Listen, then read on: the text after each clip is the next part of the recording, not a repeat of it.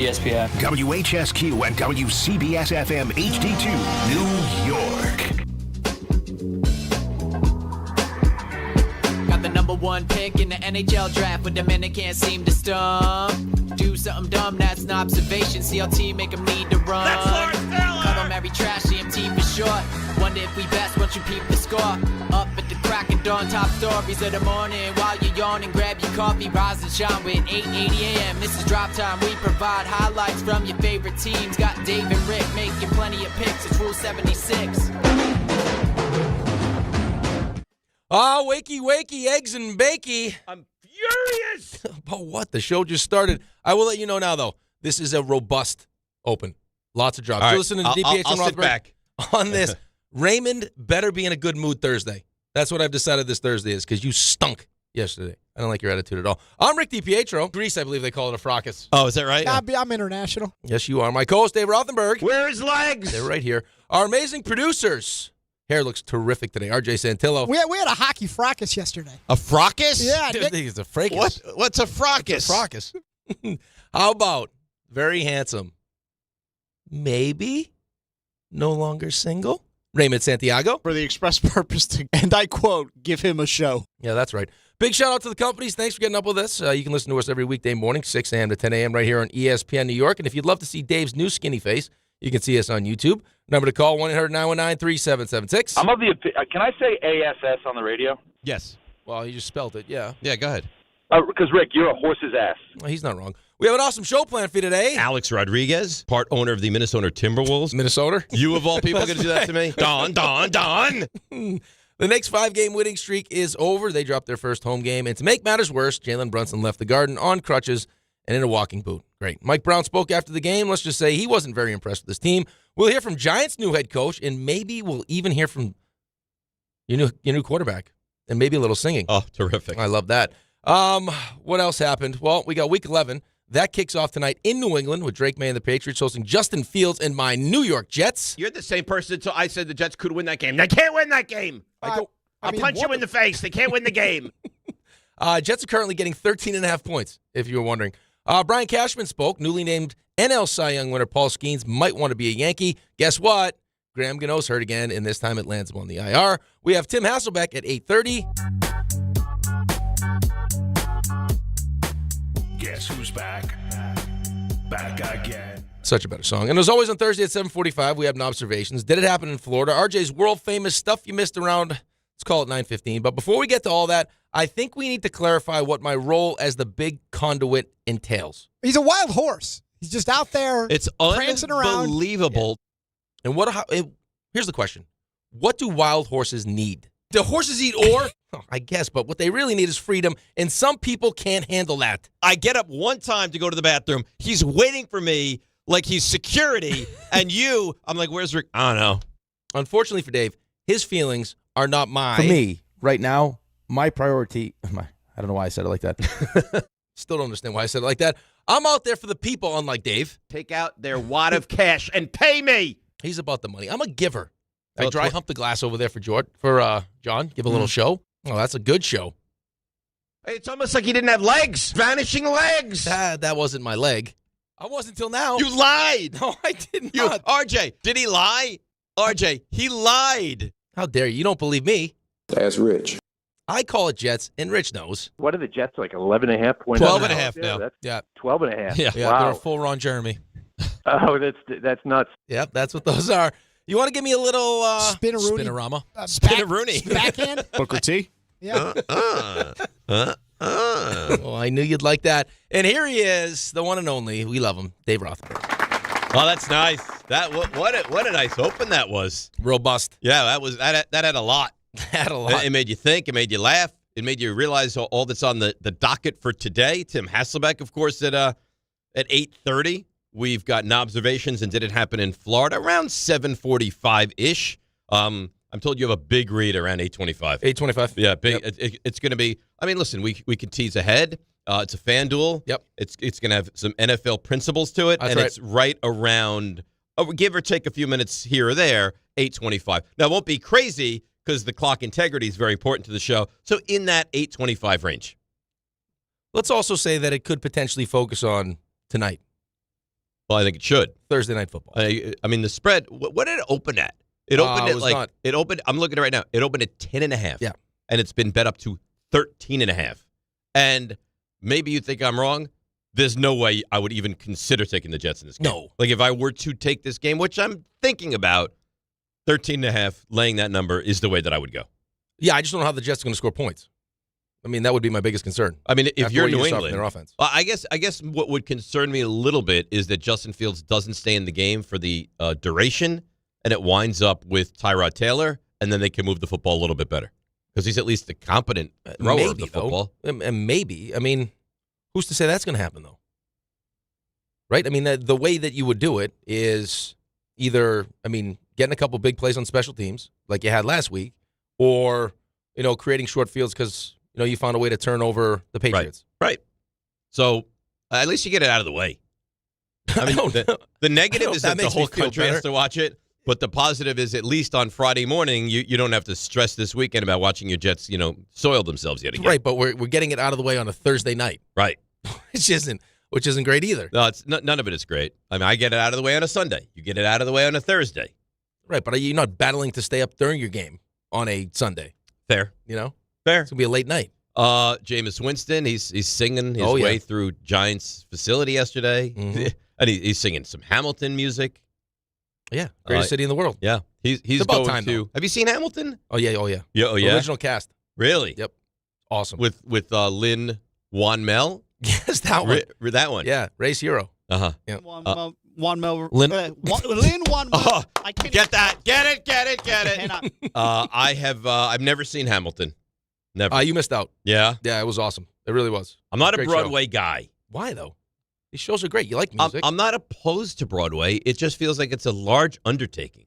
Like to get into the city and then to park and then to, spend 3 hours. Well, I mean, if you do it the right way, you call Gary, right? Right. Take a car in, you and Sherry have a nice dinner, have a nice early dinner, go to a show, and then you're home. It's beautiful. Yeah. Listen, in theory, you're right. It's just I want to get into you're tired on a Saturday night. There's so much sports going on that you don't want to always punt on. So I think summer, maybe this summer, Yes. we'll do a little your time off. theater. I told you the one show I just saw was awesome. Oh, you saw Juliet. Right. So it's Awesome. What was it? And Juliet. And Juliet. Yeah. So what? That's after Rome. If No, they it was were to as if it was written by Shakespeare's wife.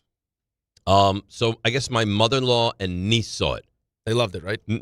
One of them said, I forget which one. I think my niece said, best show she's ever seen. And my mother-in-law was like, I hated it. Well, it depends on the generation you're at and what music you like. I mean, because for me, it's all the music that I grew up with, so I knew I could sing along to all the songs. So it would make sense to you. My mother-in-law might not like it. Yeah. Or she's like a traditionalist.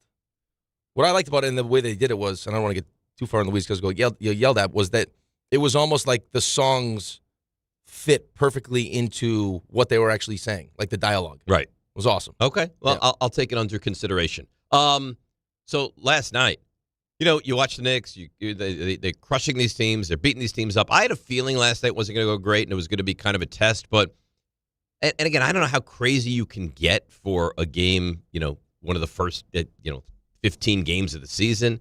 But I was unimpressed. But now you have the story about Jalen Brunson leaving the Garden in a boot and on crutches. Yep. And that's certainly a big takeaway from this game last night. Yeah, you could see that. I mean, when he did it. And I give him credit, though. I mean, as much as you never want to see that happen, the guy fights. Oh, always. Right? Like, and that game was physical. Well, I thought that he's tougher than some of the other guys on this team. Right, but I mean, I guess what would concern me the most watching that game is how many players on this Knicks team are equipped or willing to do what it takes in a game like that. Right. But I think that's partly why it became the Jalen Brunson show is because all the guys back away. Because he was the one that's willing to take okay, we're in a battle now, and I'm more than willing to be, he's a dog, man. Right. He is, and he's one of the smallest guys in the court. Well, it was the one play under the basket where I forget, it might have been Carter when he was like ripped them down. Yep. And you thought that it was going to be a call on the one way, and then you thought it would be the other way, and then they called it a double foul. But yeah, he's tough as nails. I think OG is really, really tough. The problem is we're just not as big as Orlando. They're huge. Or as physical. They're huge. And Bonquero didn't even play. No, but I mean we had no answer for Wagner. I mean that's with two good defensive wings. We had no answer for him. None. I mean, OG's a stud. Wendell Carter was a massive problem last night. You could see the frustration. And for us, instead of being a part of the fight, we decided that it was going to be more advantageous for us to complain to the referees. Well, you saw that from Towns. Yep. And you saw he got frustrated, then he knocked over the guy, then they got a clear a take foul, whatever. And then, listen, and that was my thing when I was talking to Ray about it yesterday. That's the game that I find Karl Anthony Towns to be very frustrating. Because this is the Ray said against the better players. Of course, he's not better, but that's a good basketball team, a very good basketball team. Yep. But I expect more from Karl Anthony Towns in a game like that last night. Yeah, well, I mean, you pretty much, they took you out of your game. I mean, you scored 42 points in the first half. Right. In the first quarter against the Grizzlies, you scored 42 points. Right. Last time you scored, 77 in the last half? Now you're scoring 42 Right. last night? So, I mean, Orlando, I would imagine, right? I'm not in the locker room, but I would imagine that Orlando did exactly what they intended to do going into that game, and the Knicks on the other side of it kind of played into exactly what Orlando wanted to do. Orlando doesn't shoot the three well. They get to the free throw line a lot, and that's exactly how the game started. And Mike Brown was pissed off about it. He's like, I understand why he'd be pissed off about it. We knew going in, this is who Orlando is, and we let them play exactly the way that they wanted to play. Right. I mean, you watch the last couple of games, and the defense of the opposition it's non-existent. You get to the basket, you get wide open threes, it's easy peasy, you have no worries. Last night, you could tell early on, you're in for a dogfight. I think the Knicks only led this game like 2-0. That's it. And that was it. That was the only time they led the entirety of the game. And then when they cut it close, that's when Suggs hit that big kind of dagger three. Yeah. So, I mean, but they didn't even have the other Wagner in the game last night. Franz was awesome. Carter was awesome. Bain is a real problem. Suggs is huge, and he's a real problem. And it's not like they played their guys I'm looking at right now. Wagner played almost 37. Anthony Black had a big shot, too. Yeah, he's a good player, too. I mean, listen, they have a lot of top-end talent, but like Batanze felt like he was more down and dirty than some of the Knicks players last night. Look at the numbers, though, man. I mean, and he got crushed on the glass. Got crushed on the glass. I mean, Towns had 15 and 10, so he had another double-double. But, I mean, Bridges gave you 6. OG gave you 8. Like, I mean, for an offense that was rolling, yeah, I mean, this is hopefully a little bit of a wake-up call because I would look at one of these. I would look at Orlando, if healthy, as one of the teams that could potentially not be a great matchup for us in the postseason. So I saw yesterday, the afternoon show had I think it was yesterday, maybe it was the day before, had the conversation of, are the Knicks the best team in the Eastern Conference? And I mean, I think they're clearly up there, but what I say, like, definitively, the Knicks are the best team in the conference? No, I can't They should say be. that. Well, should be and are two different things. I think you got two teams right now. I think it's Cleveland, and I know Detroit's gotten off to a really good start. Really good. You see what they did last night? Yeah. They didn't play anybody, and they won the game against the Bulls. Which is a testament to just, I mean, being a good team. I think a lot of this, too, is going to be matchup dependent. Like, even going into last year. On who you play in the postseason. On who you play in the postseason. I think that's fair. So I know it's a back-to-back, so maybe we'll give them the benefit of the doubt here a little bit. But when you play these upper echelon teams, or these teams that you could potentially see in the postseason, you want to kind of see, all right, how do we match up? You know, is this a good matchup? Is this a bad matchup? And just, I mean, this matchup with the physicality and the size. But that's what Detroit is. Could be a problem. But Detroit, I mean, I would guess, tell me if you think I'm wrong, you know how to beat the Knicks. Like, you don't want to run and gun with the Knicks. You don't want to get into a three-point contest with the Knicks. You don't want to have a 135, 130 game. Not even saying who's going to win. Like, you don't want that game. How you beat, the recipe to your best chance to beat the Knicks is, let's grind it out. Yep. Let's make it ultra physical. Let's make it a little bit dirty. And I don't know. I wonder if there's a thought out there that the Knicks they kind of cower in that situation. Well, I don't know a if it's little bit. cower. I mean, I think that might be a little bit strong. Maybe. But that's clearly not the game they want to play. No, of course not. And I think we talk about this all the time in all the sports. I mean, we've talked about this with the Rangers how many different times? Just like the versatility. And we go up against a team like the Florida Panthers that can play any style you want to play and are more than happy to be physical. That's tough. Like when you have, from your best player to, guys on your fourth line willing to play the same way. Right. With that kind of physicality, that kind of aggressiveness, you got to match that. And if you can't or you're not willing to, then they'll expose you. And then what happens is you start to get frustrated, and because you're frustrated now, you start complaining to the referees, which takes you out of your game, and you're not doing all the things that you need to do. Like they weren't getting back. I mean, transition defense wasn't great again. Nope. Right? I mean, rebounds, which has been one of our calling cards. They took advantage of us in that category last night. Spacing wasn't good. So, like, there's all these different things. And is that because it was a back-to-back? I don't know. Well, it's going to be the built-in excuse. Right, but I think it's probably more the size and physicality of Orlando. Maybe, but like on the Knicks defense side of it, you're going to get, well, it's a back-to-back.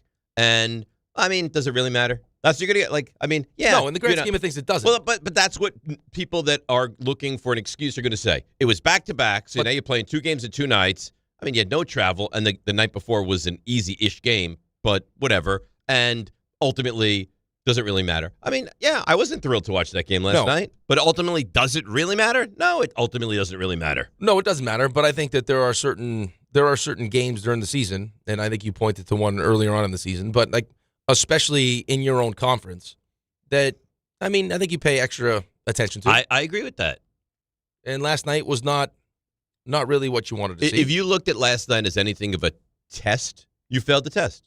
Well, what it looked like is that there was one team that's undefeated at home that's running that's on a 5-game winning streak that can't help but score 130 points right now, going up against a young, hungry, physical team that wants to prove to people that they're going to be a real factor in the Eastern Conference. And they did. And they did. Yes. And this was without their best player. Right. He gave you the first quarter. I think he had, one basket last night? In the second quarter, he played like almost 2 minutes. So for all intents and purposes, groin injury, I think it was. 3 quarters, he missed 3 quarters. He didn't really play. And you still got beaten up pretty good at home. Yeah. So again, grand scheme of things, does this really matter? Is it going to matter when we get to April or May? I guess the only way it could really make that much of a difference is, I mean, you want to be home as much as possible. Like, you want to have the easiest road to get to a championship. And, again, it's very early, and there's so many games. But now it's not even that, though. I wouldn't even say it's that. You're right. I mean, you're 1,000% right. What I would say, though, is it doesn't matter how early or late it is in the season. Right. It's more of, like, trying to figure out what your team is or isn't. And is my team big enough and tough enough to deal with a team like Orlando, especially if now we're talking all of a sudden about a 7-game series where you know they're going to try to beat the hell out of you. I mean, that's going to be the whole point. Like, we'll just wear them down. Just wear them down, because guess what? I mean, it's going to be a long series, right? And by the time we get to the end of it, we'll have been so physical that they'll have nothing left. Now, in fairness to the Knicks, on the flip side, now maybe they weren't talented enough, but Detroit had that same mindset last year, and we're going to wear them down, and we're going to beat them up, and they gave the Knicks a run. But in the end, the Knicks were able to be resilient enough and tough enough to get by a team that their goal was to play like that. Now, maybe Orlando's a better version of that. Well, Detroit was also missing pieces in that series. Right. But, I mean, a team did try to do that and couldn't get over the hump with that. And it was close. It's pretty close, though. Well, I understand. If I was looking at the Knicks, that would be my recipe. I'm not. If this game goes over 115, guys, you're not going to win. Yeah. Keep this the way it was last night. Well, and for then, Orlando. I mean, the other thing with this version of the Knicks team is, I mean, they have to make their threes. I mean, if you're going to shoot that many threes, you got to make them. So they shot 30% last night. We'll call it. I mean, what did they shoot in there? Like 55 threes? Yeah, they hit 22 of them. A lot of threes. And then, I mean, the disparity at the free throw line. I mean, you had.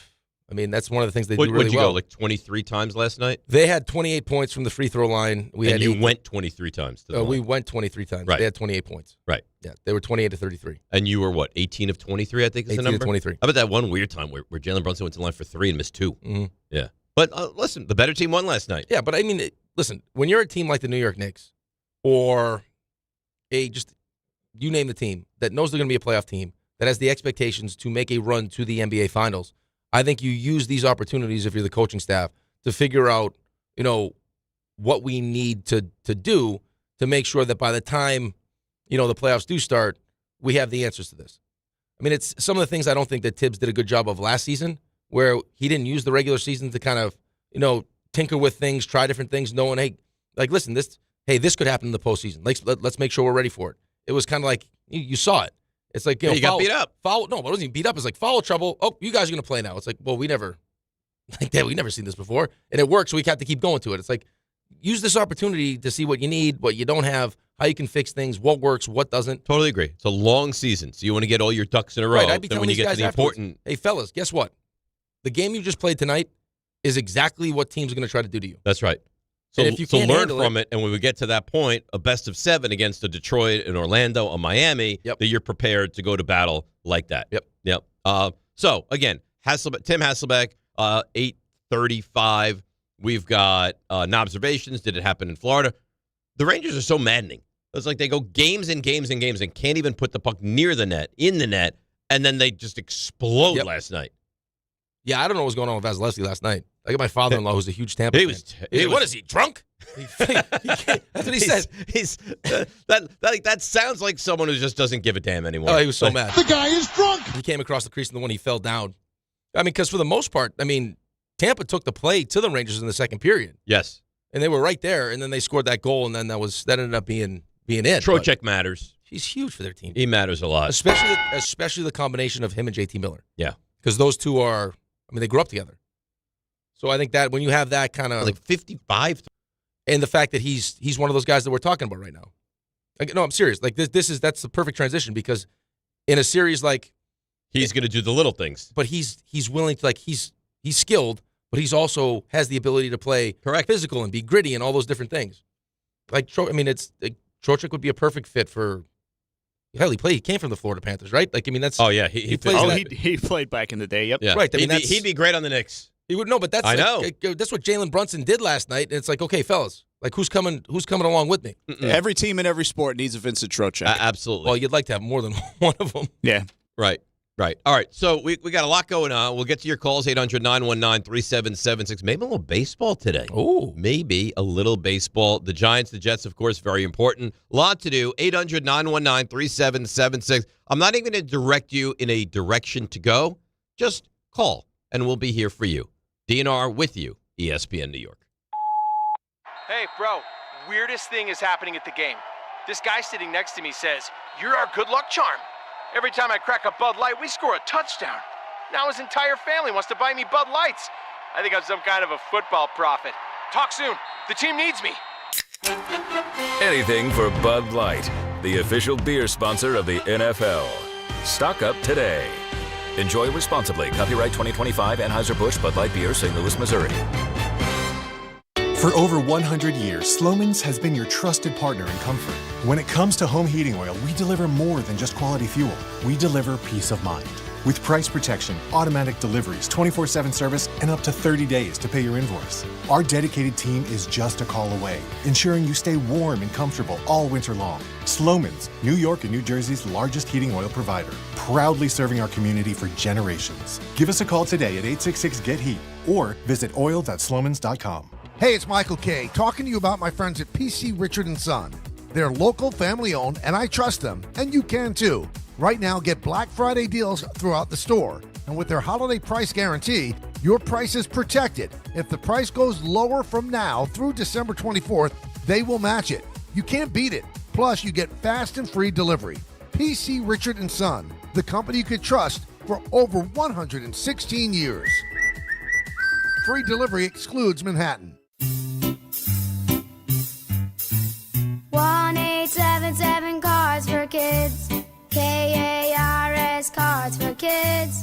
1-877 Cards for Kids. Donate your card today. 1-877 Cars for Kids. KARS Cars for Kids. 1-877 Cars for Kids. Donate your car today. Ready to get rid of that old car? Donate it to Cars for Kids. Call 1-877-CARS-FOR-KIDS to reach a friendly live agent. Donation's super easy, and your car can be picked up as soon as tomorrow. Call us now, 1-877-CARS-FOR-KIDS. That's Cars with a K to donate your car today. 1-877 Cars for Kids. Donate your car today. Did you know you can donate real estate too? Go to carsforkids.org. That's carsforkids.org. At Jake's 58 Casino Hotel this November, it's your chance to gobble up the green and feast on your share of $55,000 cash. Earn entries all month long and join us on Friday, November 28th from 4 to 6 p.m. 2 winners will be drawn every hour to win up to $10,000 cash. Then at 7 p.m., one lucky winner will take home a grand prize of $20,000 cash at Jake's 58 Casino Hotel. If gambling is a problem for you or someone you care about, please call the 24-hour toll-free helpline at 1-877-8-HOPE-NY or text HOPE-NY. This one's for the flavor fanatics. Sour Apple 5-Hour Energy Shots don't mess around. They bring the bite. Tart, tangy, and packed with tasty caffeine, this little 2-ounce bottle punches above its weight. With 0 sugar and as much caffeine as a 12-ounce premium cup of coffee, it's the kind of pick-me-up that keeps your taste buds happy without the crash. And it doesn't stop at sour apple. There are 17 bold flavors waiting for you to discover. Pick one up in store or stock up online at 5hourenergy.com or on Amazon today.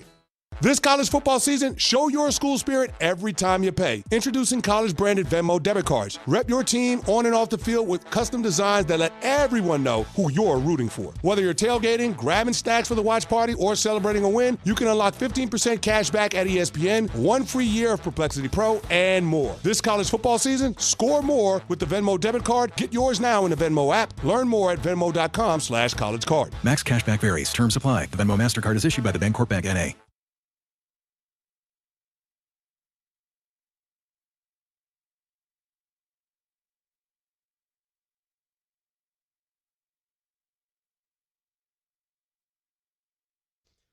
All right, DNR with you, ESPN New York. Again, email. It's the same old Knicks. It's always the same old Knicks, and just get used to it. No, I don't think this is the same old Knicks. I mean, you lost a game. You're frustrated by the loss. You're upset that your best player went down and got hurt and could potentially miss time. But I don't look at this as the same old Knicks kind of thing. Can we get past that, please?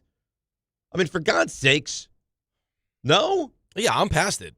I mean, this is 2 years ago they went to the second round. Then they go to with conference final. No, second round. And last year conference finals. I mean, can we get past this? The same old. They're the favorite in the Eastern Conference. Right, we're not doing now. that. I mean, if anyone can do it, it's the Jets fan. Same old Jets. What's same old Jets? Yeah. Same old Giants. Because it's the same result. It never changes. Same cycle. Same thing continues to happen, right? Well, I don't know. I mean, I haven't made the playoffs for 15 seasons. So I made it once at 15. Right, not so like I'm littered with playoffs. At least you did have a year where it did change.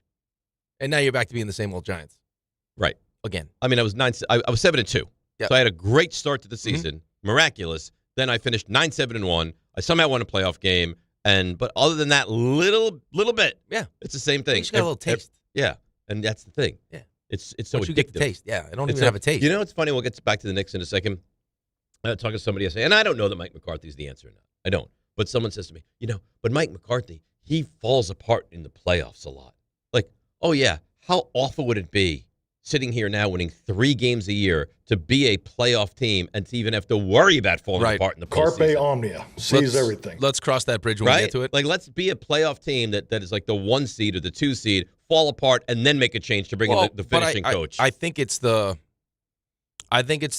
problem sometimes with teams, like people making the decision, and then fan bases, is that,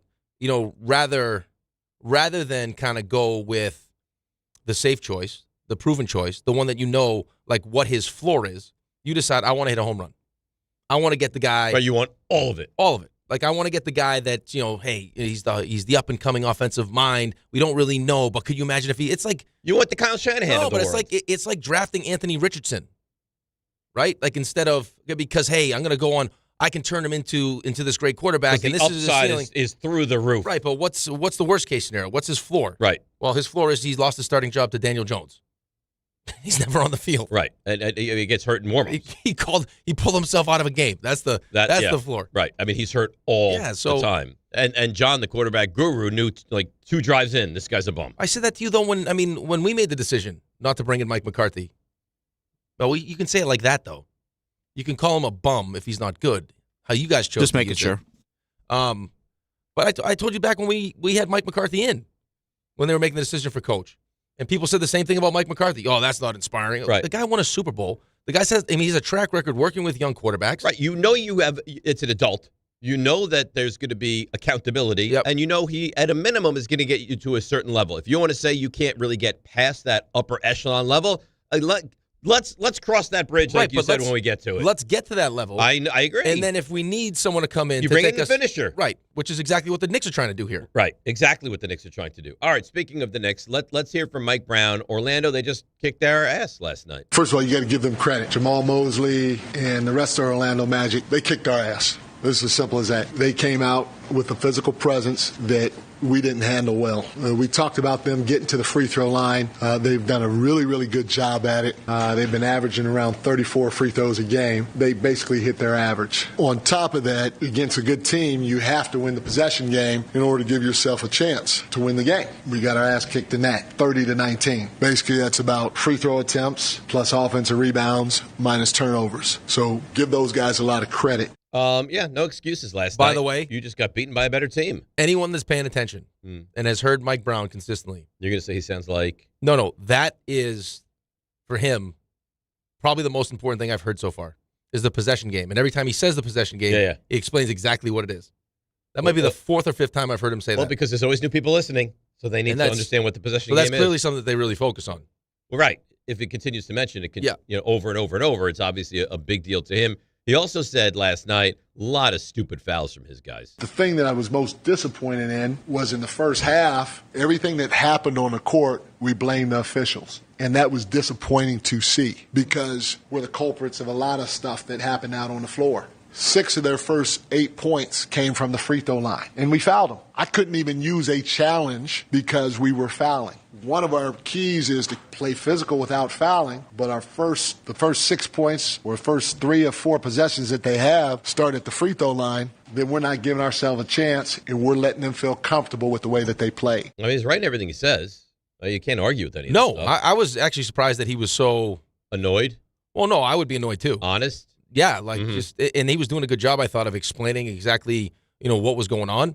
Because I think there's, times, same thing with football, right? Like, I mean, you're kind of focused on the ball and you're not really paying attention to, some of the other things that are going on. But he was just talking about why the spacing was bad.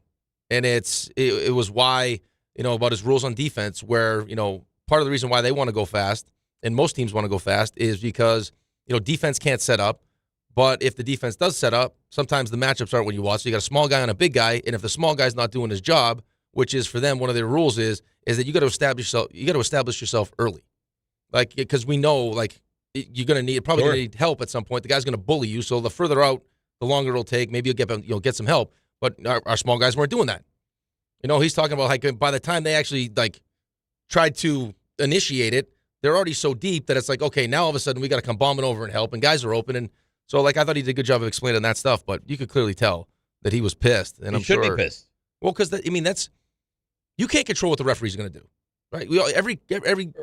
Every coach has said it to you, and I hate it. I hate it in every sport. Occasionally, you'll go to it when it's just egregious, but I hate using the officials as an excuse. But it could be officials, it could be whatever it is. Is you can't control what you can control, and effort is one of those things.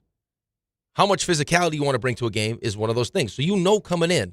Orlando is going to try to be physical with you. Are you ready for the challenge? And they weren't.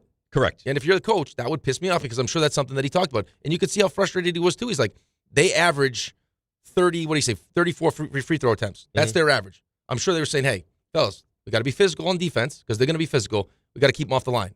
And they're right at their average. So you didn't do it. There's you didn't do it at all. Right. So you got mauled on you're minus 12, I think, on the glass. Yep. And then free throws attempted, you were minus 10. Yep. So how against a team, that's their bread and butter, and they did exactly what they wanted to do, right? They imposed their will. You checked all right, guys, we got to be plus, 8, 10, 12 free throw line. Check. We got to beat them up on the glass. Check. Then and it was evidenced in the final score. You got run out of your own building last night. Right. Yeah, which is, again, it should, if you're a player, it should piss you off. And it was pretty clear that Mike Brown was not impressed at all with what he saw last night. Mikal Bridges last night, we got to stop with the whole referee thing. Got to leave refs alone. Even if there's fouls or something, everybody make mistakes. You just got to let it go and bring energy to the other end. I think that's what frustrates people about Karl Anthony Towns is last night, right? You get that stupid foul. That was a dirty play to knock him over. I didn't like that at all. And then he's in the face of the official. And then he takes the late, quick, too, picks him up late. And then you got him playing with 5. He's playing with 5. Jalen was playing with 5. Mm-hmm. Yeah, last night was not great. It was not great. But listen, in the grand scheme of things, it's not that big a deal. And I think that's the blessing and the curse of the regular season in the NBA. We sit here and we break down the NFL like it's, you can't afford to lose these games because you can't. Because, Giants lose that game to Denver, season spirals. Knicks lose this game to Orlando. All right.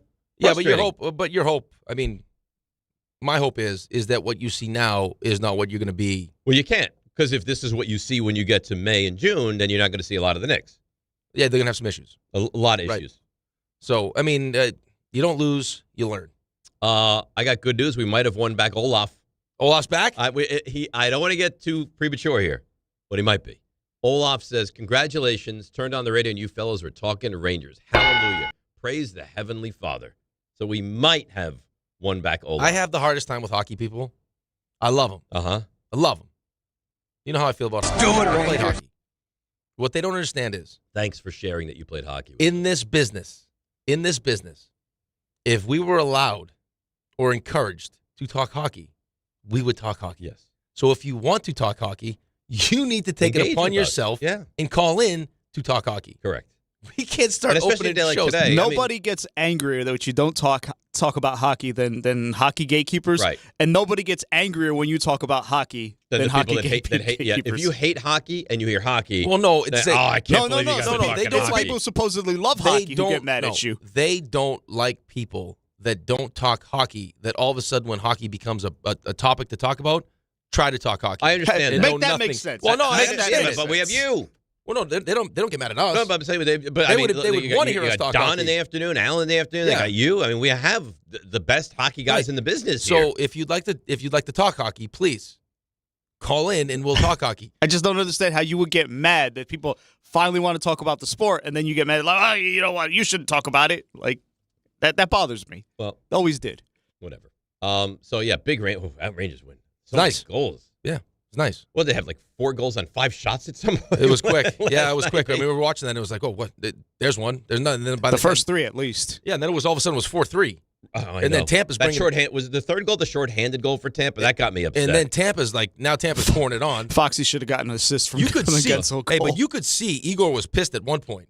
Yeah. Because he makes a save, and you could see like his friend, he's like kind of like threw the puck, like, come on, boys, what are we doing here? Well, I mean, you can't score goals like that and be in a tight game. You should have blown them out of the water last night. That drives goalies crazy too. When it's like you just know all of a sudden it's like they're like it turns into like a point night, and now it's like, hey, let's go score, and the whole defense thing, we don't need it. Right. And now you're in a shootout.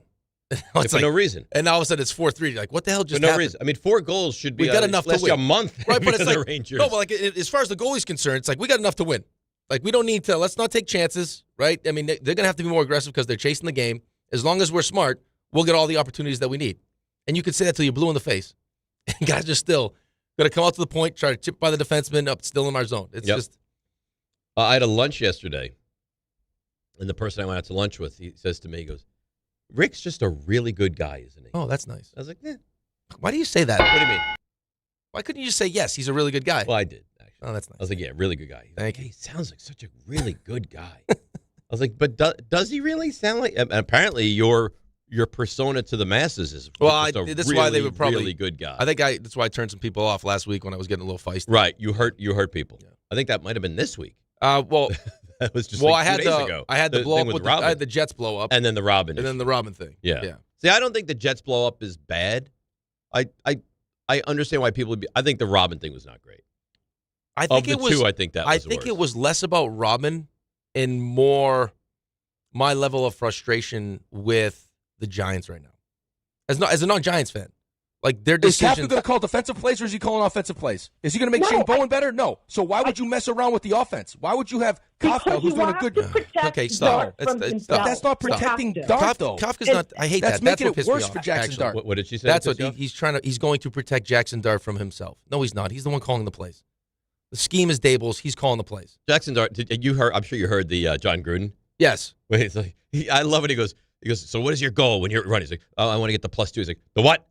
He's like, the what? What are you trying to get? He's like, well, the +2. He's like, well, not anymore. Not anymore. Yeah, the +2. That doesn't happen. Right, but you can say that until a quarterback wants to do that. Then it'll change. But I mean, are we going to pretend like Mike Kafka's going to take over and not try to win games? Well, he might be more desperate to win games than Brian Dable was. Okay, so but I think that's what bothered me. And the other thing that bothered me is that if you're serious about winning football games, which every team should be serious about doing that, why is the first change Dable and not the defensive coordinator? Yeah. I don't understand. I don't have the answer to that. Because why are they not both going? Well, no, because all you're doing now is potentially jeopardizing the growth of your quarterback. I mean, do you understand the amount of attention that Jaxson Dart was getting from Brian Dable?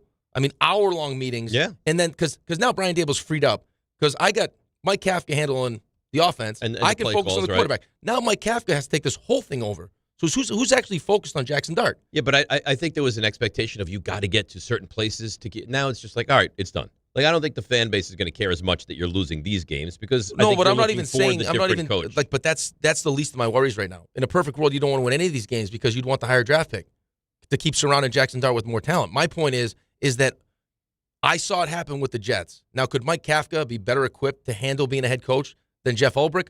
Maybe, but Jeff Ulbrich was a disaster. Awful. And he said as much afterwards. He's like, I didn't realize what being a head coach actually entailed until you're a head coach. And then the defense fell apart. Correct. Well, the defense can't fall apart for the Giants because I'm worried about it's already fallen. We got a break, so let's do that. Come back. We'll get to your calls. We'll get to the Giants more so, the Jets as well, Knicks, hockey if you guys want to get to it, and there is some baseball in the docket today as well. DNR with you, ESPN New York. Good Karma Brands is proud to be an equal opportunity employer, providing equal employment, development, and advancement opportunities to all teammates and applicants. To learn more about careers with us, please send an email to talentacquisition@goodkarmabrands.com. That's talentacquisition@goodkarmabrands.com. Ox Spine at New York Presbyterian is always in pursuit of a better way to heal the spine. We're getting more people moving again with minimally invasive, non-surgical, and surgical treatments with innovative solutions for every back and spine condition and your unique needs. Expert spine care is available now across New York City and Westchester. Find a doctor at nyp.org/oxspine. Stay amazing. New York Presbyterian. Hey, bro, weirdest thing is happening at the game. This guy sitting next to me says, "You're our good luck charm." Every time I crack a Bud Light, we score a touchdown. Now his entire family wants to buy me Bud Lights. I think I'm some kind of a football prophet. Talk soon. The team needs me.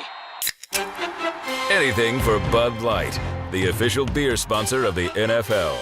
Stock up today. Enjoy responsibly. Copyright 2025 Anheuser-Busch Bud Light Beer, St. Louis, Missouri.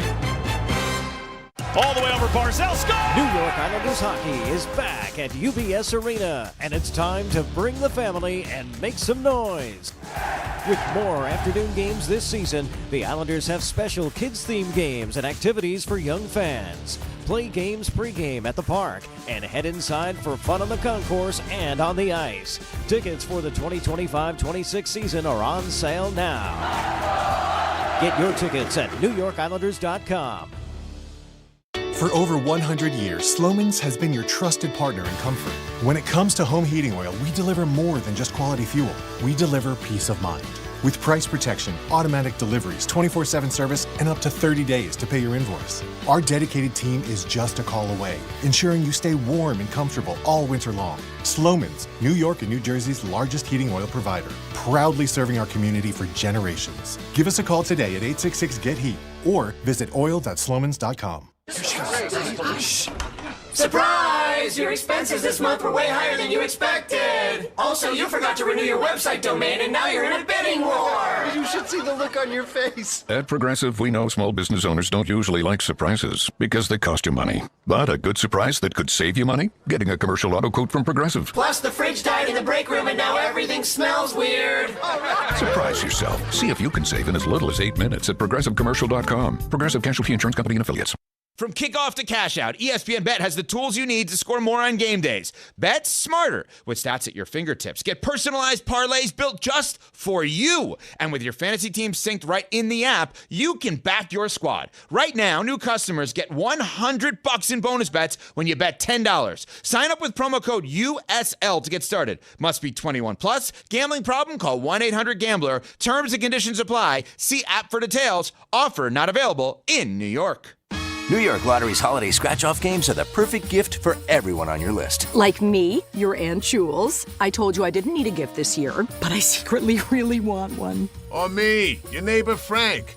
I hope you didn't forget I'm coming to your holiday party tonight. Or me. Why does no one ever think of the voiceover guy? Anyway, New York Lottery's holiday scratch-off games have more winners and top prizes up to $5,000.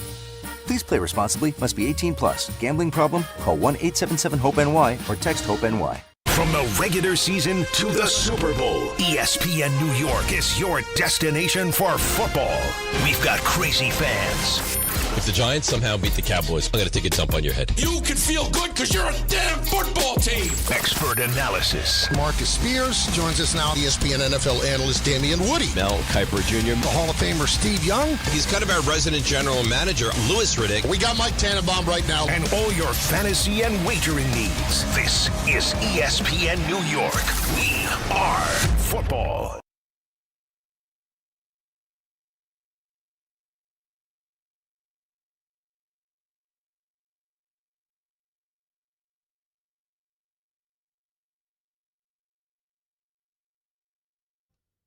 All right, DNR with you, ESPN New York. We roll along on this Thursday. RJ said that Knobservations has a lot of delicious sound to it a little bit later on. Yeah, we got some good sound. We didn't get to it yesterday. Right. And I think he intended to put it on Thursday anyway, so it worked out. It does work out, and then we have this. I mean, there's a big knob out there. Big knob. And I heard the afternoon show was defending this knob. Defending him big time. I was like, really? It doesn't shock me. I mean, they were also upset because we turned the air down. They asked if you were on well, okay, so first thing, here's my question. That's a very sexist thing to say, and I'm very hurt by that. He called it menopause, though. Menopause. Oh, that's very clever. That was Peter, obviously. Don. Okay. Why is it me? Like, let's be honest, and it's fine. Of the two of us, more likely to be in menopause. Okay, who is the one the older way more focused on the thermostat? Me. Is it even close? No. Okay. So I am hot. Stop it. That's for starters. Second of all, what are they, in a sauna? It was 73 when I got in here. Yeah, that's not normal. I mean, radio, TV studios traditionally are cold. Yes, because you don't want to sweat. Right. So, I mean, it doesn't need to be 65, but I'm not looking for 73. No, what do they want to fall asleep on the air? That's what would happen. Well, it's hot in here now. You put this baby up to 73, I'm night-night. And then I have my tea. Now I'm all schwitzy under my armpits. I'd be out like a light. Slept in today, though. Feel good. That's nice. Feel great. Yeah, you look good. Look like you got a little juice today. I don't know about that. You look good. I don't know if I look great, but whatever. No, you look matter. good. I did get an interesting email. I don't know if you want to get into it, but does Rick do Botox? His face is very beautiful. Botox is very bad for you. Is that right? Yes. You're very anti-Botox? I'm very anti-Botox. RJ, when the time comes, would you go with Botox or are you anti the Botox? I'm not against it. I'm not going to use it myself. I'm just, listen, whatever the aging process has in store for me. Whatever it is, it is. Yeah. I mean, listen, I say that until I'd be worried about my hair. That I think I'd be. You don't need to worry about your hair. No, your head. No one has a more full head of hair than you in the world. It is so thick. Can I tell you, though? It's thick and it's lustrous. Can I tell you why Rick is getting wise beyond his years? Okay. So yesterday, one of the breaks, I go looking for him.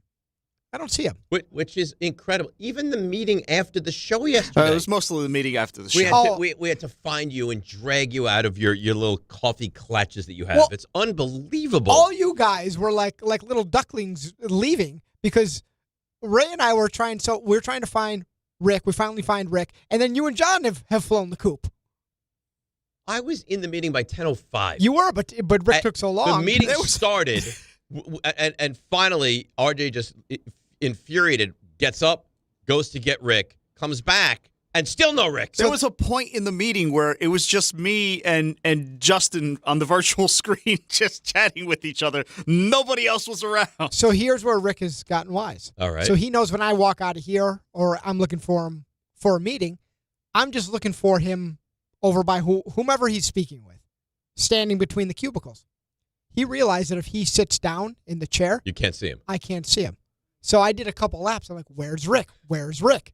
Did you become concerned? No, but I wondered. I checked the bathroom. I checked the offices. Do you see what you're doing to this guy? No. I'm playing his game. He's like a parent in a Kmart is what he is. Finally.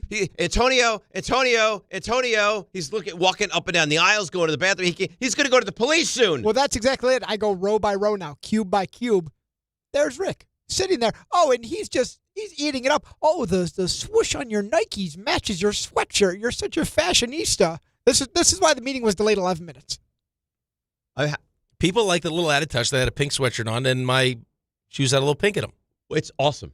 I mean, the fact that you are spending this kind of time on your outfit is awesome. Why does it have to be on our time? Well, listen, John's going to waste our time regardless. So, I mean, Yeah, but we could have gotten out a little earlier. No, had we you wouldn't. been. And the meeting is scheduled for 10. No, but you know the meeting is going to end at 11. No, but here, RJ and Ray, this is what I don't understand. This is what confuses me. What time? I'm going to ask you. I'm not going to even put my 2 cents in. What time is the meeting scheduled for? 10 o'clock. Okay. Why at 10 o'clock do you decide to go deal with other people in the office? I had some business stuff to take care of. During our meeting time? Yeah. You told me I would much rather you do your business stuff after the show. Yes. So that's what I did.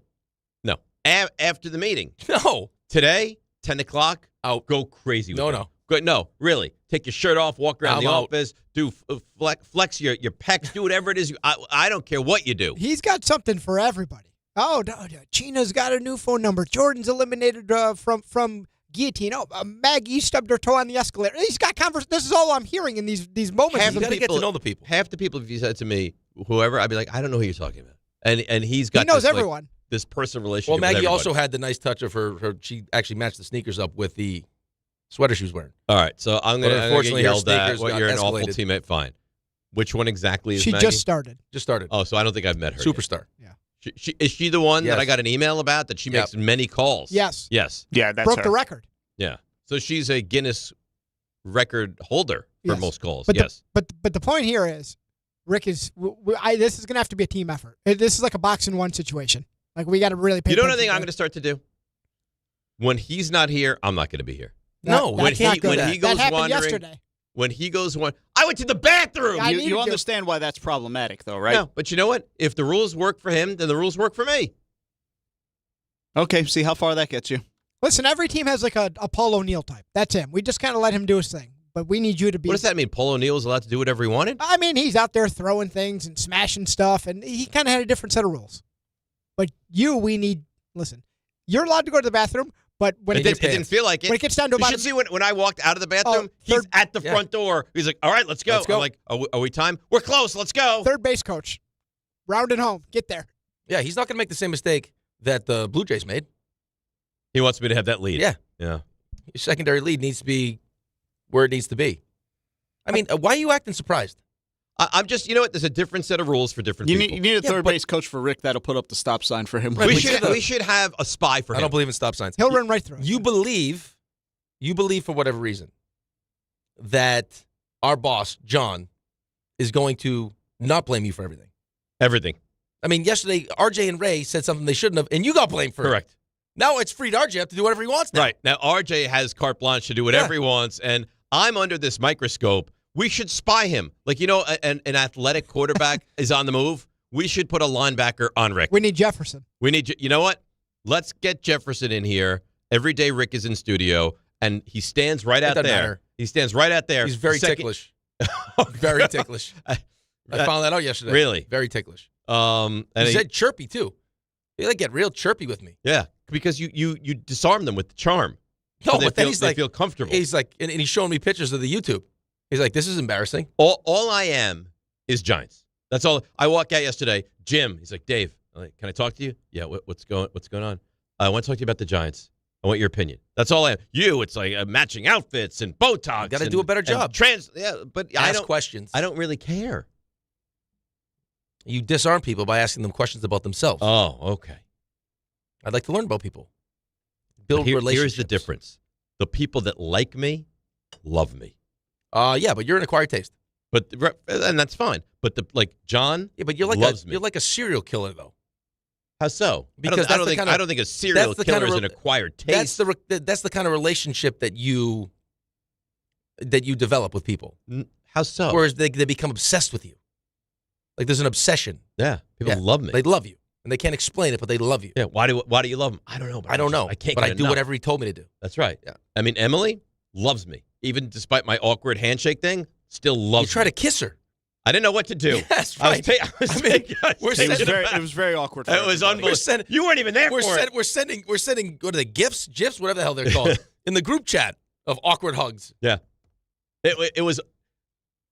The explanation does not do justice to the awkwardness, and you didn't see it. No, I wish I did. You would have been floored by what I did. How you're still her favorite is beyond me.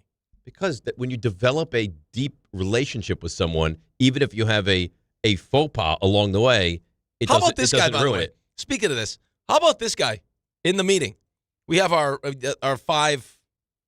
What are those? What did you call them? Pillars? 5 pillars? Pillars Of being all in? Right. And you have to rank them? Yeah. You have effort as the number one. I tried very hard. I did notice that. Guy shows up 16 minutes before the show. Effort is one. All right, what did I not watch last night? Why is effort always the 5:30 to 6 o'clock definition? Did I watch the Rangers? Yep.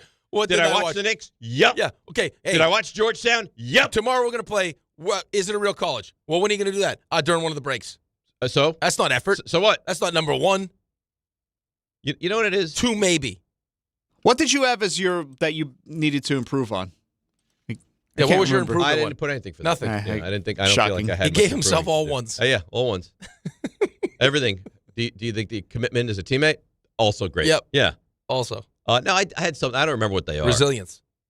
I'm resilient. You're very resilient. Yeah. So you had a problem with me making actually effort. For you, I might put that one. One. I think it's one of your greatest qualities is you don't let anything bother you. No. Highly resilient. Highly resilient. Let's hear. You know what? What? I'm just debating whether RJ's gonna be like, no, you got to break. What are you doing? You got to break. No, we can hear. We can hear. Yeah. We can hear. All right. So Albert Breer was on with Rich Eisen, and he gives us kind of an overview of names to really keep out what's wrong. When did these happen again? Oh yeah, I don't know. Yeah. When did we get these new now? These mic things now. I thought we were no longer doing mic covers. Yeah. They're back today. They're back. Is that by your decision? No. You were told They were just there? They're there. They were there. So Somebody you wants just them there decided- for a reason. Or somebody forgot to take them off. Oh, that's even grosser because I'm rubbing my face on this thing. Oh, well, you'll eat it at some point. I can't fit. If I could fit this in my mouth, I'm doing the wrong thing. Please don't do that. All right, so please, People can we hear are from already Albert? sending me weird Albert pictures. Breer, Raymond, Rich Eisen show, names to look out for the Giants job. Mike McCarthy is one that I look at, and if you're looking to stabilize things, I mean, if his worst offense was winning 12 games a year for 3 years in Dallas, like maybe he's somebody that you look at as somebody who can kind of stabilize things for your young quarterback and build a really good staff. What about Lane? What about Lane Kiffin? And Lane I love it. From an entertainment perspective, there are two names that I think would be great for me. I know the other one too. So you just go for Lane, and then I'll give you the other one. Our purposes, okay. Lane and Belichick are the two. Oh, Belichick. I thought you'd go Gruden. No, for entertainment purposes, those would be the best ones, right? Okay. Like Lane and Belichick, because Bill's obviously got the connections to the organization. He reveres the Giants. He's got a personal relationship with John Mara. Yep. I just don't know that they can go down that road. But I think Bill would walk on hot coals to get that job. Wow. So he thinks that Belichick would love to come to the Giants, which I'm really torn on. I don't know how I feel about that. The second they hired him, he'd be fired up. Yes. Yeah. I would be, but I also recognize it could be an unmitigated disaster. It could be. Well, but if it was an unmitigated disaster, whose fault would that be? Would it be ownership for making that decision, or would it be Bill Belichick's? Like, that's one of those, if you wanted a CYA, like, hey, the last however many hires have not been good on both sides of this, on the GM part and the coaching part. And there's conversations now, because it's been so bad, that I haven't made any good hires, right? Which is the reality. Right. This is one of those ones where, listen, I have it's Belichick. I mean, what do you guys want me to do? Right. You'd know quickly, too. Yeah. You'd know by the end of next year. See, the thing is, I don't think they're that far away from being a really competitive football team. I think you should have answers next season. But they've already been really competitive. Well, probably just can't close they're games. Still losing. Right. But if you have a good coach and you win those games, now you're like a 500 team. Fans would go crazy if the Giants could be a 500-ish team. Which goes back to what I just asked you earlier. It's like, why are we messing around with the defensive coordinator then? Like, if it's no why longer, are we not messing around with it? Yeah, like, what are we doing? Why is he still here? Like, you already, like, they've shown you they can compete with Jaxson Dart. I don't they have the need answer. to finish games, and it's then their defense. I mean, obviously, if Dable wanted to, they didn't let him. And then once they moved on from Dable, there's somebody that's the rabbi for Shane Bowen, right? Guess. Somebody is. Whether it's Shane or whether it's above, I don't know. But somebody is. All right, let's break. We'll get into the Jets. They play tonight. More on the Giants. Calls as well. 800-919-3776. Want to hear from new Giants head coach Mika Kafka. And Brian Cashman and Scott Boras spoke as well. There's a lot to do. DNR with you, ESPN New York. All right, let's see what's happening on the roads. And here she is. It's Susie Cerrone. On this Thursday, we've got alternate side and meters in effect. Inbound George 25, inbound Lincoln 35. That is from that earlier stalled truck in the South Tube. It's gone. Inbound Holland, about 15 from either approach. Bad accident in Brooklyn on the Gowanus southbound at the Gowanus Canal. 2 left lanes are out. New Jersey, an accident in Newark, 78 eastbound. In the express lanes at 56. It's in the right lane. You're backed up from exit 54. No issues on the Garden State Parkway. Clear on the thruway north and southbound between Westchester and Rockland. And an issue on Long Island. Hempstead Turnpike eastbound at New Bridge Road. Broken water main, just the left lane gets by. We're sponsored by Unbound.org. A girl in Kenya dreams of becoming a doctor. Reach out, change her world. It'll change your own. Unbound.org. I'm Susie Cerrone on 880 ESPN New York. 1877 Cars for Kids. KARS Cars for Kids. 1877 Cars for Kids. Donate your car today. 1877 Cars for Kids. KARS Cars for Kids. 1877 Cars for Kids. Donate your car today. Ready to get rid of that old car? Donate it to Cars for Kids. Call 1-877-CARS-FOR-KIDS to reach a friendly live agent. Donation is super easy, and your car can be picked up as soon as tomorrow. Call us now, 877-CARS-FOR-KIDS. That's cars with a K to donate your car today. 1877 Cars for Kids. KARS Cars for Kids. 1877 Cars for Kids. Donate your. Did you know you can donate real estate too? Go to carsforkids.org. That's carsforkids.org. At Jake's 58 Casino Hotel this November, it's your chance to gobble up the green and feast on your share of $55,000 cash. Earn entries all month long and join us on Friday, November 28th from 4 to 6 p.m. 2 winners will be drawn every hour to win up to $10,000 cash. Then at 7 p.m., 1 lucky winner will take home a grand prize of $20,000 cash at Jake's 58 Casino Hotel. If gambling is a problem for you or someone you care about, please call the 24-hour toll-free helpline at 1-877-8-HOPE-NY or text HOPE-NY. Whether you're shopping, gaming, or streaming this Black Friday season, don't take slow for an answer. Get Optimum Fiber for the fastest, most reliable, and most consistent internet speeds. Starting at $25 a month. Call 888-4-OPTIMUM or visit Optimum.com to switch. Act now and get a full year of Netflix, an unlimited mobile line, a $400 prepaid card, and more, all on us. Call 888-4-OPTIMUM or visit Optimum.com today. Optimum, don't take slow for an answer. Terms apply. See Optimum.com for details.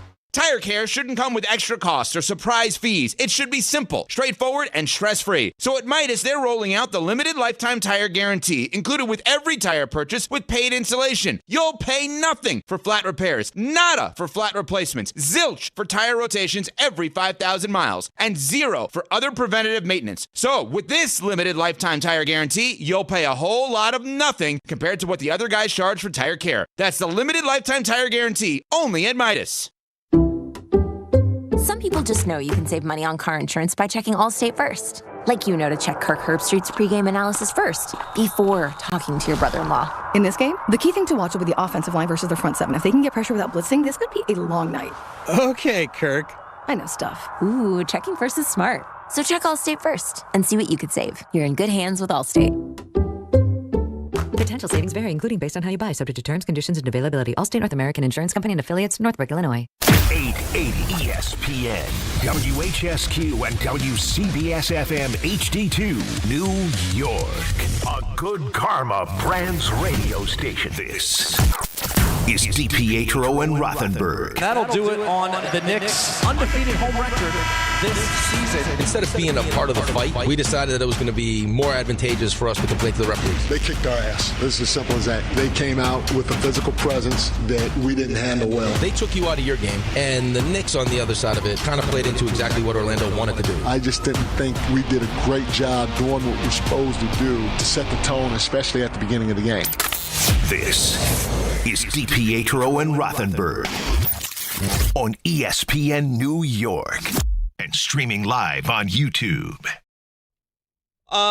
There's people that I didn't know him, but people that you really respect in the industry, and they've been in the industry for so long, and then when they pass away, you're like, oh man, this is sad news this morning. Larry Brooks passes away at the age of 75. I mean, long time hockey, right? I mean, you would know better than me. Probably like the guy, the godfather, yep. Right? Of kind of like, I mean, Stan Fisher certainly as well, but like for us, Larry Brooks was a monster. Yeah, I mean, if you wanted to know what was going on with the Rangers, you'd go to Larry Brooks. And then he had the back and forth with Torts. Yeah. I got to tell you, though, the older I get, it's just death hits so much different.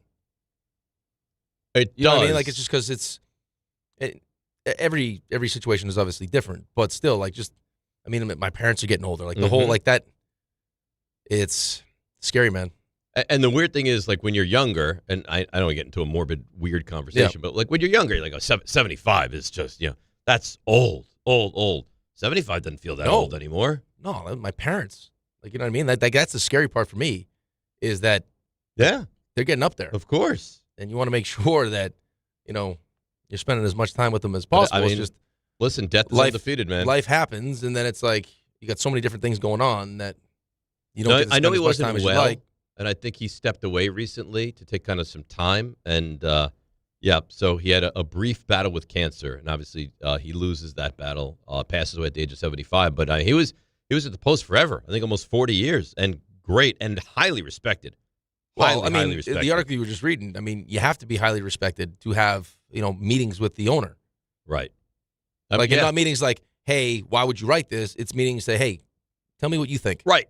Which I don't love either, that the owner is potentially taking advice of Larry Brooks, but that's how well respected he was. Is that James Dolan in this article says he would sit with him and kind of get his opinion of what the Rangers were doing. So yeah, very, very sad. 75 years old, and like these, what's so weird about these? It's like people die that you don't know or I don't know.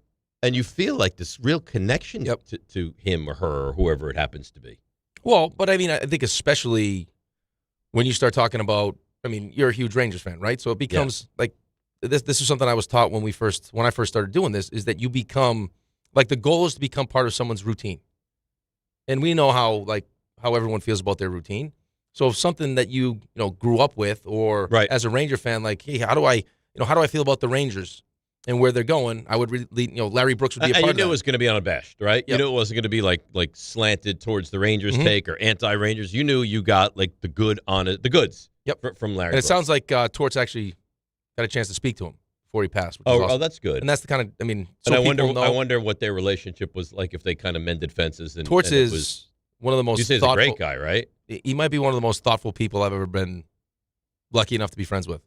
Like, he'll just shoot you a text randomly, like, "Hey, how's the family?" He never texts me. Well, but you don't know him like that. Oh, right. And he'll bust your chops. Like, he's hilarious, and then he'll turn around and send you like the nicest text message you've ever received. Well, see, and that kind of goes to the point with Aaron Glenn. I don't think Aaron Glenn does that side of it. No. Well, no, Rich said it. He's got my number. He didn't call me. Right. But Aaron Glenn does all the things you saw from Torts without the actual human relationships, pieces, right? Like just and everyone's like, well, that's what Parcells used to do. A couple things. Parcells didn't do it when he was bad. Like, he wasn't being a jerk when he was 3-12-1. No, but you also said that Parcells had he had relationships with those guys. He used to sit there and run through plays with them, right, and go over stuff with them. But I think there's a reason you can act like that, and success is part of it. But I also think that when you build up the proper, it's the same thing as a coach. Like, I would tell you the Jack Parker stories all the time. Like, I mean, we built up this relationship, and there was this level of trust that he could hold me accountable, he could air me out in front of my teammates, but I knew it was in the best interest of me, and it was in the best interest of my teammates. But if that doesn't exist, right, then I mean, that's when things start going sideways. So Jets tonight, there's no juice for you in this game, right? You just watch this out of obligation, and because it's a Thursday night football game, you watch it, right? But you have this doesn't move the needle at all. I mean, for you. they're 13.5-point dogs right now. I mean, I think the next biggest spread in the NFL this week is like 8.5. The most frustrating part of this is that the Patriots are back now, and they're going to be a problem for a long time. That's the thing that sucks. And it's like, man, I'm not even giving you a hard time. I don't know how you're a Jets fan. I know how you are, but like, it would drive me crazy. I would just want to throttle somebody. How is it that the Patriots are brutal, get to be unbelievable, win 6 championships, move on from the quarterback, move on from the head coach, go through a couple quarterbacks, draft a quarterback a couple years later, land the head coach of their dreams, and all of a sudden they're back. So they've gone from brutal to the best team you've ever seen, to brutal to being very, very good again. And all in that time, the Jets have just been terrible, outside of one little, blip here or there. Well, I think the common thread in that is ownership. Well, I think it's ownership, and it's also quarterback. Right? When they had Tom Brady, they were, I mean, they won six Super Bowls. Then all of a sudden they try it with Mac Jones. Doesn't work out. Make a bad. Led them to the postseason. Well, right, but didn't. I mean, they weren't having nearly the success. Ultimately, did not work out. They move off Bill Belichick. That doesn't work out well. I mean, they you could probably argue they moved off Tom Brady too early, but they wanted to go in a different direction. Mm-hmm. And Belichick won the power struggle, so they moved on from Brady. Bring in Mayo, and that didn't work out. And you got Mike Vrabel just sitting there ready to take the job. And oh, by the way, they drafted Drake May, who now in year 2 with Josh McDaniels is in the MVP conversation. He's terrific, and they're 8-2. And to Dable's credit here as well, he knew it. He wanted him, desperately wanted him. You could say a lot of things about Dable. I think he's a bad head coach. I think to me that's been established. He's a bad head coach. He's a smart quarterback guy. Well, yes, you're right. Scary part of that is I got to imagine that these decisions were collaborative decisions, and it seems like a lot of the players that Dable really liked weren't necessarily the players that Joe Schoen really liked, and Joe Schoen's still here. Yes. So, I mean, that would make me a little bit nervous. Dan Duggan has some news. Isaiah Hodgins is back with the Giants. Oh, yeah. Did you see Lil Jordan Big Humphrey? news, jazz hands. He's with the Broncos now. I thought that Jaxson Dart had pretty good chemistry. I liked him. Lil Jordan Humphrey. Well, the thing is, he was not Lil Jordan. He was big Jordan Humphrey, and he threw kind of those 50-50 balls. Right. And he's so big and that he would get it. He would kind of body the defender and catch it. So what happened there? Was he on the practice squad and he got claimed? Like what? Yeah, I think the Giants even kicked him off the practice squad of the Broncos, and he was a Bronco at one point. They now brought him back, and now the Giants have Isaiah Hodgins. So, whatever. I mean, it's not like Jameis Winston gets to work with a unlimited amount of talent at the receiver corps. Listen, Jaxson Dart wasn't either. No, and was playing very, he was very making well. it work. Yeah. How? I mean, I know that it's just each case is individual. How long do you think? What would your guess be? Dart is missing, just this game or more? Yeah, I would probably say this week. Yeah, this week. Yeah, and then he comes back against the Lions, which actually for a quarterback is a good landing spot because their defense is not great. No, it's not great, but it's still the Lions. I mean, I expect to lose the game. It's on the road. But Packers' defense is a better defense than Lions' defense. Yeah. Well, I mean, the problem with the Packers is even when their defense plays great, they still can't win. So here's another name. I don't know that you want him, but it sounds like Mike LaFleur. Which one is the one in Green Bay now? Matt LaFleur might be on the hot seat. If they don't, wind up doing things. I would take him in a second if I was a Giants fan. LaFleur is enticing. John Harbaugh is enticing. Yeah, all those guys. Tomlin's enticing. Stefanski. I like Stefanski too. I like Stefanski a lot. If you've had success with Cleveland, that should count like 3 times as much as having success with another franchise. He was coach of the year twice. Got to the playoffs with Joe Flacco. I mean, I don't know who's making the decisions either. It didn't look like when they drafted Shedeur that Stefanski was pumped. Well, about he didn't want any part of him. And if they wanted Shedeur, they would have taken Shedeur prior. Dylan Gabriel has not been good. He's not good. So, I mean, you get Shedeur sitting there. I don't know what's going on behind the scenes. Like, they obviously know how he studies and everything else, but, I mean, don't you have to see him a little bit? Because they're going to be in the quarterback market again. Well, I think they know that regardless of what you see from Shedeur here, that you're going to be in the quarterback market again. But, I agree. What if Shedeur plays great? Why would you not play him? What's the downside of playing Shedeur for the final 6 games? Or at least let him well, play at the very until least. you I mean, see. listen, at the very least, if he plays really well and you're still going to draft a quarterback and you're happy with Dylan Gabriel being he's your backup quarterback. Well, no, maybe you trade him. Maybe you do. But what I guess my question would be, what would be the downside of playing Shedeur? It's just that you don't want to. You didn't want him. Oh, okay, fine. You don't like him, so it's just okay. So then here's another thing. You want to give me a player about him being there. If you didn't want him and they forced this guy on you, how great can that relationship actually be? Great. Okay, yeah. So then there's a real chance that he could shake free. And if I'm the Giants, and I heard the afternoon guys talking about they want any part of Stefanski. I would love Stefanski. I think you need. I would probably. Not probably. I would lean towards someone that's been a head coach before.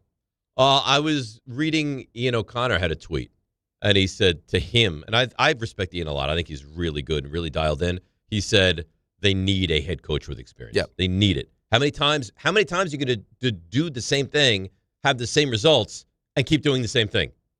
I think that I told you this. I think the same thing happens when you're drafting players, is that you're looking for the home run. Like, you're looking for the highest ceiling as opposed to, like, a proven commodity that has a certain, like, we know what the floor with this guy's going to be. So here's the thing. LaFleur is enticing. Stefanski's enticing. Tomlin. Harbaugh's enticing. Tomlin's enticing. I got to figure one of those guys is going to shake free. Just statistically, odds-wise, you would think one of those guys is going to shake free. I mean, but I don't know. At the end of the day, do those same do those same organizations now want to put themselves out there looking for a new head coach when, I mean, you have a track record of success? Like, maybe just go stale in Pittsburgh, and they're like, hey, we just need a change, period. Maybe. For both sides. Or, I mean, if they don't make the postseason, you think they bring back Tomlin? They went kind of all in this year to try to win. Their actions would lead you to believe that there's a lot of pressure on him this season. And if Baltimore starts, if Baltimore is able to start 1-5, yeah, and come all the way back to win the division, I'm sure that would not be something that goes over well in Pittsburgh. No. Especially with all the moves that they made. No. I mean, if you can't win the division after your biggest opposition starts out 1-5, then how are you ever going to wind up being the team in this division again? Yeah, well, I mean, it's sometimes I think when you have that kind of consistency, and they've been, look at Tomlin's resume, and you're looking for a new quarterback, they haven't been able to do it. Listen, Andy Reid was never bad in Philadelphia. No. But it just kind of, it ran its course, and they moved on, and he wound up in another place, and he landed very well, and they also landed well. So you can have an amicable separation, and then both sides wind up succeeding, right? So maybe a Mike Tomlin or a John Harbaugh moves on. The Giants grab one of those guys, and they hire a replacement, and that also works for them. Yeah, but right now, you've watched both of these teams enough. Which team right now? And you said this. I don't know if it's your baby. You carried this baby. I carried the baby. I got you pregnant with the baby. But we all feel like the Baltimore Ravens are going to win this division. They're now heavy favorites to win this division. Right. So I would lean probably more Pittsburgh than Baltimore right now. And then Pittsburgh, I'll tell you what, if they don't win this week, there's no chance they're going to win this division. They're in big trouble. If they can't win at home against Cincinnati. Yep. Hey, RJ, I have a question for you. Okay. So I'm in a Survivor. I just got eliminated. I'm not worth asking. I'll never. I'd like your opinion. And I'd like your opinion as well, Raymond. I'll never forget. And Alex and I have a big discussion. Yep. So start out 4,700 people. Did you go all in with the Panthers last week? He took Pick them and Survivor? Yeah. Yeah, real life Survivor, yeah. Oh, no. So 4,700 people started in the Survivor. 349 remain. Oh. All right. I had 8 teams that I started with. We now have 1. And Alex and I were talking, and I'm looking ahead. I think I might like the Ravens better this week against the Browns, but the Ravens next week play the Jets in Baltimore. Oh. That to me feels like that's a slam dunk. That will happen. Okay, what other option do you have this week? Steelers at home against the Bengals. You're probably not going to take the Steelers again, though.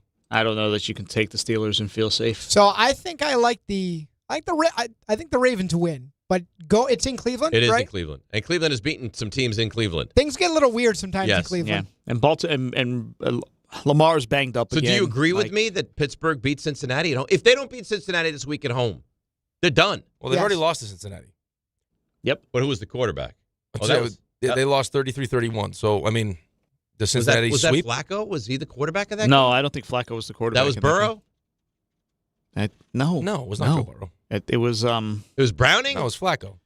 It was Flacco. Yeah, Flacco was 31 of 47 for 342 and 3 tutties. Dear God. I just feel like the Steelers can't put up 35 points in this game. If you remember, that's the game Judge Mark Chase went 6. I feel like was that a Thursday? He went 16 for 161. Or he was unhappy with the defense after. See, this is no, that wasn't that game because they won this that game. Yeah, this is the hard part about Survivor because you start getting to this point of the season where you're taking the Steelers, you're taking the Panthers, I think the Ravens are going to win, but I have the Ravens next week against the Jets. Okay, which you feel great about. Do I take Texans on the road against Tennessee? Oh, you have the Texans? Yeah, I think so. This week, I think that's your play. Yeah, I'm with RJ. I'm with RJ on this one. Not the Steelers. Not this. I would not feel comfortable taking the Steelers. Well, this is where you have to match up. Where would you take the Texans again? Where would you take the Steelers again? To Rick's point, because the Steelers are very flawed. Well, what you had the Steelers schedule in front of you, right? I think the only game they're at the Bears next week, and then they got Miami. So I don't know where. They have Miami at home in week 15. So the Texans, I don't know, unless you think you want to play them, unless you want to look all the way ahead to week 15 against the Cardinals. What are we, week 11? Yeah. So that'd be 4 weeks and then? Or week 16 against the Who are you Raiders. talking about, the Texans? Yeah, Texans got Arizona in week 15 at home, and then they got Vegas but at home. I wouldn't love the Texans against Arizona at home. Arizona plays everyone tough except for Seattle. So they're in every game. Maybe. Otherwise, they're untouchable. You taking Dallas yet? I have to look. Take But Dallas I don't first. like Dallas against the Raiders this week. You don't? Off a bye? In a Survivor? Well, you're not going to love anything at this point. Yeah, I mean, at this point. I kind of love the Ravens. You don't think the Ravens beat the Browns? Then take them. Yeah. Then they play the Jets next week. Then take the sure thing. You gotta get I don't know what to do. I'm torn. If you feel that's right, if you don't like the Texans, I would take the Ravens. Take the Ravens? Steelers scare me. All right. And you know what's going to happen? I'm going to defer to Alex because he's very bossy with this kind of thing. Will he blame you? Yes. I'll be honest with you. We're a big blame family. I never would have guessed that. We are a check big... your thumbs at the door. Well, you know, because Jonathan Taylor goes for 55 points last week. I'm like, I wanted to take him in every league, and you told me no. He goes, it's your fault. He goes, that was my bad. Nobody but you. How do you live with yourself like that? He's like, listen, every piece of advice I give you is not going to work, Dad. You wonder where he gets it. Yeah, Do we wonder? All right, let's break. There's a name floating around for the Giants. Which everyone, look out for this guy. Look out for this guy. Schefter said, look out for this guy. I don't know that I love this name. We'll get to that next. We'll get to your calls, 800-919-3776. And some baseball we got to get to as well because winter meetings are rolling. DNR with you, ESPN New York. At Uline, they know going the extra mile takes hard work. For companies pushing to go further, Uline will go the distance with you. 24/7, they answer the phone to get you the shipping and industrial supplies you need. Business can move fast. Unexpected large orders, adverse weather, new safety guidelines, and changing economic trends. Uline works hard keeping 41,000 items ready to ship, minimizing detours on your way to the extra mile. Visit uline.com. Listen up, New York. It's football season, and you should be out there enjoying every play, every tailgate, every moment. But if you're dealing with neck pain, back pain, joint pain, or sciatica, even getting off the couch can feel like a challenge. That's where Dr. J. Shaw at Sandwell Pain comes in. He's one of New Jersey's top pain specialists, Ivy League trained, double board certified, and dedicated to getting you back in the game. Here's the difference. No surgery, no scars, no long recovery, no pain medication. Just precise, non-surgical, image-guided procedures that get real results. Dr. Shaw treats everything from neck pain, back pain, migraines, nerve pain, and chronic joint pain. And he builds a custom game plan that's right for you. Same-day or next-day appointments are available with offices in Woodbridge, Livingston, and Inglewood. And yes, most major insurances are accepted. So don't let pain keep you on the sidelines this season. Go to SandwellPain.com to call, text, or book online. Relief is closer than you think, and it starts today.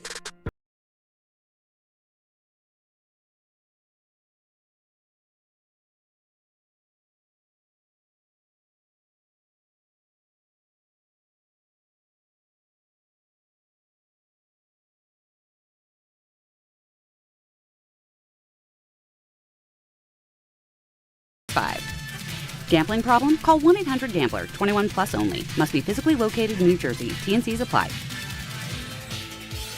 The following is a paid advertisement for the Wellness Company. Hey there, it's Michelle Smallman from Unsportsmanlike. I'm thrilled to be joined by Dr. Drew from the Wellness Company. And Dr. Drew, you have something very exciting to talk about today, the medical emergency kit. Tell us a little bit about this. It is exciting. Look, I have been fighting to try to protect the patient-physician relationship my entire career, and we have lost. I finally decided I need to be involved with people that put the power back in the patient directly. These emergency kits give you everything you need so you don't have to spend $1,200 going to the emergency room. We have a significant medical team, the medical board at TWC, and we just sat down and put together what we would want for our family, for our patients. Oh my gosh, so anything that anyone could need is in this. Yeah, and there's a guidebook here to tell you exactly how to use it, and again, telehealth backup. It's remarkable. It's innovative. Everyone needs to get one. UrgentCareKit.com/sports, promo code sports to get $50 off your kit. That's UrgentCareKit.com/sports, promo code sports. Prescription required. Always consult your doctor to determine if this product is right for you. Coach Saban here. On the field or on your walls, coverage matters. That's why I go with Behr Marquee Interior Paint and Primer from the Home Depot. Exceptional hide, advanced stain blocking, and over 1,000 colors to choose from. Behr Marquee delivers one-coat coverage that stands up to real life. One-coat coverage, no overtime. Behr Marquee, only at the Home Depot. How doers get more done. Valid only when tinted to colors from the Behr Marquee Interior One-Coat Hide Collection. This college football season, show your school spirit every time you pay. Introducing college-branded Venmo debit cards. Rep your team on and off the field with custom school designs that let everyone know who you root for. Whether you're tailgating, grabbing snacks for the watch party, or celebrating a win, you can unlock 15% cash back at ESPN. 1 free year of Perplexity Pro and more. This college football season, score more with the Venmo debit card. Get yours now in the Venmo app. Learn more at venmo.com/collegecard. Max cashback varies. Terms apply. The Venmo MasterCard is issued by the Bancorp Bank, N.A.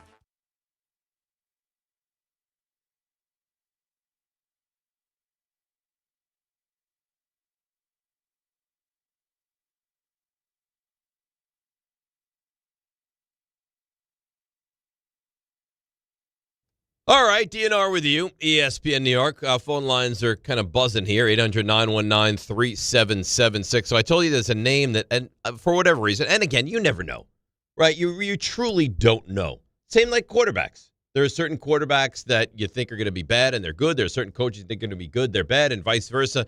But the name that I've heard a lot of, and a coach at Boston College, he's the defensive mind of the Packers right now, is Jeff Hafley. Jersey guy. And Schefter said on ESPN Milwaukee yesterday, look out for his name. And you've heard a lot of names. Peter Schrager said that also. Yeah, look out for his name in this Giants search. Somebody called me yesterday, an owner of an NFL team, and they said to me yesterday, they go, who are the Giants going to hire as a head coach? And I said, I don't know right now. I don't know if they know. And he goes, do you have any names that you think could be on the radar? And I said, one name that I think is interesting here is Jeff Hafley, considering his Jersey ties. And he goes, I'm so glad you said that. I was calling to tell you that Jeff Hafley would be an amazing choice for the Giants. And I just want you to know that. So it's interesting to me. That's an NFL owner that thinks this guy is awesome. I hear that name, and I would think most Giants fans hear that name, like, Jeff Hafley. I don't want Jeff Hafley. But, I mean, I guess the sentiment out there is he's a really good coach. Right. I mean, listen, some of this, too, is getting – it depends on who you hear it from also, right? Because, I mean, there are relationships. We've talked about this earlier in the show, like that people around the NFL have. I'm sure you might have encountered this. I think Alan was talking about this the other day, is that, like, you have relationships with people around whatever sport it is and agents and everything else, and, you know, you want your guy's name out there, right? Hey, you know who I think be a great candidate for that Giants job? This guy. And all of a sudden that name starts to get circulated around, and, you know, people get either excited about it or question it, but at least it's on the radar of whatever the team is. The thing is, there's so many guys that you've heard mentioned for this job. Right. I think it's going to depend on what you're looking for. Now, you may go in with one idea and then you get blown out of the water because the guy steps in and he has this aura about him, and, you know, his presentation is, you know, exactly what you're looking for. Kind of like what happened in Pittsburgh with Mike Tomlin, right? The intention wasn't to hire Mike Tomlin. He came in and they're like, no, this is the guy. But he's a defensive coordinator. Yep. Would you prefer someone on the other side of the ball? I mean, here's the thing. I think, and tell me if you think I'm – what a save. That was an unbelievable save. It really was. We reflexes like a cat. Yeah. Like, I could be a goalie. You could. Is that – what was I going to say now? The thing about it, because I said either offensive, defensive. Okay. You would think if you hire a defensive coach that you're going to have to hire a really smart, good offensive coordinator, right? So if Jaxson Dart does well – and that guy's gone. That guy's gone. Yep. And now you have to start from scratch. If you hire a offensive-minded head coach, even if you have a good offensive coordinator, at least you have that built in where if there's success, you're not going to lose the entire momentum that you're gaining. So that's kind of my thought. But, I mean, I'll just give me a good coach now, right? That's my number one most important Well, thing. yeah, but, I mean, the risk you run with someone that hasn't been an NFL head coach, he was a head coach at Boston College, but hasn't been an NFL head coach, is can he do it? It's not the same. I mean, it's different. Being a head coach in college is different than being a head coach in the NFL. Right. And even his numbers, and looking at Boston College, he was 6-5, 6-6, 3-9, and 7-6 for a total over 4 years of 22 and 26. Especially in New York, right? Like, you have to have a certain personality to work in New York. I'm sure they would probably want to lean, someone with the temperament that's a little bit different than Brian Daboll's, because that doesn't seem like it really went over well behind closed doors. Like, didn't have the ability to Brian Daboll work well with behind others. closed doors sounds awful. Yeah. Yeah, so, I mean, again, I think it's just personally, as a fan, what you would like, and then as an organization, like, do we want to go down this road again? It's kind of what I would say no. Well, it's kind of what frustrated me with the Jets is we went down the exact same road. Well, how many times do you need to make the same decision until you're like, you know what, let's change our mindset a little bit? That'll be my question. Like, I'm just going to continue to hire a hot assistant. Now, Packers defense is playing very well. Yep. Really well. So at least he's got that. But another assistant coach? Yeah, but he was a head coach in college. He was a head coach in college. And I'm looking at his resume now. Browns defensive backs coach, Niners defensive backs Bucks. coach, Ohio State co-defensive coordinator and defensive backs coach, Boston College head coach, and now Packers defensive coordinator. And their defense is really good. Yeah, really good. But again, it's all going to come down to, we can hear all these names and everything else. It's going to be, what are you looking for? Like, do we want to go down the same road? I mean, we have a young quarterback. I think we need we need someone to come in here and be a coach, right? Like, it can't be just about Jaxson Dart and then everyone else will figure it out. A CEO, for God's sakes, is what you need here. Right. But I mean, in a perfect world, would I like a CEO that also has the ability to work closely with Jaxson Dart? Yes. Oh, by the way, and this story to me is it's so embarrassing. Graham Gano, back on IR. Oh, yeah. Yeah. So Graham Gano, off IR, gets hurt in pregame, can't kick, miss out points that way, have a guy that's not capable, you never hit the landing zone, Jamie Gillen's flipping his head and shoulders hair on the sidelines, and now Graham Gano is injured yet again and on the IR. Hey, you guys have done a hell of a job. Second time in the same year. You've done a hell of a job with the kicking position. Unbelievable. Yeah. See, that to me is where a smart CEO head coach, that's put to rest immediately. Right. I said this to you before. I just don't understand why you wouldn't prioritize that position more when you see where the NFL is right now with that. Like, I mean, how important that is for a lot of these teams. And when Gano's healthy, he's fine. Right. Like, you wouldn't say, like, oh, that Graham Gano, he's a special kicker. Over the last, I guess, RJ, is it 2.5 years that we're talking about? Yeah, this year in the last So two we're talking about 17, 34, 43 games? Something like that. All right, so over the last 43 games potential, how many games do you think that Graham Gano's been able to kick in? Oh, 43? 43. Kicker, 43. 16. What do you say it was, 23? 23. He's low. Yeah. Yeah. Well, I mean. It's not great. No. I mean, you can't have a healthy kicker. You can't have a kicker miss that much time. And if you have a kicker that's not healthy, I guess 1 year you'd be like, all right, well, he got hurt this year and back and forth and whatever. This is the third year you're dealing with a kicker that can never be healthy. And how many, the Commanders game last season, you lost that game because you didn't have a kicker. This season against the Broncos, now you had an epic collapse, but that McTanamy, whatever his name is, guy, I don't care. You sit here, you can laugh all you want. I don't care. I'll never learn that name. I don't want to know his name. You're going to have to learn somebody's name. Youngwei Koo. I mean, with Gano, though, like while you're on it, the list of injuries, you would think he's playing middle linebacker. Yeah. Like, he's got a neck injury. That's why he's on IR this time. He was on IR earlier this year with a groin injury, and he also has a herniated disc he's working through. Like, what's the linebacker for the Panthers? It was great linebacker for the Panthers. Kuechly. It's like Luke Kuechly didn't have this many injuries. Yeah, it's tough. Yeah. And yet, he's still here. Yep. Well. Not now. Yeah. This has to be the end, right? I would hope so. There's no way like Jeff Hafley or whoever's going to come here. He's missed, what did you say, 20 games over the last 2.5 seasons? 20 games. He's a kicker. As a kicker. Let's go to Taylor, Jersey. Taylor, good morning. You're on ESPN New York. Good morning, guys. How are you? Good. How are you? Good. I wanted to get your thoughts on potentially bringing like a Cliff Kingsbury back into the mix. Young quarterback, young offensive. I like Cliff Kingsbury. I've always liked him. I don't hold the Arizona failure as much against him as I do kind of the organization. But I don't know if you heard yesterday, I was talking, I did a hit in Washington, D.C. with my buddy the other day who does the Commanders pre- and post-game show. And I said, how about Kingsbury? What do we think about him? He's like, you can have him if you want him. So that he is not in great favor in Washington right now. But in fairness, he said nobody's really in great favor. They were expected to be a really good team, and they're 3-7. So, they were just in the NFC Championship game, right? And you thought at a minimum they were going to compete for a playoff spot. They're done. They're done. Yeah. They're done. Dan Quinn's calling the defense now. Correct. Yep. So I don't know. Again, there's so many names. Right, but see, that's the thing. So many names. But that's the thing that concerns me the most now. They have the quarterback. Right now, the quarterback's been injured. Now he dislocates his elbow. But still, they have the quarterback. They were in the NFC Championship game, and we're halfway through year 2. And as far as the people in Washington are concerned, is you take everyone. We hate our whole coaching staff. Yep. It's like you don't get much time in the NFL. No. So as a Jets fan, it's like we want to pretend like we're all in with this and we're fine and we like the rebuild and the picks and everything else. I mean, we start the season next year slow. No, he'll get ripped. And you keep doing the antics that he does. That's what I mean. Right? On top of that. Ask Rich. No, I mean, my God. Why would you not be nice? I don't understand. I don't know. Well, I just don't know. Like, you see it happening everywhere.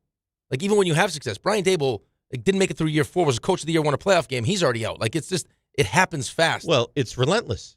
Like, and you see, and you even said it, and I give you credit. I was like, he's got some built-in equity right now. You're like, oh, no. You're like, this moves quickly. Yes. And by the time he left, it's not like it was like, oh, I don't know. People hate him. Couldn't wait to get rid of him. Remember when he drove in his truck and around the parking circle and they made this whole thing about it? Like, people would have gotten in his truck and waited for him to drive him out of town, is how much people can't stand him now. And he hit on the quarterback. Correct. But that 6 wins, 3 wins, 2 and counting, it's hard to keep your job. Of course, but it's hard to stay in good favor. It's tough to get a lot of patience. Every once in a while, you need to play this game, and we'll have to play this game quickly with Richard in Manhattan. Good morning, Richard. How are you? Hi, Dave. Hi, Rick. Yesterday, a couple of days I've been hearing, big deal, the Jets beat Cleveland, they beat Ohio. What does that prove? I mean, they beat Cincinnati. They're the champions of Ohio. Is that correct? I guess if you want to look at it like that, they beat Cleveland and Cincinnati, yes. That's not true. That is not true. Do we know for a fact that the Jets can beat Ohio State? Yes. Ohio State has the better coaching and the better quarterback. Yeah, they have the better coaching. They have, you say the better quarterback. I mean, I guess they probably do, but not. I'm glad you just did that. What? I'm glad you just did what you just did because I was about to do the same thing. Hung up on I've him? had enough of that. Yeah. We're not getting into that conversation. That is the Jets would beat Ohio State. By probably 50 if they chose to. That is the dumbest conversation that you could ever possibly have ever. Is the Browns are really bad, USC would beat them. No. They wouldn't not only not beat them, they would get run off the field by these teams. Yep. You realize that every player on the Jets was a star in college? Yep. Every single one of them. Star in college. Yeah. I hate that. You haven't heard that a million times? I can't believe you took the call. Well, because every once in a while you need to just squash that. Because there's people out there that really think that. It's crazy. It's crazy. Absolutely crazy. You know what? The spread would probably be like 40. Justin Fields was unbelievable at Ohio State. Could you imagine what the worst NHL team in the league would do to a college hockey team? They would beat them by double digits if they chose to. They would destroy them. Dude, we used to play. That's why Team USA in 1980 is so mind-boggling. But we used to play in a summer skate in Boston where it was like the young, one of our team was like young and upcoming like college kids, like the best of the best college kids. Right. And we would play like 30-something-year-old NHL guys that were towards the end of their career. And you guys got beat up? Hammered. We'd be buzzing around the ice. We get back in the locker room, we're like, how did we just lose that game? Because you're playing against grown men. Right. That know, and you're not there. Yes, they know all the little like intricacies of the game, and they embarrassed us. And physically is different. Dude, what are we talking about with Jaxson Dart? He'll quickly learn that at this level, playing against grown men, get away with that kind of stuff. All right, so I've heard that Knobservations DIHF today is special. Packed. That's what I've heard. So let's take a break, come back, and let's get there with the great RJ Santillo. It's DNR with you, ESPN New York. Hey, it's Michael K. talking to you about my friends at PC Richard & Son. They're local, family-owned, and I trust them, and you can too.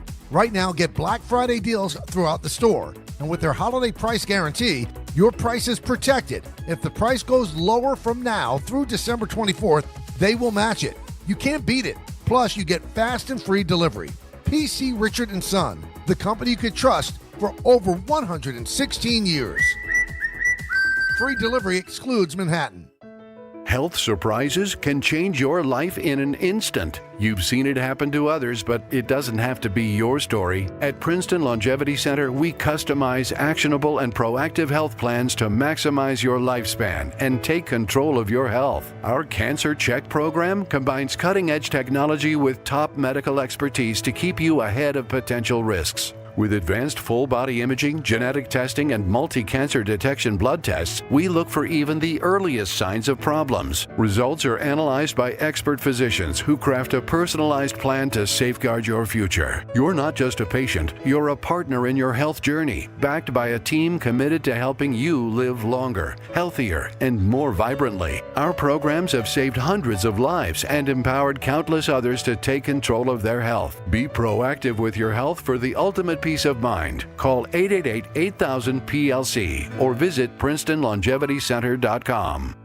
At Jake's 58 Casino Hotel this November, it's your chance to gobble up the green and feast on your share of $55,000 cash. Earn entries all month long and join us on Friday, November 28th from 4 to 6 p.m. 2 winners will be drawn every hour to win up to $10,000 cash. Then at 7 p.m., 1 lucky winner will take home a grand prize of $20,000 cash at Jake's 58 Casino Hotel. If gambling is a problem for you or someone you care about, please call the 24-hour toll-free helpline at 1-877-8-HOPE-NY or text HOPE-NY. Your fantasy roster is set. The Smack Talk is heating up, and this season, ESPN Bet is giving you more ways to ride with your squad. Introducing the ESPN Bet Fan Center, where you can instantly link and bet on your fantasy teams right in the ESPN Bet app. An enhanced sports betting experience only from ESPN Bet, the sports book for sports fans. Make the connection today with ESPN Bet Fan Center and the ESPN Fantasy app. ESPN Bet Sportsbook. Download the app today. Must be 21 plus. Gambling problem? Call 1-800-GAMBLER. Terms and conditions apply. See app for details. Some people just know you can save money on car insurance by checking Allstate first. Like you know to check the weather first, before wearing face paint to the game. Bro, your Go Cats is dripping into your nachos. Oh, and now paint is in my eyes. Interception! Did you see that? No! Yeah, checking first is smart. So check Allstate first and see what you could save. You're in good hands with Allstate. Potential savings vary, including based on how you buy, subject to terms, conditions, and availability. Allstate North American Insurance Company and affiliates, Northbrook, Illinois.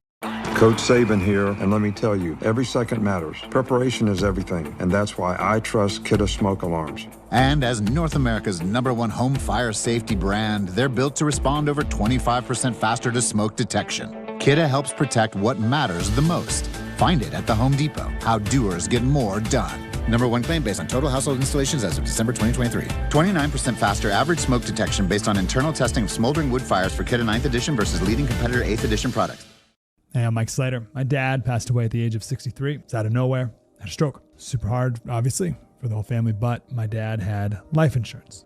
This is why I have life insurance for my family, for my wife and 4 kids. And the best place to get life insurance is ethos.com because you can do it in 10 minutes. And there's no medical exam and no blood test, just a few health questions. Get life insurance in 10 minutes so your family is protected. Ethos, ETHOS, ethos.com/play.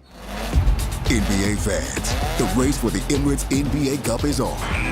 Let the games begin. 30 teams will start, but only 8 will advance. Oh, he puts it in! And only one champion will capture the cup. Let's go! To finish first, they'll have to put the pedal to the metal. Who will capture the cup? Well, let's see what happens on the court. Basketball is back! Emirates NBA Cup Group Play continues every Friday on Prime.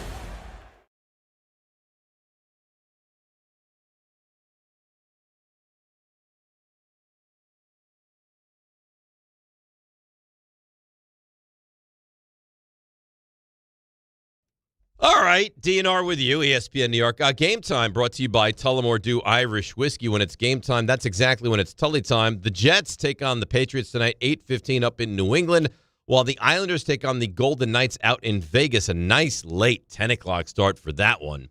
And that's game time brought to you by Tullamore Dew, the original triple distilled, triple blended, and triple cask matured Irish whiskey. Make sure to grab a Tullamore Dew or try the new Tullamore Dew Honey during today's action.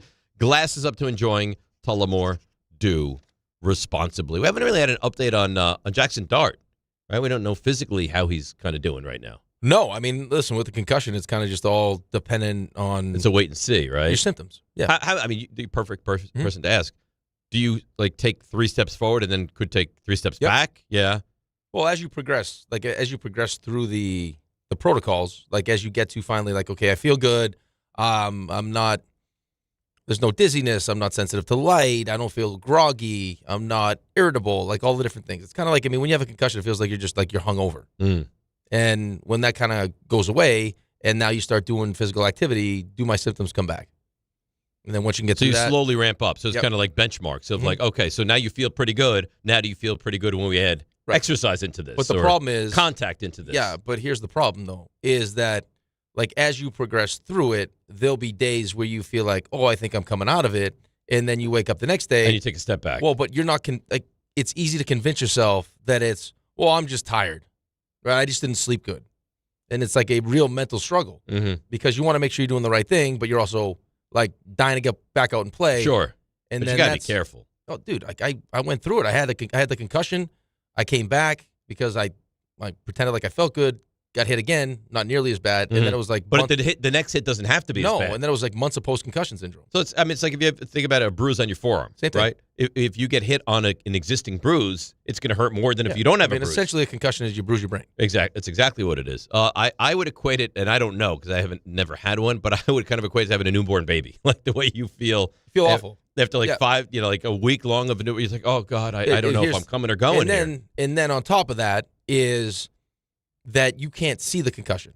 Right, so nobody really knows how, not that it's not legitimate, but is he, Yeah. So, I think if you don't have a lot of equity built up and you have a concussion which is on the borderline, there's probably a lot of, what's going on There's here? also guys that in their minds would be playing through it.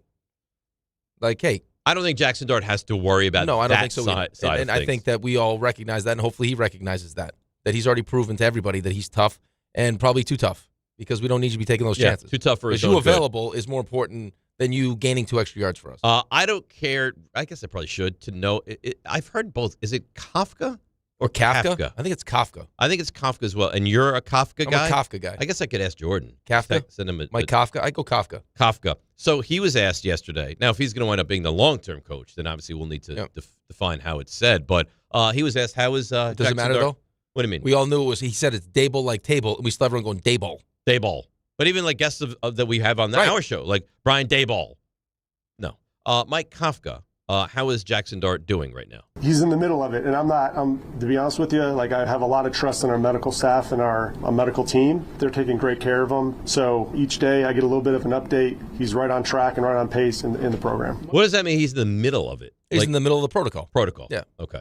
Who is this guy? I mean, if it's Brian Dayball, he's at the house with him. Well, Brian Dayball would be like, hey, move over. I don't have enough room. Yeah. Like, right? Let me rub your neck. Yeah. Let me rub your neck. You want a spoon? That's the interesting thing about concussions is that a lot of the time is you'll still have symptoms, and it's not because your brain is still messed up. It's because a lot of times it's like the other stuff that came along with the concussion. Like what? Like neck. Like could be out of alignment. There's like this Sidney Crosby dealt with this for a while. Right. Kyle Okposo dealt for a while. He thought he was done.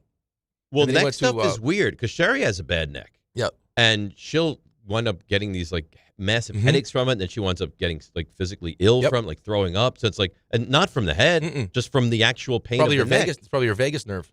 The vagal nerve. Is it Vegas? Vagus nerve. Yeah. Cassie was dealing with that.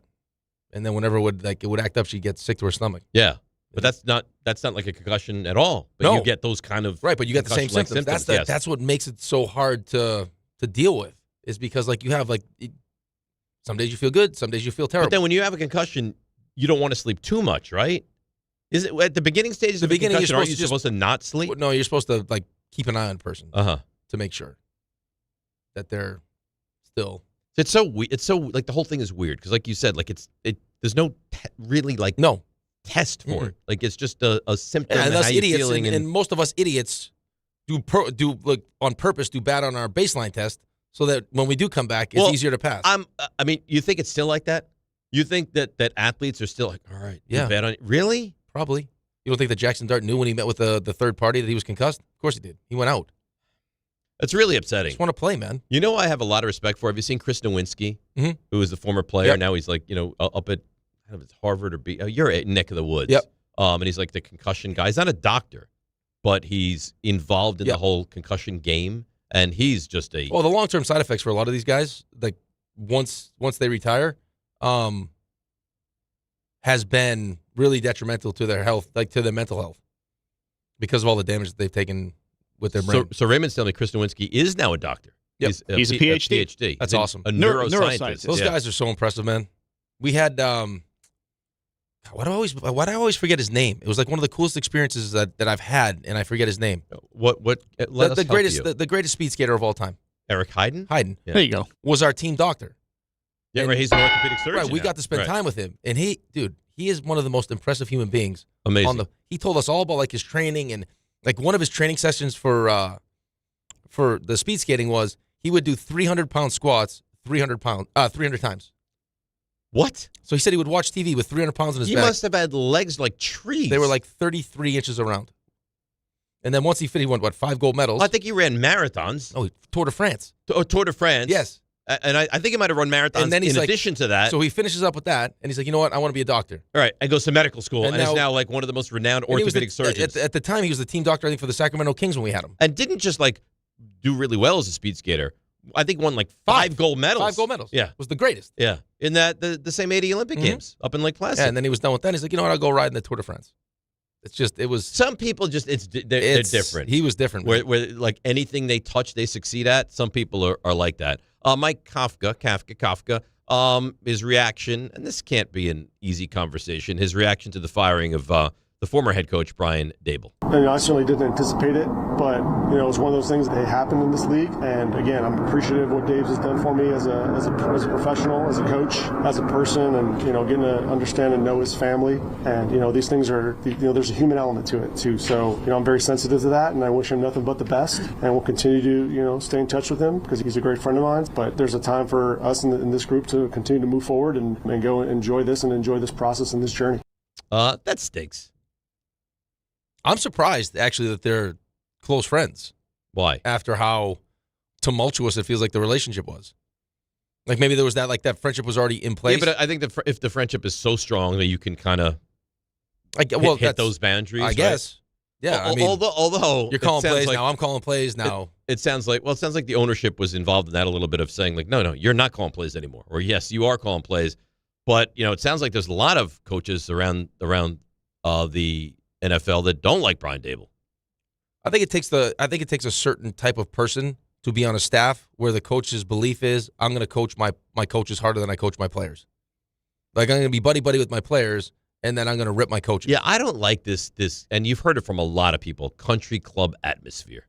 Now, it's never going to be what it used to be, ever, where you're going to just 2 days. You don't know that. Well, it's not going to be 2 days, but there's a way to come in and. But you don't set have certain expectations. where guys are throwing up all over the place. No. And it's but not I don't like think you even need that though. There needs to be accountability.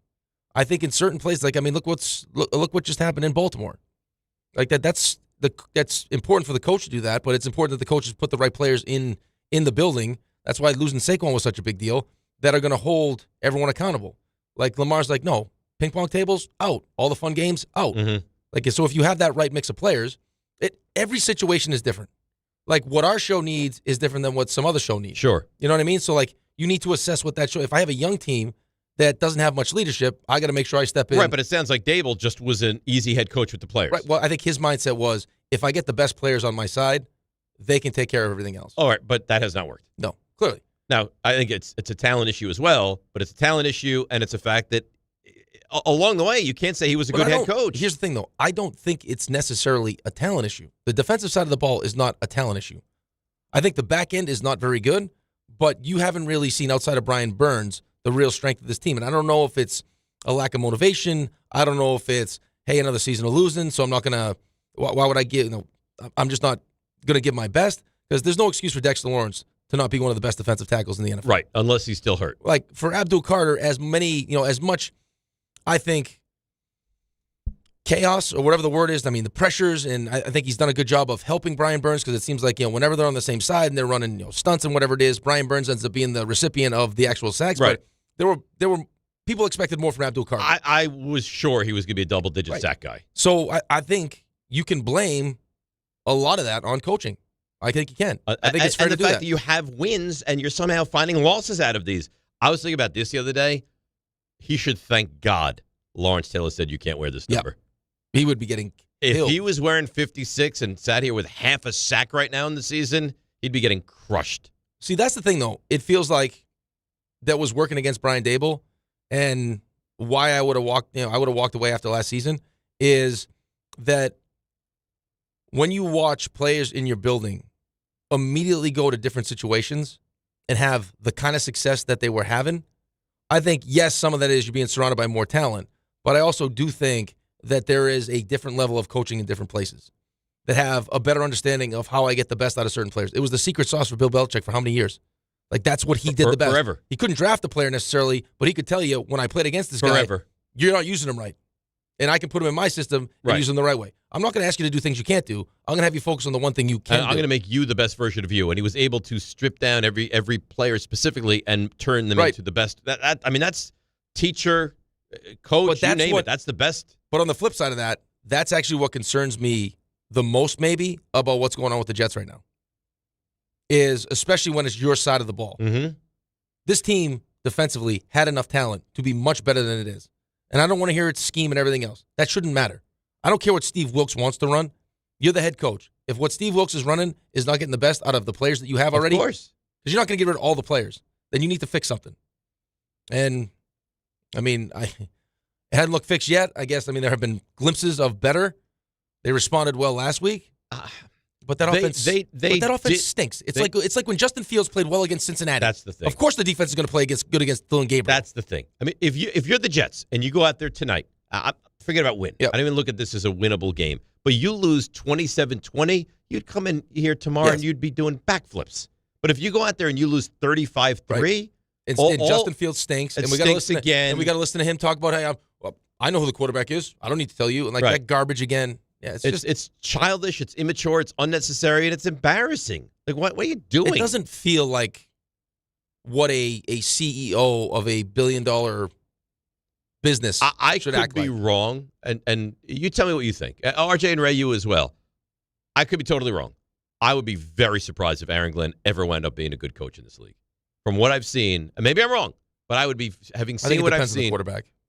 Of course, it depends on the the quarterback can make up for. So not you a great think coach. you think still real chance that he can become? No, I don't think there's a real chance because I don't believe that they're going to get the quarterback right.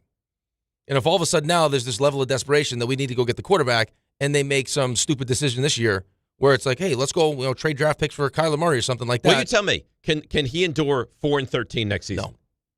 And then draft the quarterback? No. And then have a year of building. So now you're looking at the earliest you're going to compete for a playoff spot is in his fourth year. The earliest. Yeah, probably, but I don't think he makes it that long. Ray, what do you think? Do you think that I'm crazy to sit here and tell you that Aaron Glenn See, will I'm the not wrong person to ask because I was the person who for the past 2-3 years that screaming that guy's got to get an opportunity. I think Aaron Glenn's going to be a good coach. I still think that that didn't come out of nowhere, but this year's not been a good referendum on him. It's really not. But I like the hire as well. But sometimes you just see stuff and it's jarring, and you can change your opinion. He's doing a lot of things wrong. I'm not ready to change my opinion completely, but I've not enjoyed what I've seen out of him this season. There's no one that can defend what he's done. Yeah, the only thing is you could say you think it changes. RJ, is it crazy for me to say Aaron Glenn is not going to be a good head coach in this league?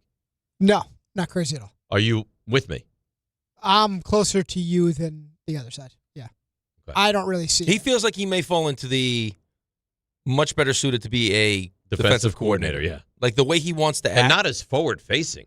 Like I wouldn't want this guy representing my team. Well, no, I got to tell you that stuff is so over the top. Yeah, but honestly though, I watch some of his I'll make a point to watch some of his post game interactions with the team, and it seems like the team is buying into it. But I just even those don't. I buy really they're buying in because it's year one, but that will get old real fast if you don't start winning. I buy in that he can change a culture, but the media is part of it. The media is part of it. We hear about it. Like that was questions. Part of his job is to just talk to the media. Talk to the media. Yeah. Right. Is that how you would want your starting quarterback to act? No. If I did that as the quarterback of the team, I'm sure I would get it talking to from the PR guy, ownership, and rightfully so. Head coach. Like, what the hell are you doing? And that's rich. Where are the people in the Jets organization, like the ownership or Oh no, they're playing this game. You know what they're doing now. You're asking for the wrong people. You know what they're doing now. You are asking for the wrong people if you're asking for the organization. They're playing that game. Separate themselves from they're him. Playing that game. This is Aaron's bed. This is Aaron's bed. You guys said, hey, make the hire and then back up. I don't ever remember a team burning a year where there were no expectations, and we were pretty much going to lay low on them. What were you really going to rip the Jets about? It was kind of a wait-and-see year. But Justin Fields potentially not being good. Yeah, but I didn't think it'd be this bad. Justin Fields has never been this bad. 60 yards passing in a game? I'm sorry, 55? Yeah, we didn't think that was coming. He's awful. His decision-making has regressed massively. He drops back to throw the ball, and there's guys all over the place that are open, and he just sits there and holds it and holds it and holds it and throws it way too late and takes more punishment than he needs to take. He's broken right now. Yeah, he's broken. What's interesting to me is he's not running either. Like his rush yards basically from the first, few weeks with the Jets, his first, I think, 3 starts have basically been cut in half. Like that's his biggest tool for right now, unless you want to be the one to turn him into a pocket passer, but that's not what he is. He's not a pocket passer. No, that's what I mean. This season, to me, has gone as poorly as possible for Aaron Glenn. Like the quarterback you brought in, you say that as a Giants fan, but what I hear from Jets fans is that we're all excited because we have 5 first-round picks. Well, I think that's different. I mean, you can have some level of excitement, but you can't say the Jets were not supposed to be awful this season. The Jets was not supposed to be a teardown. 7-6. Can they win 7? Maybe 6. Yeah, they'll get to 6. They're awful. They're unwatchable. Now, again, maybe it changes. Maybe you've changed the culture. Maybe there's buy-in. I don't know. But from what I've seen so far, it's been a train wreck. I guess around the building it is different. Okay, good. But it hasn't translated to on the field, and I'm sorry. And I've got emails yesterday. You're making such a thing about the way that he acts with the media and stuff. No, he's making a thing about the way he does this. I don't want to discuss this crap. This wouldn't be in my radar if he just gave some honest answers. I find it hard to believe that one of the reasons why you hired him is because he was a Jet. He knows what this market is like. That all of a sudden he's shocked that Rich Cimini actually did his job. Right? Like, I mean, if you're not going to give us anything, it's my job. I'm being paid to go find the information. Like, that's if you know, like, you played here, you know that. You know what the tabloids are about. Right. You know what sports talk radio is about. You know how impatient the fan base can be. Right. You should. I think you'd know how to play the game a little bit, but instead he's just making this for no reason. And apparently from day one, before he was even introduced, he doesn't like the media. At least play the game. At least, all right, I have my guys. Well, just and I'm use talk the to media. Them. I mean, listen, there's a way to do it where it's not going to ultimately save your job, but it can be beneficial to you. Yes. Keeping your job for longer. Yes. Right? Like, I mean, it's much better to have the benefit of the doubt as opposed to creating a relationship where they can't wait to jump all over every mistake that you make. You're listening to DiPietro and Rothenberg on WHSQ, WCBS FM HD2 in New York. I guess my question would be, like, what's the benefit of what he's doing? I don't believe there is. That's not how you want your players to. I mean, and therein lies the problem. Right, but I mean, is that how you want your players to act? No. Do you want combative players where it's like, no, I don't want that either. And you know what, to be honest with you, you haven't earned the right to act like that yet. Not that it's ever acceptable, but when Bill Belichick is winning 14 games a year and Super Bowls and acts like a jackass, at least you're like, well, he's Bill Belichick. He can get away with it. Bill Parcells, he can get away with it. Right, but who are you to do this? No, not even that, though. And I agree with you, but it's not even that bothers me. It's usually these decisions are made by smart head coaches. Like, I know Torts would do this. Like, there are certain coaches that will do this because they don't mind ruffling some feathers. If there's a narrative, right, that's being talked about in the newspapers or in sports talk radio and everything else that coach doesn't like, or it's negative, or it's going to have any effect on the players, the coach will make it his business to make sure the next time he's in front of a microphone, he'll do something to make the story about him, which is smart. Of course. Right? Like, take the heat away. Exactly right.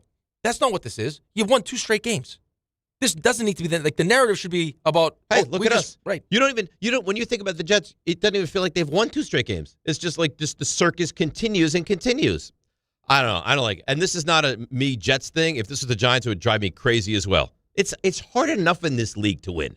Well, dude, the other thing is, and this is a small thing, but I think it speaks to kind of what's really going on, is you got the best teams in football that are struggling, that have much different expectations than the Jets. I recognize that have taken all the fun activities out of their locker room because they want to win, and we're 1-7, and we got our best offensive player now, like Garrett Wilson's hurt, driving around in a go-kart. You know what I mean? Like, what are we doing? Yeah, it's pretty unbelievable. For most people, that doesn't seem like a big deal. It's kind of a big deal. Like, how serious are we taking this? Like, it should make you sick to your stomach that your season's already over and you're 1-7. Instead, we're bombing around and listen, you're not allowed to have fun, but there is also like a certain optical. You are allowed to have fun. You're allowed to have fun. Right. It has to be fun still, but there's a certain optic that we want to portray. Right. You want to change the narrative of, like, listen, if you're 9-1, no one likes this. You want to have go-kart races have it. I mean, you got fan bases like you as the shining example that takes these seasons where it affects your life. And I look over, and the guy that's actually getting paid and has a say in what's happening on the field is bombing around in a freaking go-kart. Yeah, it's unbelievable. You know what I was thinking about the other day? Like, I'm 52. I'm going to be 53 by the time next season starts. I don't have that much left. Stop. I don't have 40 seasons left. Hopefully you get another 40. I need results, man. I'm serious. Like, You're only 52. Yeah, but you know what? I mean, I want to see more. I want to see more success.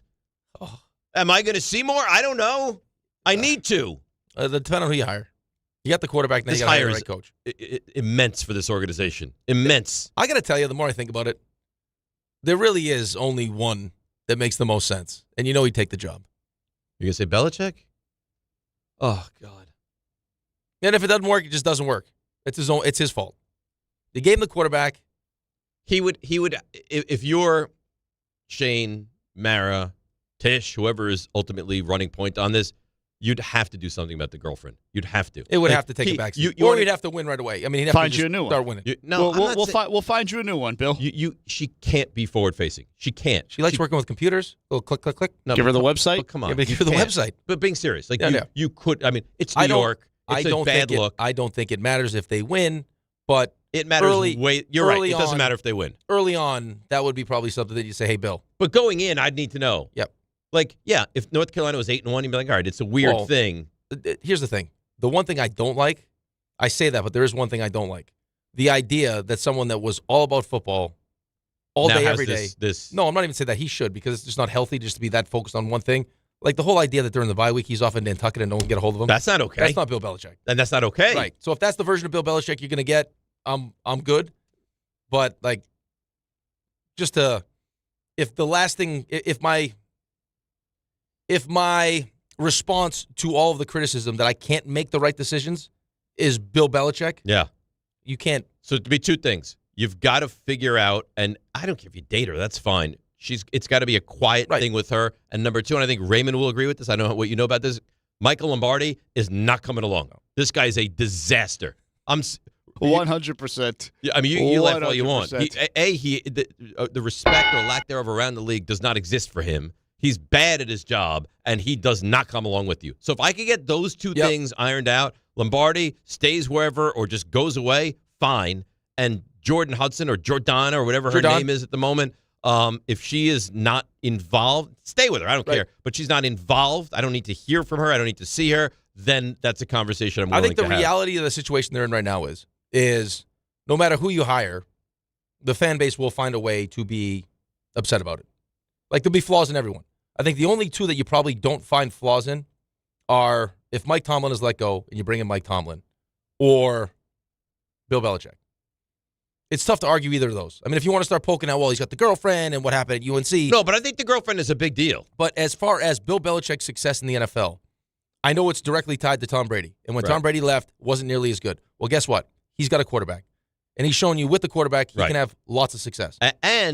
And I understand that this guy faltered quickly. When he had Mac Jones, that was a play. I mean, nobody thought they were going to be a playoff team that quickly. But then it fell off quickly. Okay, but not even the fall off. And now I'm talking myself out of it. It's like, well, who should the offensive coordinator be? Let's go with Matt Patricia and Joe Judge. Yeah, what the that's hell unbelievable. What are we doing now, Bill? You do realize there's a decent chance that Matt Patricia will be back on the staff, right? Well, as a defensive coordinator, fine. Yeah. He's doing a hell of a job at Ohio State. Yeah. Good. Let's go with that. But offensive coordinator, what are we, nuts? No. Well, I mean, so say it's not his training. Oh, it's like I get you want it's the like guy. Down, it's like where am I playing tonight? Forward. Like what? I get the guy. You want to get the guy like a more well-rounded coach, but I'm not making him my offensive coordinator. Let's not get crazy now. RJ, hi. How you doing? Good. That's nice. What's going on? Just hanging out with you guys. Yeah, you having a nice day? Yeah, I think so. Good. Your hair's having a good day too. Thank you. I appreciate it. Do you look at yourself like two separate entities, like Buffalo Bill? Do you look at yourself in the mirror like Buffalo Bill does? No. It's like, hey. How was I today? Did I perform well at work? Was I a good dad? Was I a doting husband? And then, hey, hair. Did you have a good day as well? Like how does I don't think he has to ask his hair if he has a good day. No, but I think there's it's days that the hair is not as good as it is today. I think how it should work is the hair asked RJ, "Were you good today?" Because I'm always good. Yeah, right? I've set the standard. I segment my evaluation of myself sometimes. Like sometimes I'm good here and not great other places. So, but the hair is typically good. It's like an offensive line. You know, if that doesn't perform, then it's going to be a long day. Do you come from a long line of great hair? Like, is your dad a great hair man? Yeah. Yeah? Like grandfather Santillo, also great hair? My grandfather on my dad's side had, that's why I don't get on Rick about some people think he colors his hair, had like a couple of gray hairs. You don't have a gray hair. I got a couple. It's garbage. No, you know what? All three of you. Screw all three of you guys. Because this guy's got some gray. He's got barely any gray. There's stuff here. He's in his 40s. He's got barely any. Well, you're in your 40s. You have none. You're 36. You don't have a gray hair to speak of. Me, I have all of it for the show. Well, you're gonna die soon. You said. I don't know though. That's a lot of effort. Why would you that? By the way, why would you vocalize that? Because he's an idiot. Vocalize what? I don't know how much time I you have don't have left. much time left. Yeah, like, why would you say You're that? in the midst of a health journey now. You're getting better, but skinnier, healthier. But factually, I'm 53. So you don't do any. Like, you have no vices. You don't smoke. You don't drink. Is Adam Schefter wearing tattoo sleeves? Yeah, he's supposed to be dressed up like Taylor Lewan, I would imagine. Is that why he's doing it? You paid back all your gambling debts? Yeah, no gambling debts. Where do you see Top Adam? right, there right there. Okay. You can't notice him because he's got tattoo sleeves on. So just, statistics. How old does the average male live to? Like 73 years old. I guess in that you got ballpark, 20 more years at least. So what are you talking about? Your window But I can't waste years now. Like when I'm a kid, I'm 15. It's like I got so much time. The Giants will find a way. Now it's like, okay, I don't want to let it get away. Now listen, I'm certainly not going to tell you like to live every day like fully and never. You never know when your time Play is coming. Play that Tim McGraw song. Right, live like you were dying. Yeah, live like you were dying. But like to say like to act like your window is not closing but being slammed shut right now. Well, it's closing. It's more closed than open now. Right. Sure, but.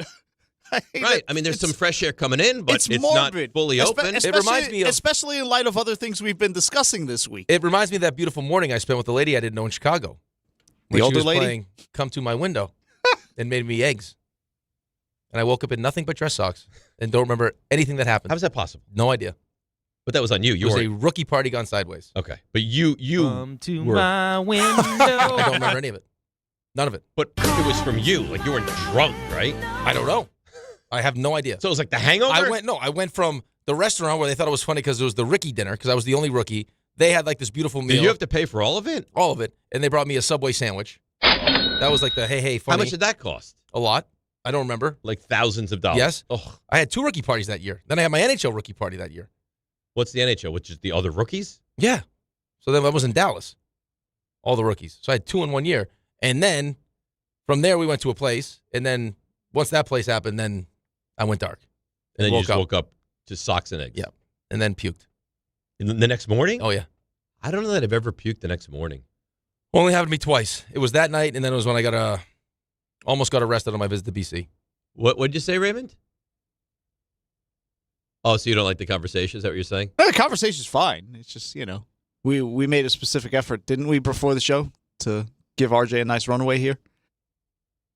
Well, listen, no one said that we can't keep Knobservations going for another segment or two. No, okay. we have Hasselbeck. Hasselbeck would love it. You think a knobs filled with Hasselbeck here? He wants nothing to do. He wants a part of this. He wants to be a part of the show. All right, let's go with the runway then. All right, go ahead. These extra tape on their knob make their knob bigger. Are knobs. What was your best sport in school? By far, tennis. Oh my God! All right, and this. Can you just put on that Rothenberg guy? Is Knobservations. That has a nice ring to it. DiPietro and Rothenberg. Oh, alrighty. Every open just goes right after me. That's why you were avoiding it, I guess. By the way, you never throwing up from. Look at the text message I just got. You can't read it, but you can read it, but don't read it on the air. All right. It's from Alan. Nasty. No, he's giving me some insight to what happened in Dallas. Is this true? I guess so. How would he know that? He was covering the team. Oh, I yearn for the Dallas stories. Interesting. That's the magic. I'm not allowed to tell any more stories. I just got yelled at. By who? Cassie's in the car with the kids. Oh. You never. I get awful timing. You really do. But just remind me that like during the 8 o'clock hour, just don't say anything. You never throwing up from drinking, giving like your past, where you had some. The next That's morning. Not what I said. Yeah, next morning. The next morning. I said I've never done a next. You thought I've never thrown up. I was going to say no. You must have an incredible tolerance. I used to. I don't anymore. You probably puked right in the back of Dunkin' Donuts once or twice. Oh. Amidst the hockey game. They got to clean that up. There was some times I was hammered in the Dunkin' Donuts. I mean, hammered at Dunkin'. Working. Hammered. All right, no more fun stories. Yeah, let's go. Let's get down to business. John Feliciano, he disagrees. He was on the NOF pod. Rick found this. Kudos to him. He disagrees with Dable being fired and thinks Shane, not safe. Yeah, bro. I think it's I think Dabes was the right guy for the job. It's kind of hard to win games when your best players get traded or just get away for nothing. You go down the list. Myself, Jay Love, the safety from Green Bay, McKinley, Leo, Saquon. I mean, list goes on and on. Shane's going to get fired by the end of the season. I think it's easier to fire a coach during the midseason.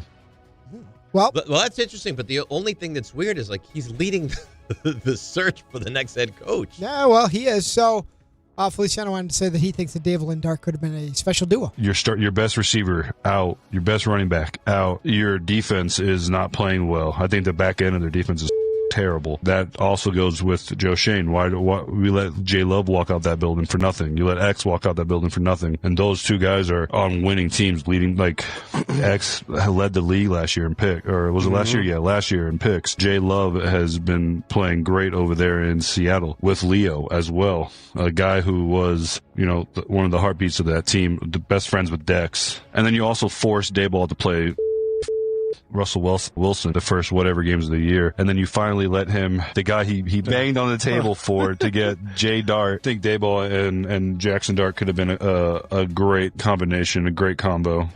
He has very little regard for the moves that Joe Shane. You hear what he just said? A lot of bleeps. A lot of bleeps. You hear what he just said, though?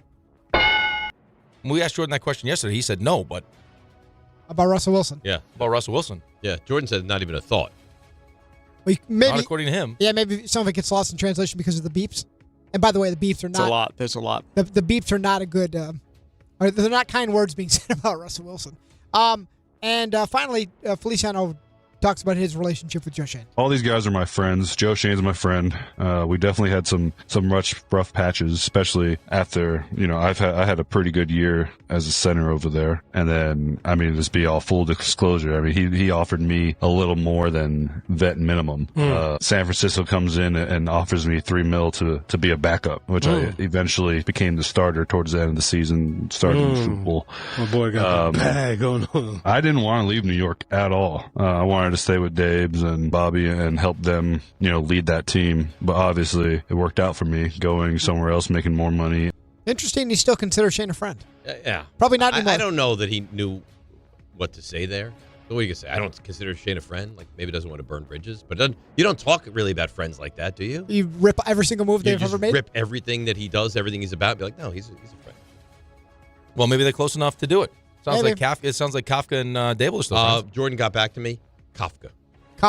All right. Yep. Kafka. So I wonder if Kafka has fracases. Sure does. Yeah, he probably does have a fracas here and there. That was really terrible. We had a hockey fracas yesterday. How about the spinneroonie? The spinneroonie's a thing, though. It's the spinorama.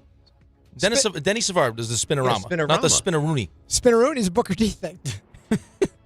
Well, that's a different sport. That's wrestling. Yeah. Can you dig it, sucker? Yeah, exactly. Spinneroonie. I got my instances confused. On the heels of fracas. Yeah, it was something.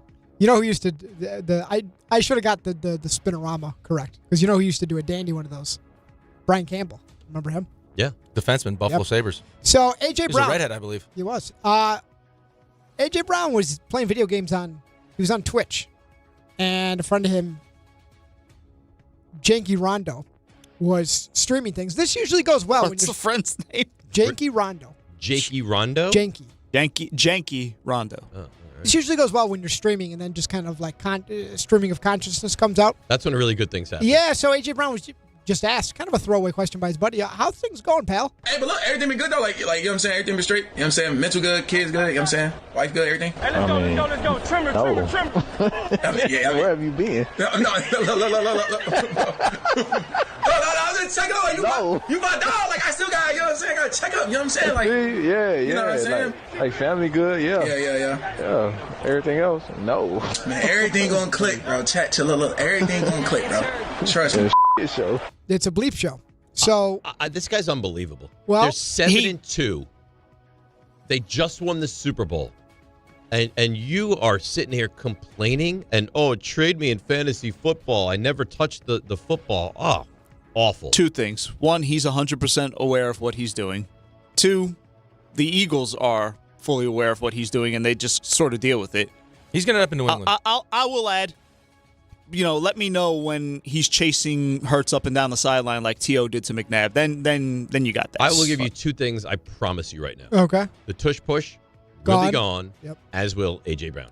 New England. There is maybe. Yeah. There is no way. Howie probably get a first-round pick for him, too. No way. There is zero chance he's back with Philadelphia next season. So None. A.J. Brown was then asked in media availability, you want to explain that, A.J. Brown? And we have to continue to get better and try to find new ways. So that's where the frustration comes in, because it's not about winning, you guys. I want to win, yes.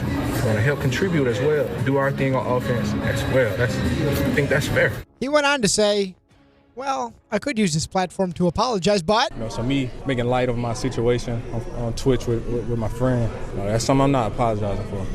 Because like I said, if you got eyes, you can see that. That's me trying to laugh through my situation.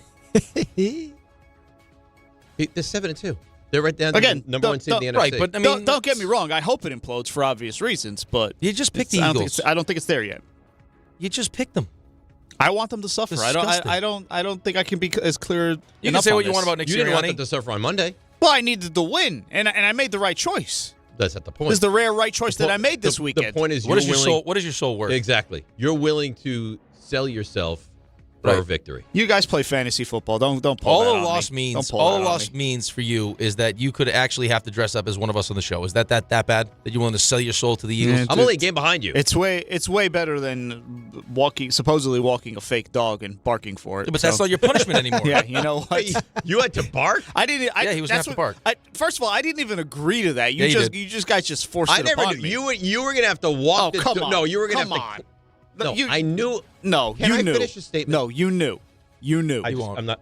He's combative again. I knew you had to walk the fake dog. I didn't know you had to bark. I know you had to get down and clean up fake poop and all that, and get water bowls at the restaurant for the dog. I never was. That under was the all impression, part and parcel of the whole. I didn't know you had to and all bark. that other stuff. He had to for the dog. He had to make the fake dog sniff like another dog's butt.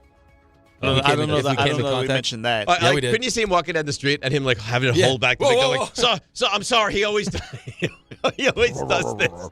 He's not great with other dogs. Woof woof. Alrighty. Ray found this yesterday. So Michael Penix. What did he do? He didn't do anything. He was asked. It's not Michael Penix. He was asked. So you're a young quarterback in the league trying to find your way. What's the support system like? Are there quarterbacks in your life, perhaps even in your building, that support you? Keep in mind the backup in Atlanta is that's right. Like my fiance, she's always there for me. So I know whenever I get home, it doesn't matter how I played. She's always going to be there for me. She's going to have a smile on her face and give me a hug and make me feel good no matter what. But as far as physically the on the field stuff, there's not nobody that I'll talk to as far as another quarterback or anything like that. I do have people reach out to me. I do have quarterback coaches though back at home that reach out to me as well. Tell me, hey, you need to clean this up, clean that up. Those guys help me as far as that. That's not great. Sounds like a great situation. Kirk Cousins, huh? Yeah, Kirk Cousins. Ugh.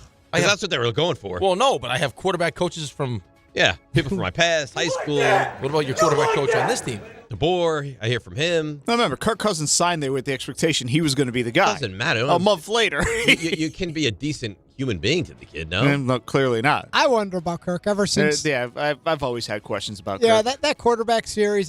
My theory to you guys is he seemed like the nicest guy in the world. Why does someone that rich though go to Supercuts? It doesn't make sense. Supercuts is a raging red flag. I think Yash used to go to Supercuts. Again, raging red flag. So you what think happened to him? he's outwardly great guy, but behind the scenes, I don't know if he's a bad guy, but you bring up Yash. But he seems like this just shucks, man.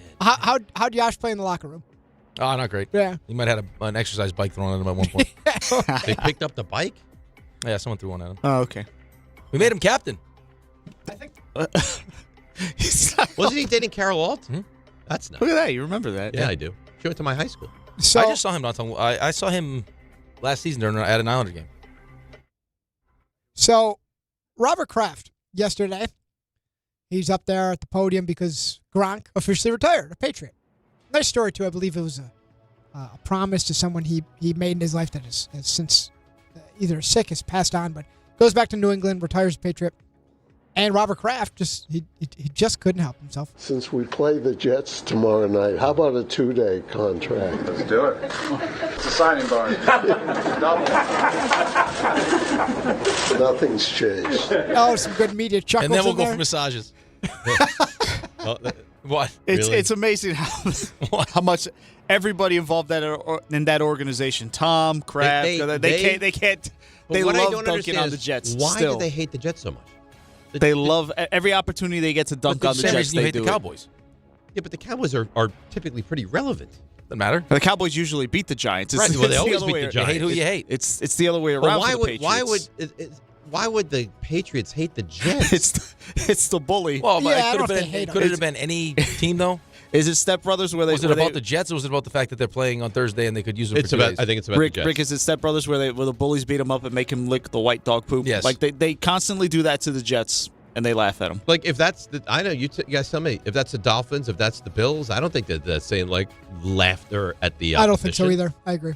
And finally, so yesterday there was some news making the rounds that Paul Skeens has allegedly told teammates and some people in his circle that he wants to be a Yankee. Paul Skeens yesterday was named the National League Cy Young winner, and he was asked, is that true? I got shown the tweet and didn't really think anything of it, and then got some texts about it. I'm on the Pirates. My goal is to win with the Pirates. I love the city of Pittsburgh. The fans are hungry to have a winner in Pittsburgh, and I want to be a part of the group that did that. I think about it the same way that, when I was at the Air Force Academy, we had never been to a conference championship, and then my sophomore year, we ended up winning the conference. We had never finished top 4 in the conference before that. Pittsburgh is the way that fans see us outside of Pittsburgh. Pittsburgh is not supposed to win. There are 29 fan bases that expect us to lose, and I want to be a part of the group. I want to be a part of the 26 guys that change that. Yeah, well, that's not going to happen. But what I do want to say, Could is not agree with this more, by the way. the owner actively does not want to win. He probably wants to win less than any owner, the 4 major sports. There has never been anything more obvious from the second he was drafted that Paul Skeens is going to be a Yankee. You think so? You think Yankee, though? So clear. I mean, clearly won't continue with the Pirates, but I don't know that. He is going to be a Yankee. All right. By the way, want to congratulate. There's a team out there for our Major League Baseball picks that picked Mr. Tarek Skubal and one Mr. Paul Skeens to win Cy Young. You guys won. Did we? Yep. That would be the team of Congrats. Dave, RJ, and John's in this team as well. So what do we win? We win a meal. A breakfast, right? Surprise or... No, not a surprise. That's a drop. There's a drop. The drop. There's a drop of you. There's the drop of you. You win a prize today. You win a prize, RJ. Kudos to the team of Rick, Ray, and Grassa who got Skeens right. But not Skubal. That's right. Not Who'd they pick? Cole Reagans, which unfortunately, That's a good pick. He got hurt. He got hurt early. I mean, Don't defend them. Well, once they get hurt that early, we should be able to repick. Why? Should we? But then you have knowledge that you wouldn't have had otherwise. Should we? Then where's the line of when a guy gets hurt? Exactly. Even he has respect. You have no respect for this team. All righty, Raymond. The investigation found he was viewing pornographic material on his personal phone just before the vehicle crash. Did it happen What in your mind makes you think that you should get into the back of a cop car? Because we wanted to ride to the next bar. in Florida? Do I look like a taxi? No. By the way, we're chasing Buster down. Remember I told you he had the lead? We're chasing it. We're hawking We're going right to catch down. him. Buster, by the way, he's been kind of... Radio silent. Yeah, very quiet. Probably on vacation. Okay. Cabo. Just forever? Where does Not like forever. I just think, long baseball season. So let me ask you this then. At what point is it fair to say it's time for Buster to pay the debt? Next baseball season. Yeah. So if he's not paid off by April 1 just can't be worse. of 2026, that's a problem. No. Joy Peter Luger. No. He's going to do it. I think whenever he's in town. Hey, Buster, how you doing? It's Rick DiPietro calling. To do baseball, he'll do it. Okay. So kudos to, I believe, a first-time DF correspondent, and that would be Anthony from Anthony Pusick. Yep. So he sent this to me. Good for him. And a person in a place driving rather quickly. Do you? The speed limit in this place, this specific road, was 55 miles an hour. Uh-huh. This person was driving 107 miles per hour. 107. Yeah, it's too fast. So as you imagine, they got pulled over. Mm-hmm. And, license, registration, why were you going that fast? The whole deal. And this person responded with, well, I had to go pick up my pizza from Little Caesars. Oh, pizza. Yeah. So at least they were honest about it. So when I was in Michigan, I dabbled with Little Caesars quite a bit. It's not bad. Really? Where you guys going? Little Caesars? Well, you can't say that in New York, but you have to take everything with a grain of salt. Did they do that with someone? Yeah, that was Oswaldo Cabrera. You're going to go hit up Little Caesars in Detroit or something. So I provided you. I wasn't even here, and as a gift, I give you Oswaldo Cabrera. Yep. And that's the way you treat him. Don't say that's not how we treated him. I asked the question that was like finally get him to open up, and then he came with the Little Caesars. Where you guys going? Little Caesars?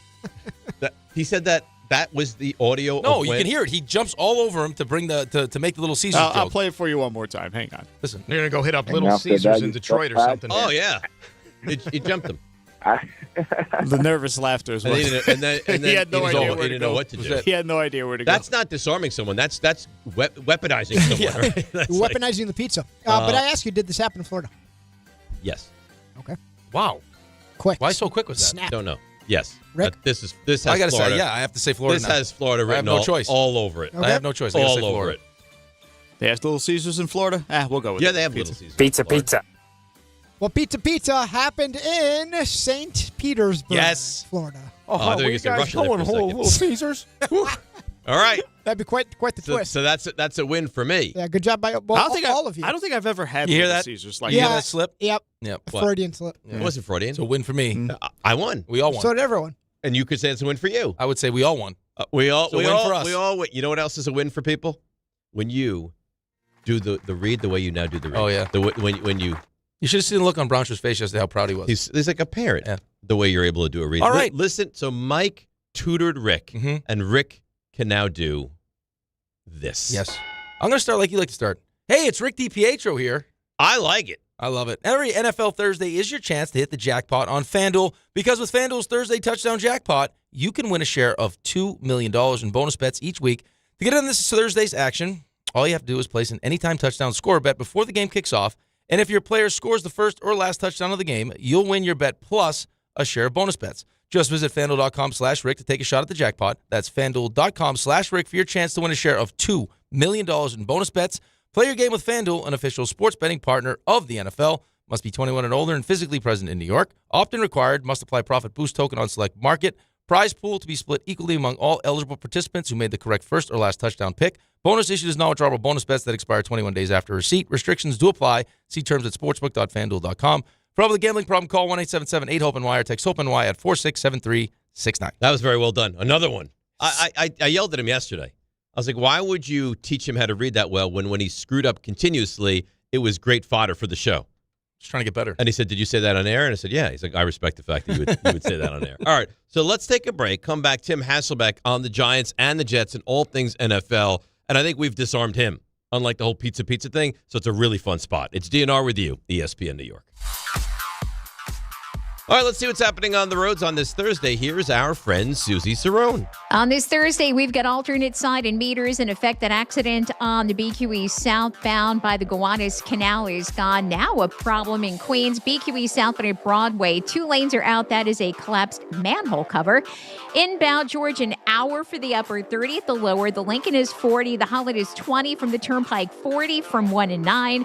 Crash on the Hutch southbound at North Street. Just the left lane's getting by.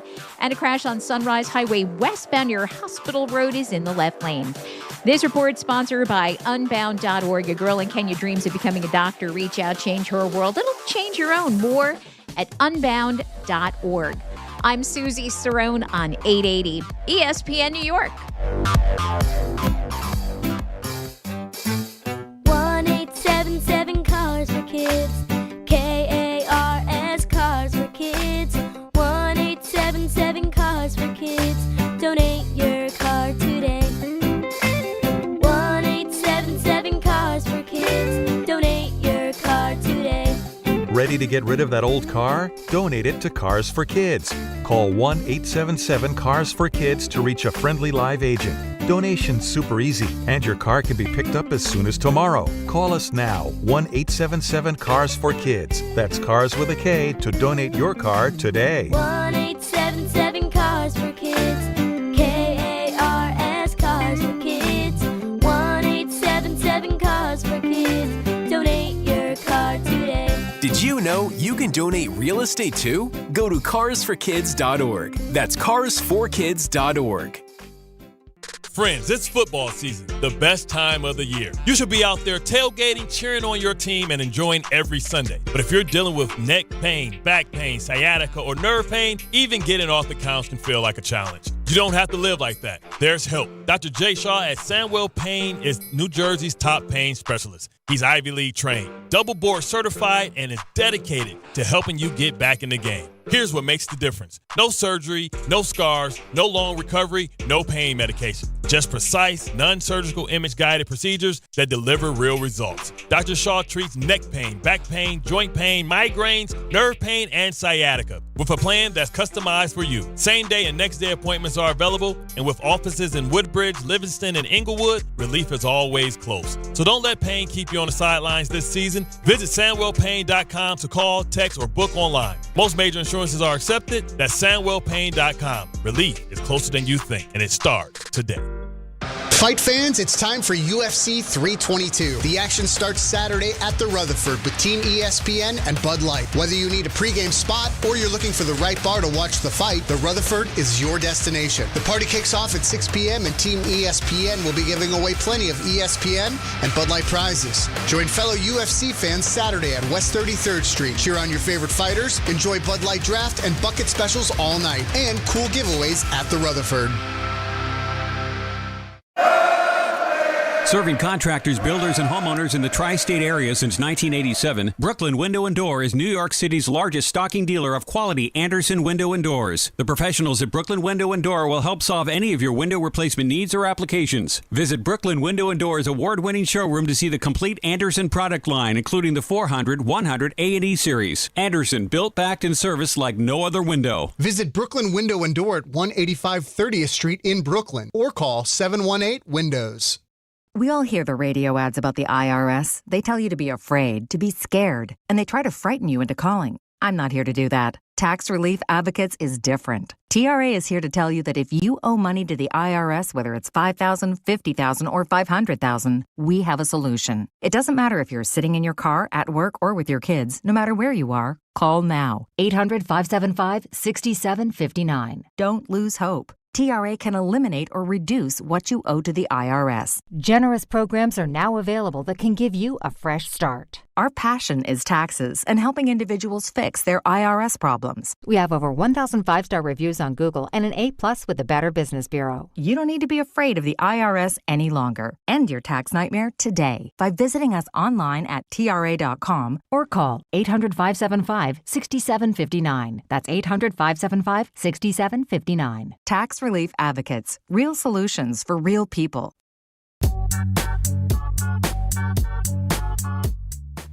Guess who's back? Back again. Hasselbeck. Tell a friend. Hasselbeck. All right. You do realize we're on camera, right? He's taking his clothes off and buttoning up. Thankfully, he was out of shot of the camera. Thank God for that. Tim Hasselbeck. See, here's the thing, Tim. You never know. When you join this show, you never know. Someone could be fully clothed. Someone might not have any clothes on. You don't know what you're getting yourself into. I knew a lot of things could happen. That actually was not one of the things that I thought might take place. That's right. That's honest. exactly right. It was low on the bingo It's card. because they don't have that fun like that at BC. They're so uptight at BC. Here we go. That's fair. That's fair. It's the Blue Blazers at BC. They don't know what these BU guys like to have fun. Hey, BC, Jeff Hafley, what are we thinking? I mean, Yeah. do you know a lot about him? And if so, what's your honest opinion about him? Yeah, I do know a fair amount about him. My brother was involved a little bit in the process when BC had hired him. And then, I'd called games in the ACC for the ACC network while he was a head coach at BC. And so, look, I think he's a really good coach. And I think, one of the ways you can kind of tell is you talk to guys that have been really good players that have played for him, how they talk about him, how they talk about what they've learned from him.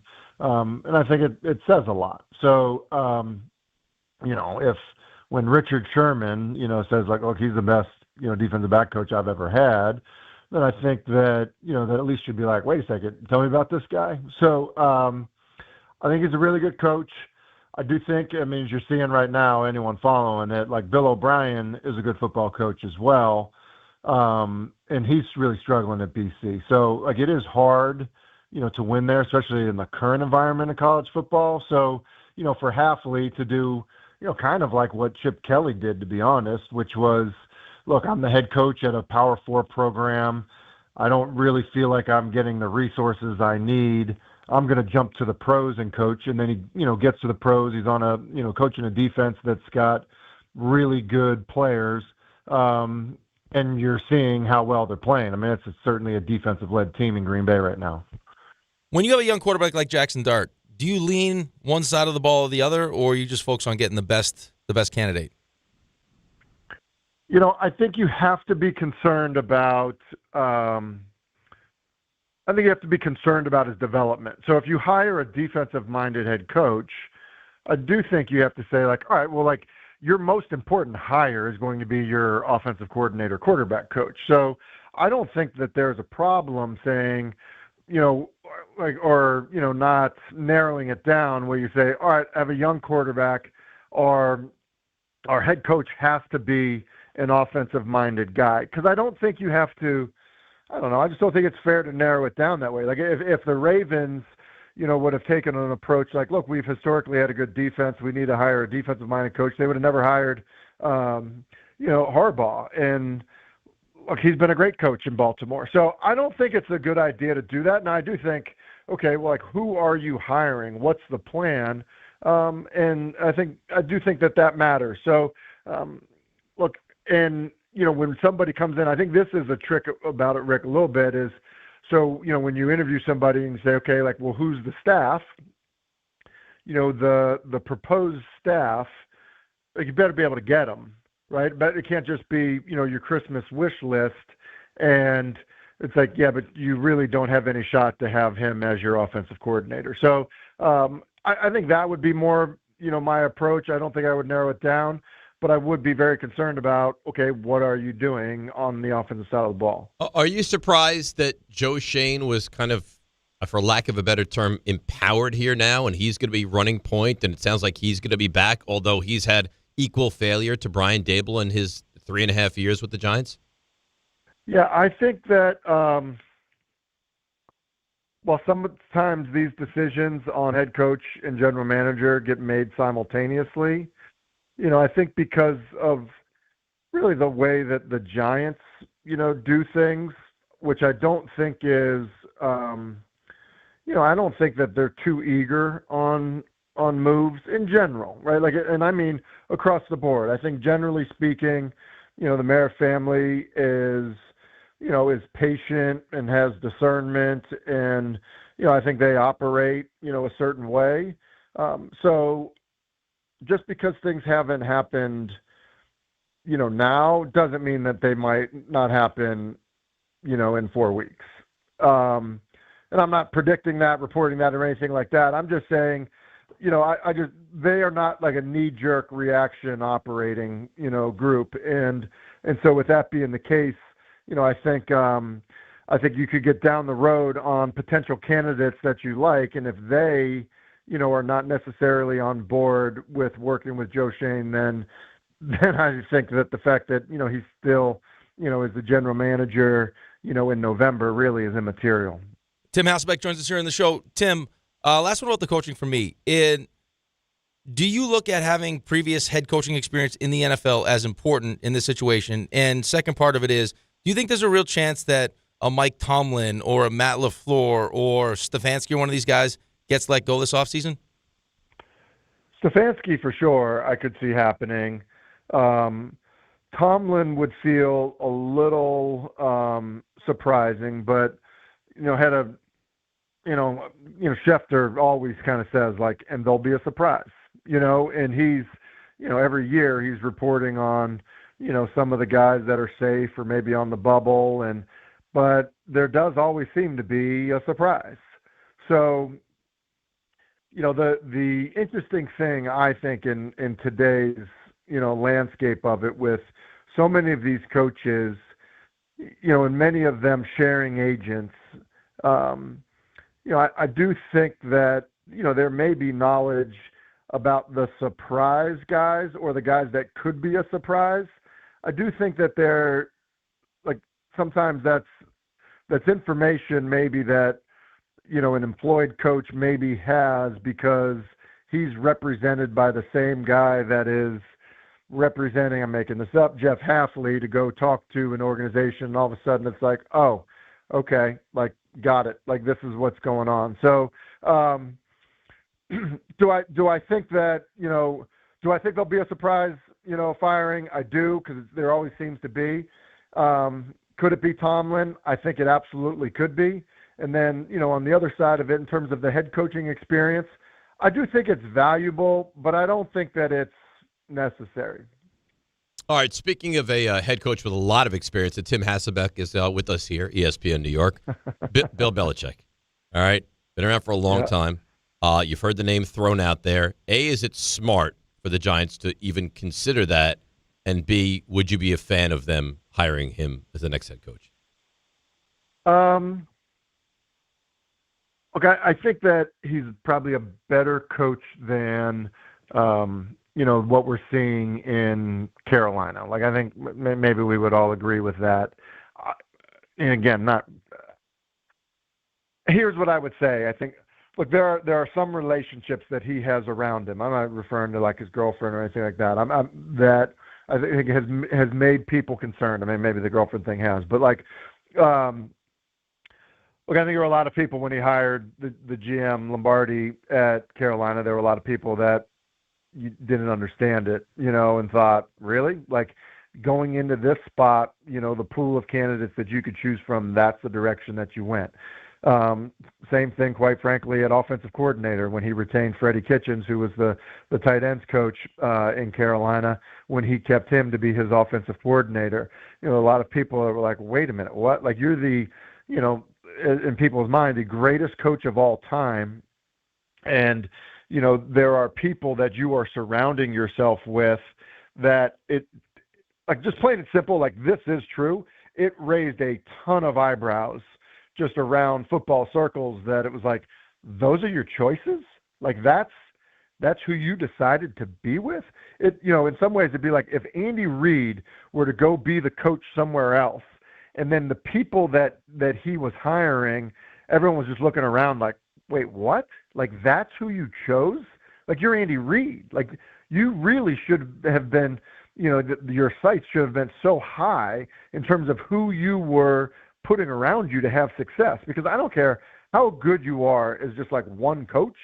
Like, you need good assistant coaches, period, at any level, certainly at the college level when, you only have so much time to develop the kids that you have. So I think the big concern I would have for Belichick is who do you see the staff being, at the Giants if you were to be the coach there? And if you didn't love it, then I would not be a fan of it. All right, Tim. So Dave and I got into an argument about this the other day. Jaxson Dart ends up inevitably getting hurt, right? Has the concussion now. And Dave is of the opinion that new coach will be able to stop Jaxson Dart from playing as recklessly as he's playing. I said he can help, but it's ultimately going to be up to Jaxson Dart to make that decision. What are your thoughts on that? Well, first off, a couple things. One, the least surprising thing I've heard so far this morning is you guys got into an argument. Yep, it happens. So it happens often. Yep. That'd be the first thing. I think there's a couple things. I definitely think it can be coached in terms of playing a little bit safer, but that at the end of the day, like, he's the guy that's out there that has to make good decisions. So my brother was a teammate of Andrew Luck's in Indianapolis, and if you guys remember, Luck was just getting hit like crazy, and it was a big problem. And so this was the coaching point, at the time, for Andrew Luck. It was less adventure on throwaways, meaning, look, okay, it's not there. Like, rather than stringing it out, like having to try to make something and like taken a hit when you threw the football away. Like, we just took 4 hits off you a game by you throwing the football away one step earlier. Like, think about that. So, 4 times that happens in a game times 18 games, like, you're taking, away a ton of hits, off of the quarterback just by that simple coaching points alone. So, like, I think that it can definitely be coached and guys can do that. Now, if you're going to make the decision to continue to run him, which clearly, Brian Daboll was doing, well, like, there's going to be natural hits. Like, that's why Cam Newton for the longest time was the most hit quarterback in the game. It's why Lamar Jackson, gets hit a lot. They run him. It's why Josh Allen gets hit a lot. They run him. So I do think anytime you run the quarterback, that's the coach's decision. So I think it's a shared responsibility for sure. But, yeah, I do think some of it can be coached out of the quarterback. How are things on Red Gables campus right now, my friend? All right, so listen, I appreciate you doing a little research, but we have 2 campuses, remember? Like, this is big time here. Of course. Red Gables is the K-8 campus. Oh, okay? man. So, so we're out on the Frist campus, but things are going well on the campus. We got one more day, mock game today, jog through. It's a mental sweat, as my offensive coordinator, Matt Hasselbeck, likes to tell the team. Mental sweat today for our quarterfinal matchup tomorrow night on the Frist campus. It will be, I think we're feeling pretty good. It was a team we played during the regular season and won by 7. So hopefully we play a little bit better and it's not that close. All right. Well, good luck. Can we watch this anywhere? Yeah, you can live stream it. You can live stream it. Ensworth Live, and it's the kids do the broadcast. It's actually amazing. How do I spell that? And I got it right in front of me. ENSWORTH. I'm watching it. What time is the game tomorrow? Yep.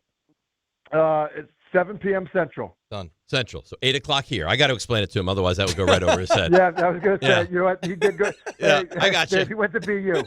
I got you. Explain the time zone, please. I got you. All right. So you want to guarantee a win or anything? No. They won't hear it now. I'm not going to. I'm not guaranteeing. Don't do that. Hey, I'm coaching teenagers, which means frontal lobe not fully developed. Okay? Yes. Gotcha. So, Yep. That's having 2 teenagers. I fully understand. Let them just have their mental sweat today, and then they'll take care of it. I understand. Tim, thank you. You're phenomenal. Appreciate you. We'll talk to you next week.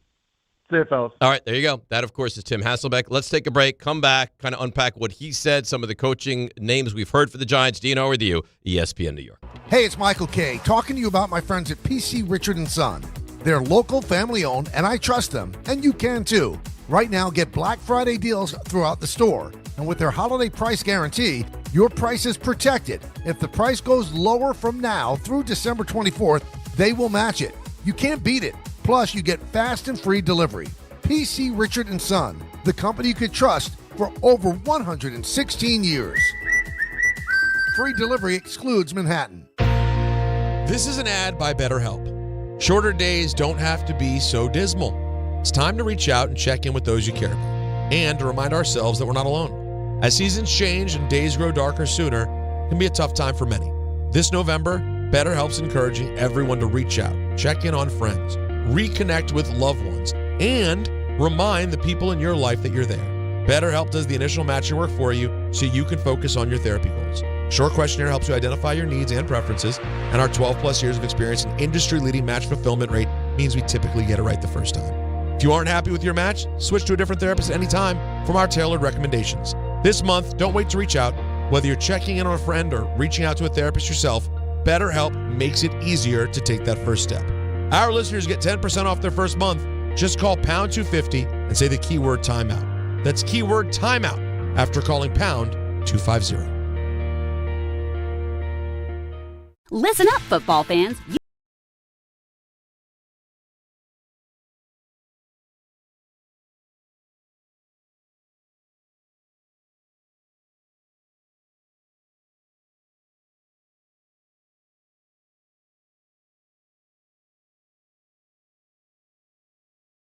At Bet365. Gambling problem? Call 1-800-GAMBLER. 21 plus only. Must be physically located in New Jersey. T&Cs apply. In-app only. Michelle's Moment here for Gainbridge and their Give Back program, Gainbridge Assist, powered by Parity.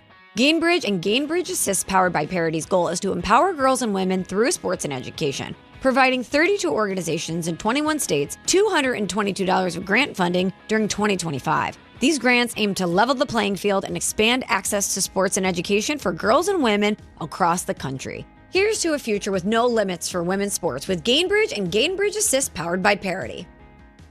Your ambition just met its match with Robinhood. Trade stocks and ETFs, options, futures, and crypto all on one platform. Get started today at Robinhood.com/yourmoney. Your money, your move. All investments involve risk, including loss of principal. Options, futures, and crypto trading carry significant risk and may not suit all investors. Securities offered through Robinhood Financial LLC, member SIPC. Futures trading is offered by Robinhood Derivatives LLC, not FDIC or SIPC protected. Crypto offered through Robinhood Crypto LLC, NMLS ID 1702840, not FDIC or SIPC protected. Portfolio management offered by Robinhood Strategies, an SEC registered advisor.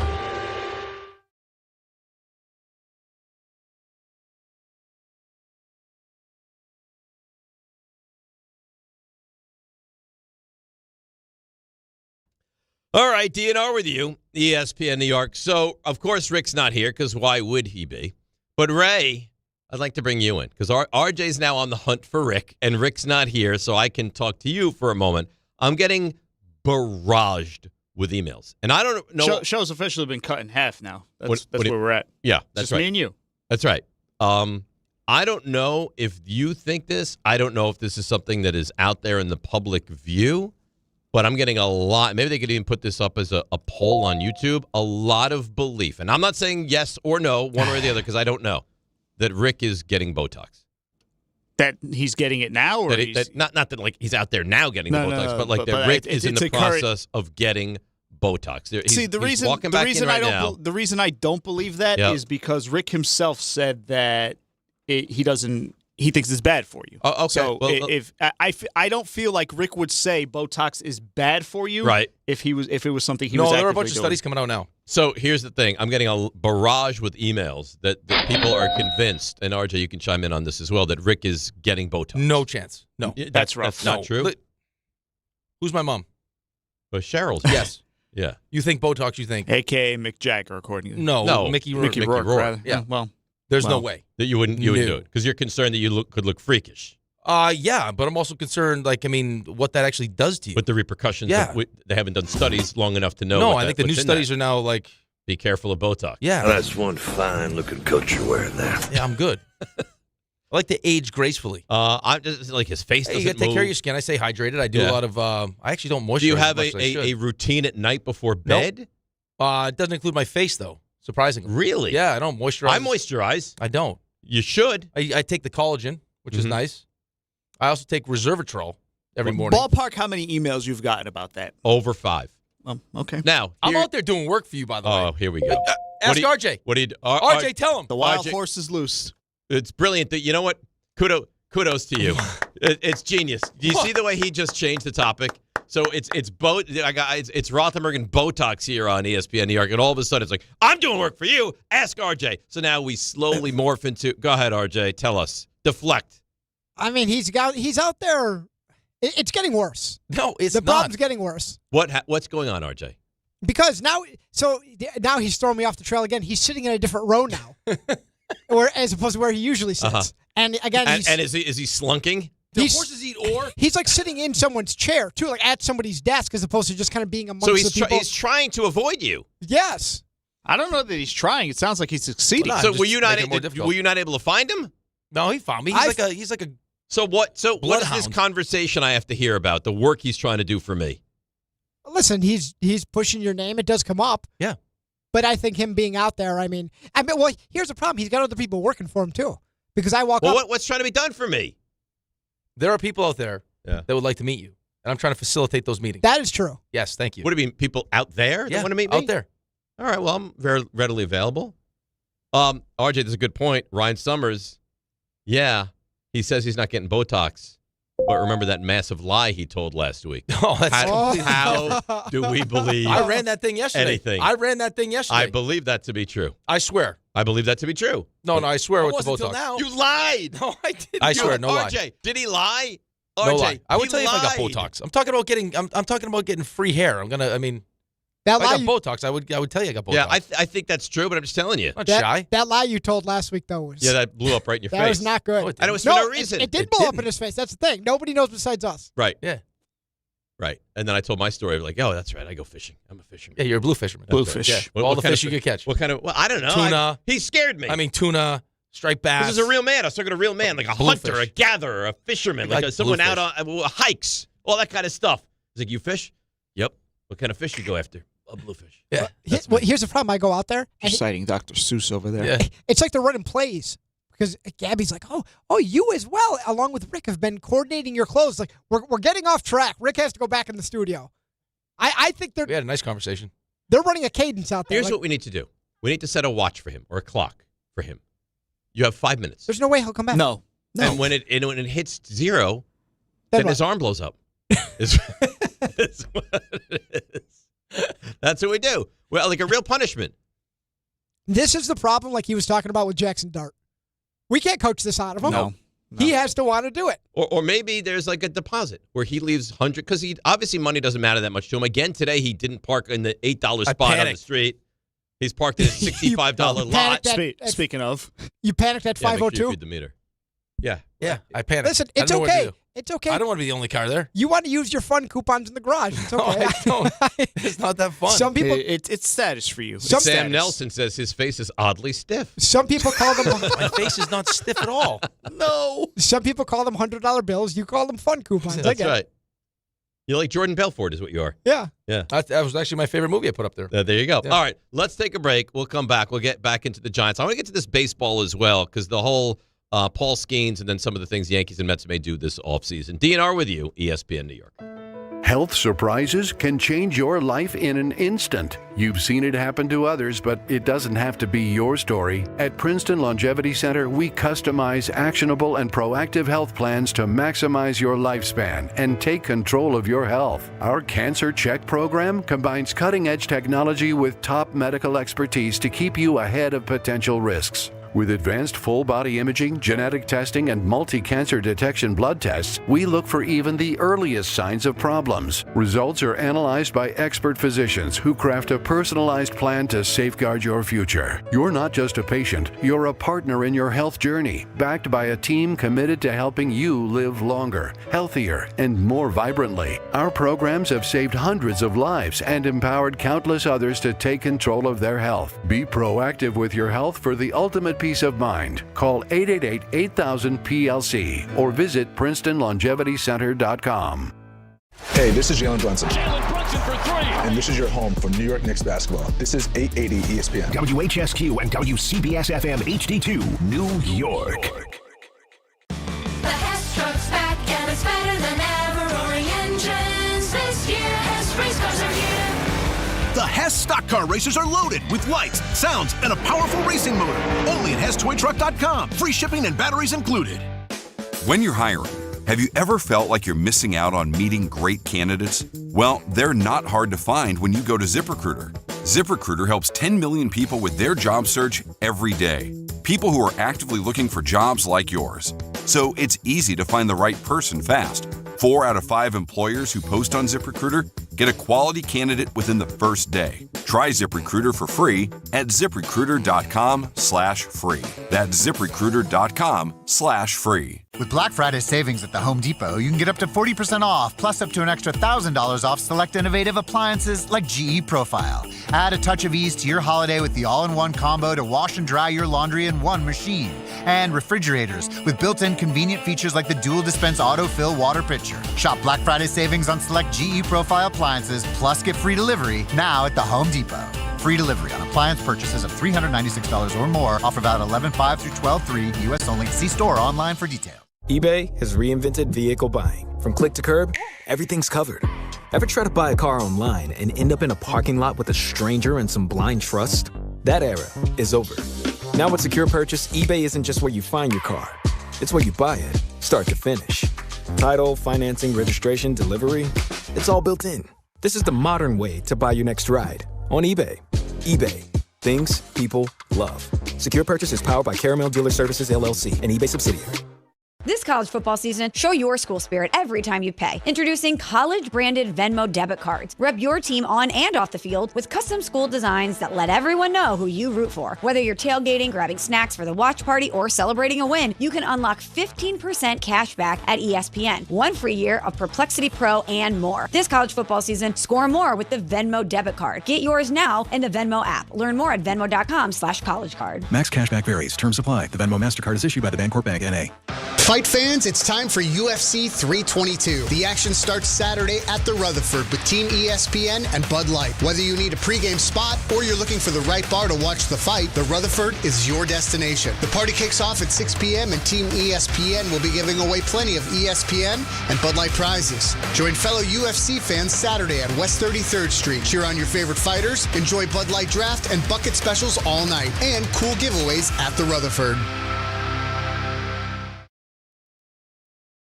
This is DiPietro and Rothenberg. That'll do it on the Knicks' undefeated home record this season. Instead of being a part of the fight, we decided that it was going to be more advantageous for us to complain to the referees. They kicked our ass. It's as simple as that. They came out with a physical presence that we didn't handle well. They took you out of your game, and the Knicks on the other side of it kind of played into exactly what Orlando wanted to do. I just didn't think we did a great job doing what we're supposed to do to set the tone, especially at the beginning of the game. This is DiPietro and Rothenberg on ESPN New York and streaming live on YouTube. All right, DNO with you. Big 9 o'clock hour. Oh, it's a Thursday. We got football tonight. Start of week 11 in the NFL. Your Jets are on the docket. Tie game halftime. You all in? Like a little juice, a little excitement? Yeah, I think there'll be some juice, a little bit. I'm not going to lie to you. Okay. I like to pretend they can draw you back in. Yeah. Always good to beat the Patriots. Oh, yeah. I would think so. Especially on Gronk's special night. Not only that, the Patriots are a team that has real plans this year. Oh, yeah. If you could somehow chop that down. Derail those a little bit? Yeah, that would be nice. Any chance you're going to take the game tonight? No. RJ, any chance you're thinking about taking this game tonight? For Epic? Not even a little. Raymond? No, I was looking at the other games this week. This one doesn't seem like one of them. Okay. I got to tell you, there's a couple that jump out to me, but we'll save that for tomorrow. Do we not feel a little bit, just a scooch, mm-hmm. that he lost his mojo when he stopped picking the Thursday games? I feel like when he was at the height of his powers. I feel like I picked the Thursday game. He picked it last week and he lost. Yeah. Well, but that's when the whole hey let's pick the same games thing started. You're trying to get in my head. Stop. No. The same games thing is criminal. It's crazy. Like the fact that you guys picked 5 consecutive games the same. Even if there's nothing nefarious going on, clearly you're just having discussion during the course of the week where, who do you like this week? Yep. And then you just picked up on that. There's no way I could say to you, let's pick the 5 same games 5 consecutive weeks, and you would do that. There's no chance. So then what? We could have a 1-4 record and have the same record on the season? But you're missing the point, though. It's not about the results. It's about the process that you getting to the results. Right. I mean, and if you're 4-1, that would be disgusting. 1-4, I understand that it's. I'm not saying you're doing anything that's benefiting you. It's just clearly that you guys are in cahoots here together. I don't care for what you're implying. No, I would say this. I would say this. If anything, the 1-4 shows me that there was something nefarious going on. Because you tempted the gods. Oh, and the god said, no, we won't let you come. Yeah. Oh, you want to be all in with Carolina? Tyler Shuck. Wait a minute. Losing to Tyler Shuck. Yep. Is criminal. I had oysters after that in celebration. I shucked them myself. That was his first win in the NFL against your team. Rick was doing dances off a spread that was incorrect. You know, it's be great, Tyler, showing your boobs all over the place because of the whole bead thing during Mardi Gras. Tyler boobs out? Yes. Dave, any chance you take the Pats tonight for your suicide pick? Or not suicide. He's already taken Survivor. Yeah, I've already used them. Yeah. It seems like the obvious choice. Well, Thanks. I would take them and easily feel 13 good about that. But that is wild to me. What? The you who are as dialed as anybody. I had the Jaguars. I had the Texans plus 1.5. Mm-hmm. They take a 1-point lead. You think they're giving 1.5. Yeah. They missed the 2-point conversion. You feel like I'm now losing. Yes. And then it was only upon that freak last play of the game that was returned for a touchdown that you thought I won that bet. Not only did I danced into the kitchen to grab a celebratory slice of pizza. So you're like it was a backwards shimmy into the kitchen. Did people see the dance? Yes, everyone saw it. So you shimmied into like 300 extra calories. At least, yeah. I believe I had a buffalo chicken slice with, at that point. With a loss. Oh, nice. With a loss, yeah. With a loss. Yeah. Interesting. All right. So you got your game tonight. Yep. we'll watch that. Yep. I don't know how much excitement there is. I want to see what the Jets look like. How long do you think? Well, over under. I'm going to put it right now. 25 minutes before Tyrod Taylor's the quarterback. Do you think that we make it to halftime with Justin Fields as quarterback? I think we make it to halftime, yeah. I think. Okay. I mean, it was bad. It was really bad last week. Oh, my God. And I know it's a good defense, but still. Like, that's... What did Rich say yesterday? He completed 2 passes past the line of scrimmage? Yeah. In the game? He threw for 54 and 42 as a screen pass. Right. It was bad. And they won. And now you don't And have they Garrett won. Wilson. I know. I don't know how they won that game. Well, they score. When you score multiple touchdowns not on offense, you have a chance to win any game. But then I got to hand you this game tonight. I might get involved in this game tonight. You're going to lay that one? You're going to lay that many points? Yeah, I think they're going to kill them. But still. But all right, take it. I don't know that I'm Hey, going you want to. to add Don't juice to the pressure game? me. You want to add juice to the game? Add some juice to the game. RJ, you can't see 27-10 tonight? No, of course I can. Okay. So if I took the Patriots, you'd be like, ooh. No. I'll tell you what, if you said to me you have to pick this game, I would definitively take the Patriots. It feels like you want to. I want to. Go ahead. Don't pressure me, okay? Here's the thing. I do want to. I would like to take it. But truth be told, So what's stopping you? I'm scared. Why? I'll tell you why. Because you take a Thursday game, and there's this added pressure. What? How many takeaways do you think the Jets have all season long? One. Well, we didn't have to think about that. You we knew. You didn't know that? No, We I knew. knew it, but now seeing it, it's One. It happened They in don't have an London. No picks. They don't No have an picks. interception yet. Correct. And how many turnovers do they have in this country? None. None. They don't have an American turnover. None in the United States They of don't America. have an Yes. American turnover this season. It's rough out How here. many more nationalistic teams are there in the league? They will not take from That's another right. team in this country. That's right. They will not take the football from you if it's on the soil. You know who can't be happy about that? Ambassador Johnson? He can't be. He Terrible. can't be. Although So we they don't did create- their best work over there. So we have no Garrett Wilson. Our quarterback can't throw. Right. We can't turn the other team over. And, oh, by the way, New England gives up less than 80 yards a game rushing. But I do Maybe remember. I'll take the Patriots tonight. I do remember, because then you know what would happen. Patriots win by 10. And then you'd lose the game and you'd feel sick. That's happened because- twice so far this season. Right. Yeah.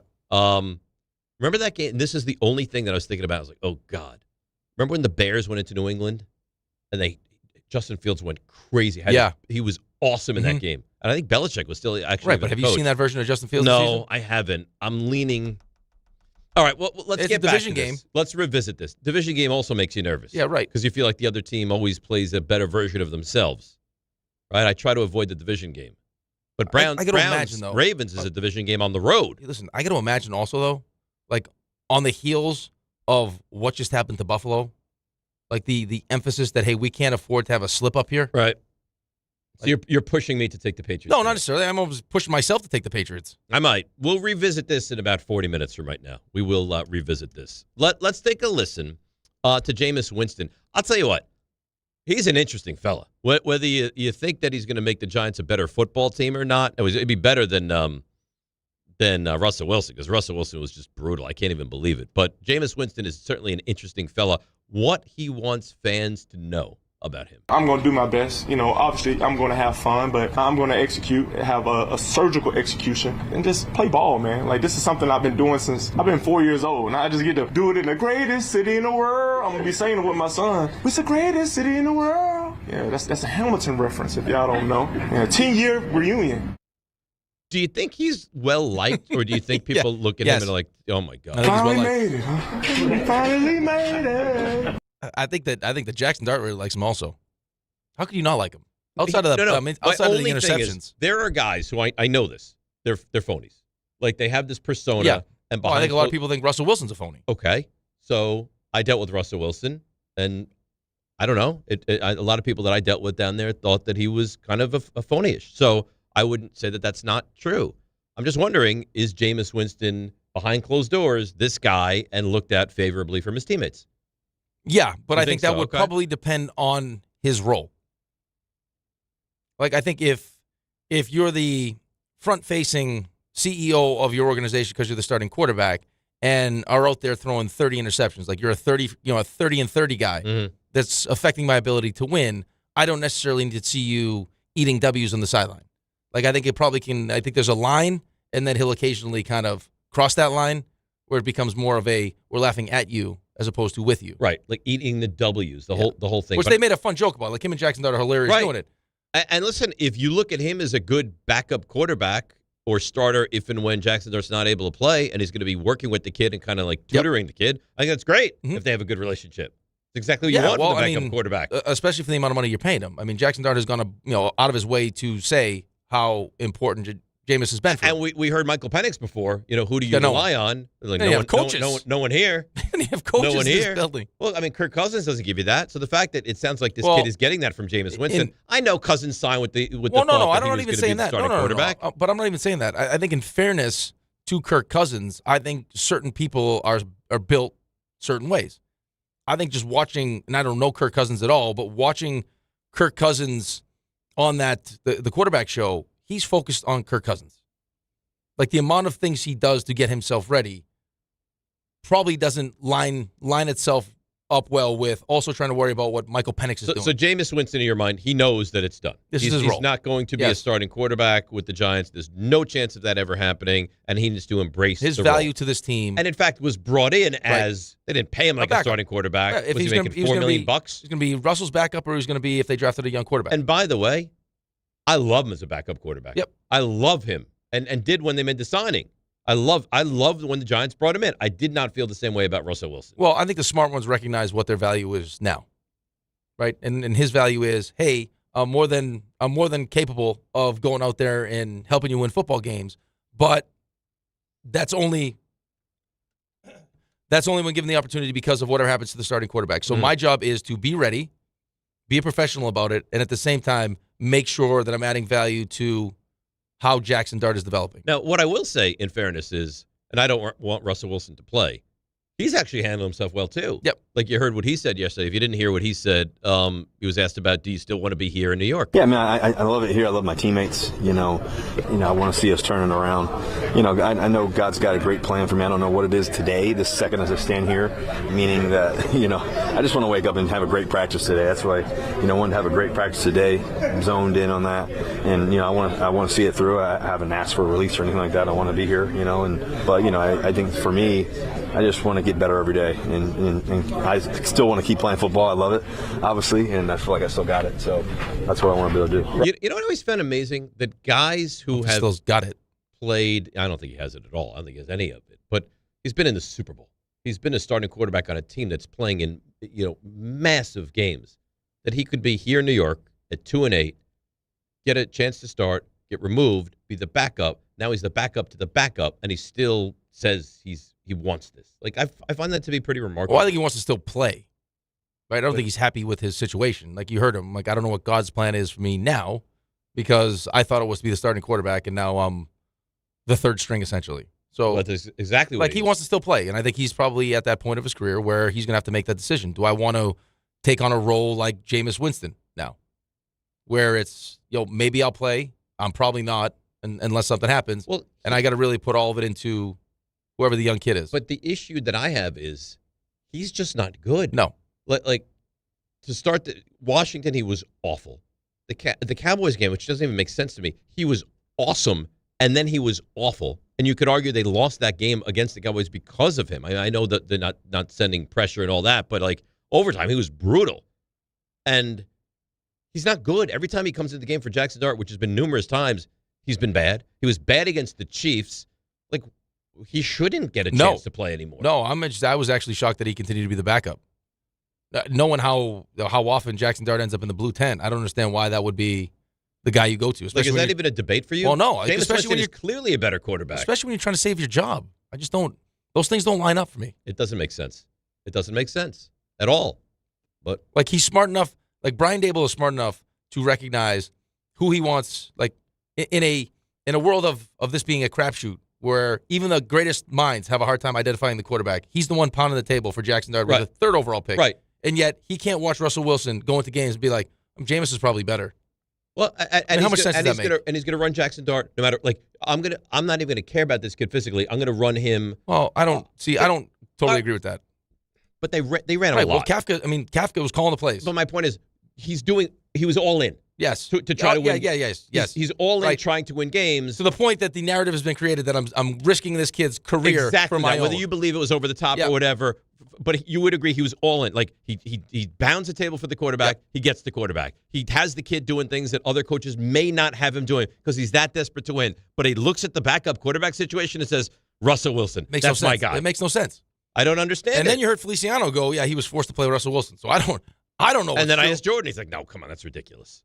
It's a player, though. I get it. Well, Jordan's around the team. Like, you think Jordan might know. What a person around the team that's covering the team knows and what a person that's played on the team that still has friends on the team knows, completely different things. Okay, fair. So, I don't know. Doesn't add up. Doesn't add up to me. I don't know how you could be that desperate and still keep going back I don't know how to anybody, the Russell Wilson well. I mean, you ask anybody watching just with your own eyes. You don't have to be like a football savant. No. You don't have to be the John level of quarterback play, right? Just if you watch these games, it's pretty apparent Russell Wilson's done. Yeah. It's over. Yeah, I don't know. I don't get it. And I It doesn't actually line up. feel sad for him because I feel like someone in his inner circle should say, you're just not good anymore. Can you not do that to a guy like that? That's a tough conversation. But you had that eventually, conversation. my wife did it. But All right, so are we not there with him? You think he's got something left? No, it doesn't look like it. Okay, so? No, I mean, it doesn't look like it. You want to be Muhammad Ali where at the end it's like, no, oh my I think God. that's a little bit different, though. I mean, I don't think he's like... You want to be Willie Mays where at the end it's like, oh, this is not Russell Wilson. This is not Willie Mays. This is not that player anymore. But that, I mean, at the end of it, even if, like, after my wife said it, then you have to have your own personal conversation. Where I you guess got to have to look decide. yourself in the mirror Yeah. and say, like, can Is I this live? still worth? Can is I this- live with myself if I just give up now? Is this still worth it? Do I have anything left in the tank? Right. If I do these certain things during the offseason, can I get it back? Is it the situation? I mean, can he be a starting quarterback in this No. league? Well, let me. You're not sure what you're going to do at quarterback next year. If I tell you you don't want any part of it. No. So how many teams do you think are in a worse situation than the Jets for quarterback? Not a lot. No, not a lot. No, I can't. So do you think there are teams that are going to be lining up? Do you think there are teams that would line up for him to be the backup quarterback? Depending on, I think it would all depend on the information you're receiving from other people around Russell Wilson and his work with Jaxson Dart. If If it was a great helper to the young like kid. if you found out from Jaxson Dart's agent that one of the things that Jackson kept talking about was how much he's learned from Russell Wilson, right? Then, like, hey, if you're, but God forbid you have to play him. I know. Like, hey, if you're like Tennessee with Cam Ward there, or you're like one of these teams that draft a rookie quarterback, would it be worth having him in the So locker could he be? I think a backup who is a tutor, maybe. Yes. Can he be a backup that might have to go in and play? I don't think so. I think as far as like work ethic and the preparation leading up to a game, he would be a great fit. Yeah. Because I never questioned that part of it. Like almost to the point where like he embarrasses himself, where he's like, standing in the end zone with no one around him doing like the plays, and I guess he's like doing exercises in the airplane, like almost like a little bit like above and beyond too where much? people now are Yeah, like shaking their head. Yes. But I mean, I guess that's just who he is now, and I guess. RJ. Hi. Oh, there you are. You Hey. were very delayed on that response there. Sorry. How you doing? Pretty good. That's good. How's your hair? It's solid. You think I should ask you how you're doing and then separately ask your hair how it's doing? No, I don't think you need to Does do that. does it speak for itself, that hair? Does the hair respond? It does not. I'm PJ. I mean, if science will one day enable that to be possible, then yeah. But RJ. I'm not there yet. What's up? How often does Ange mention your hair? Not that often anymore. Anymore. But at the beginning of the relationship, was she taken with your hair? I think so. she probably ran her fingers through it. Did she? Yeah, it was longer back then too. It was Right nice. now, you $2 million cash. You never have hair the rest of your life. Ooh. You take it. You take it? I think I have. to. I think I have to, but that would be. I don't know how happy I'd be. I would really put to no the, hair. I'd really put to the test. Can money buy happiness? You could buy a beautiful toupee. No, he's got to be bald. Oh, he can't have it. He can't wear a nothing, toupee. Nothing. See, I don't really know how like round my head is. This would be a real experiment. I had a coach It's a that wore a big risk toupee, if and you I don't never know. knew. Really? Yeah. So that's great. It's great until Yeah. someone walked in and it was off. It was like just on the lamp. It was like he was just Why'd like, you take it off? Though? he had it on the lamp because the Want- sleep. Want He to had let it on the lampshade. Want to let his scalp breathe. Let his scalp Yeah. breathe a little bit. I guess. I don't Yeah. know. When you have a toupee, do you shower in the toupee? I think Billy Smith used to shower and then like wash under it. Okay. Yeah. Because I would imagine get molding kind of Yeah, gross. that's right? gross. So There's all some right, really nice looking ones that I've seen. Oh, yeah, I'm sure. $1 million, RJ. No, you just said he'd only I do know. it for two. But Yeah, now what? I'm seeing where the number is. Tax-free cash. Dave, we'll find the number. Yeah, A suitcase of yeah, money. I think I still would. $1 million. Yeah. We could give the $1 million to Dave's friend who evades tax. There you taxes. go. Take care of it nice and easy for you. Yeah, he could be useful. We'll launder it for you. Don't worry. And then you'd rat me out in a second. No, never. Got a system for that. The second your feet get held to the Dave fire. would actually think it was like he was actually washing money. Where's the money? It's in the washing machine. That's right. We're soaping it down. All right, RJ. Yeah. You ready for the stuff that you missed? Oh, okay. Let's go. Walk-up three-pointer. He got it! See ya! Put it in the box! The you missed. Oh, alrighty. So the Knicks, not great last night. Lose to the Magic. Not particularly close. They lose Jalen Brunson to a turned ankle. So Brunson was seen last you got no night. good news this morning, Nope. Leaving MSG in a walking boot and using crutches. I should also tell you that this is the same ankle that Brunson sprained last season that forced him to miss 15 games. Great. Awesome. That was he hurts his ankles and feet a lot. Yeah, I mean, that was initially a 2-week constant, injury and went all the way into more than that. So we shall see. They had no update after the game. So in the meantime, the Magic snapped the 5-game win streak of the Knicks, and the Knicks no longer undefeated at MSG. That run ends at 7-0. Pretty good run. Of course. Magic were also without Paulo Banchero in the second half, too. So no excuses for that beatdown. I mean, Brunson left late in that game. So elsewhere around the NBA, Nikola Jokic put up 55. Nuggets beat up on the Clippers. By the way, Clippers going to be without Bradley Beal. He needs season-ending hip surgery, so his year is over. Bradley Beal, look at the Buffalo Beals. Steph Curry dropped 46 last night, and the Warriors beat the Spurs, who had dueling triple-doubles from Wemby and Stephon Castle. 73rd time Steph Curry's dropped 40 in his career. 43rd time he's done it since he turned 30. Only Michael Jordan has done more after turning 30. Interesting situation playing out in Dallas beyond the firing of Nico Harrison. Anthony Davis trying to return. Sounds like he wants to return. They need ownership sign-off for him to return to the court. Isn't this what happened with Luka? I feel like this happened with Luka. Why would you need ownership sign-off? Sounds like he wants to play. Sounds like the coaching staff wants him to play. The medical staff not on board yet, and ownership will be the final hurdle. Well, if the medical staff doesn't sign off, I guess that's something. But I guess he's saying, like, I'm good enough. Right, but if the owner doesn't want the medical staff to sign Then they off, tell the medical staff staff's not going to sign off. Well, what is the whole point? They want to trade him? They just want to tank games? I think they're evaluating where they're at, Weird. which is, who knows? Full reassessment. Weird. Yeah. LeBron practiced with the Lakers G League team with his sciatica issue. Jets and Patriots tonight, as Dave Ponder's taking this game. Maybe Rick, too. No Garrett Wilson in this game. Saw Rich Sabini put out there that he confirmed that Garrett Wilson will not play tonight. And he cited in his own tweet that this was originally reported by ESPN on Monday. He would miss several weeks. That's rich. Which I respect. Yeah. A little trollish. You might as well lean into it now. Patriots going to be without running back Ramondre Stevenson, Keyshawn Boutte, and Austin Hooper. New England also down their starting linebacker Christian Ellis. Pats come in. Christian Gonzalez going to play in this game. He's very good. Yeah, terrific. I don't think they've lost with him in the lineup this year. Well, the question is not whether they win or not. The question is whether they cover it. Pats come into this game with a win streak of their own. Jets obviously have won 2 in a row. Pats have won 7 in a row. 7-2. Who cares? It's a streak. Something's got to give tonight. Something's got to give. Something's got to give tonight. Younghoe Koo is the kicker now for the Giants because Graham Gano back on IR for the second time this season. It's going to be the death of me, this whole kicking situation. It's not great. Lamar Jackson did not practice, but it sounds like he's going to be okay, is what the Ravens are saying. They take on the Browns this weekend. Also, Brock Purdy. Sounds like that's happening. He and This week? Yeah. He and Ricky Pearsall. Wow. In line to play for the Niners. Reinforcements.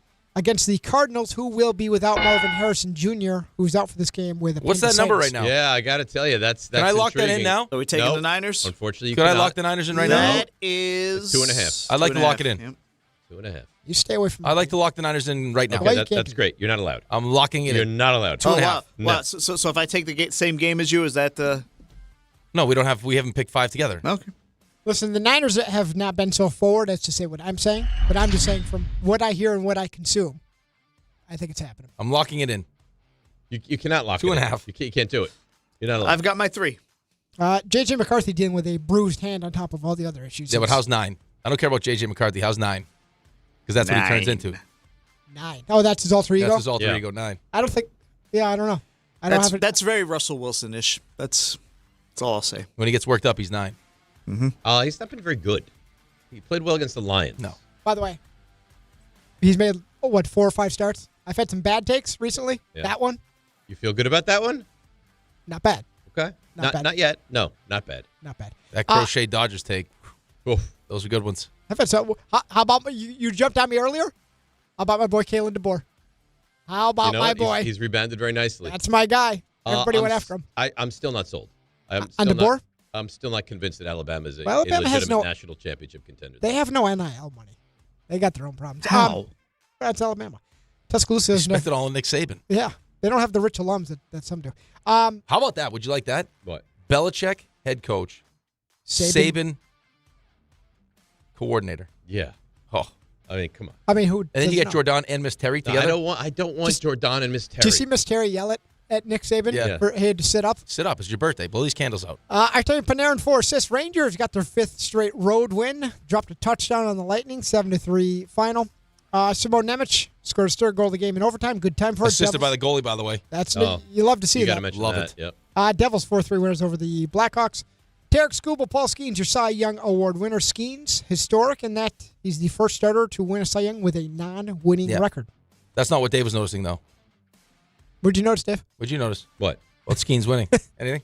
No, nothing. I mean, good for him. He was much more excited than when he won Rookie of the Year last year. Yeah, no, it's big stuff. Got double fist pump. Brian Cashman spoke He yesterday. has a lady friend that's always around. Yeah, what is that? She's pretty. Libby Dunn. Oh, yeah? Just bought an apartment in the city. Yeah, I saw that. She was not approved Sure for an you did. apartment. Just saw that. Just saw I'll that. show you a picture of it. Just saw that, huh? Yeah. I was in the We're going there neighborhood. after the show. Brian Cashman spoke yesterday, said the Yankees very interested, bringing back Cody Bellinger. Trent Grisham, by the way, has until Tuesday to accept their 1-year qualifying offer, $22 million, or head to free agency. And Michigan State gets a 3-year probationary period, 14 wins vacated. They're punished by the NCAA for ineligible players. You don't want Grisham to pick. You don't want Grisham to pick that up. No, you can't. In fact, but why wouldn't he? Why wouldn't he? Because he can't. I mean, This might wouldn't be you his want one ticket. multi-years? Like, he's not going to have a better season than he just had. Right, but he's not going to ever get more money in 1 year than that. Yeah, but you got to look through. I mean, So you 3 for 45 is better than 1 for 22 Yeah. and a half? This seems like a. especially with a pending lockout. I heard Kay talking about this. It seems like a heck of a dice roll to try to get like a 4th-round pick, and that he turns it down, and that's the qualifying. Well, offer God that forbid he comes back. accepts it, though. You're at $22 million. All right, let's take a break. Let's get into the baseball. Got some sound I want to play for you, get your opinion on a few things, and then we'll see if anyone's going to take the game tonight. I just might. Sounds like Rick may as well. DNR with you, ESPN New York. All right, let's see what's happening on the roads. Here she is. Let's welcome in Susie Cerrone. On this Thursday, alternate side and meters in effect. BQE southbound at Broadway, you're good to go. That earlier problem with the manhole cover is gone. Inbound George 30 at the upper, 20 at the lower. The inbound Lincoln is 20. The Holland about 15 from the Turnpike, 25 minutes from 1 to 9. New Jersey, heavy delays on Route 1 North and into Paulus Boulevard from an earlier accident. There's a crash on 280 westbound near exit 16. And you've got minor delays on the thruway southbound out of Westchester. Crash on the Hutch northbound at King Street. Single laning with that. We're sponsored by Unbound.org. A girl in Kenya dreams of becoming a doctor. Reach out, change her world. It'll change your own. Unbound.org. I'm Susie Cerrone on 880 ESPN New York. Make cancer screening a part of your annual healthcare routine. New York Presbyterian offers a full range of cancer screenings, including lung, cervical, prostate, colorectal, breast, and more. Regular cancer screenings could save your life by detecting cancer at its earliest, most treatable stages. Screenings are available across New York City and Westchester. Learn more at nyp.org/cancer screening. Stay amazing. New York Presbyterian. Score a win this game day with Amazon Pickup, the MVP of package pickup. Need that new football jersey for the big matchup? With Amazon Pickup, you can collect your order from secure Amazon lockers or counters near you on your schedule. Whether you're running from work or home or straight to the tailgate, Amazon Pickup makes it easy and worry-free at no extra cost. Don't miss kickoff. Grab your gear and your packages when it works for you. Find your nearest Amazon Pickup location at amazon.com/pickupmvp. That's amazon.com/pickupmvp.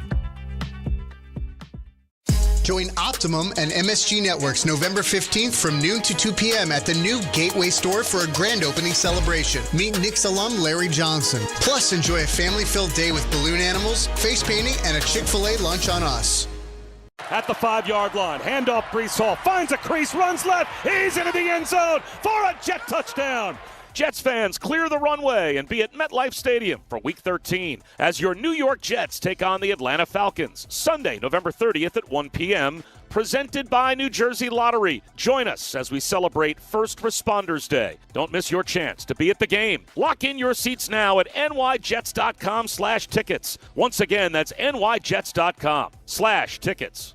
Do you owe $10,000 or more in credit card debt or personal loans? With credit card debt at all-time highs, Debt Relief Advocates is urgently notifying consumers of debt relief now being made available, designed to aid consumers with out-of-control credit card debt. Those who qualify and enroll for this relief program will only have to pay back a fraction of what they owe. This is not bankruptcy or a debt consolidation loan. This is a relief program that credit card companies would rather you not know about, as it ends your debt nightmare and saves you lots of money. Consumers owing at least $10,000 in credit card debt or personal loans can now take advantage of this debt relief as the cost of living skyrockets. Debt Relief Advocates has established a relief hotline for you to call to learn what debt reduction you may qualify for, so don't wait. For this free information, call the Relief Hotline at 800-606-8737. 800-606-8737. 800-606-8737.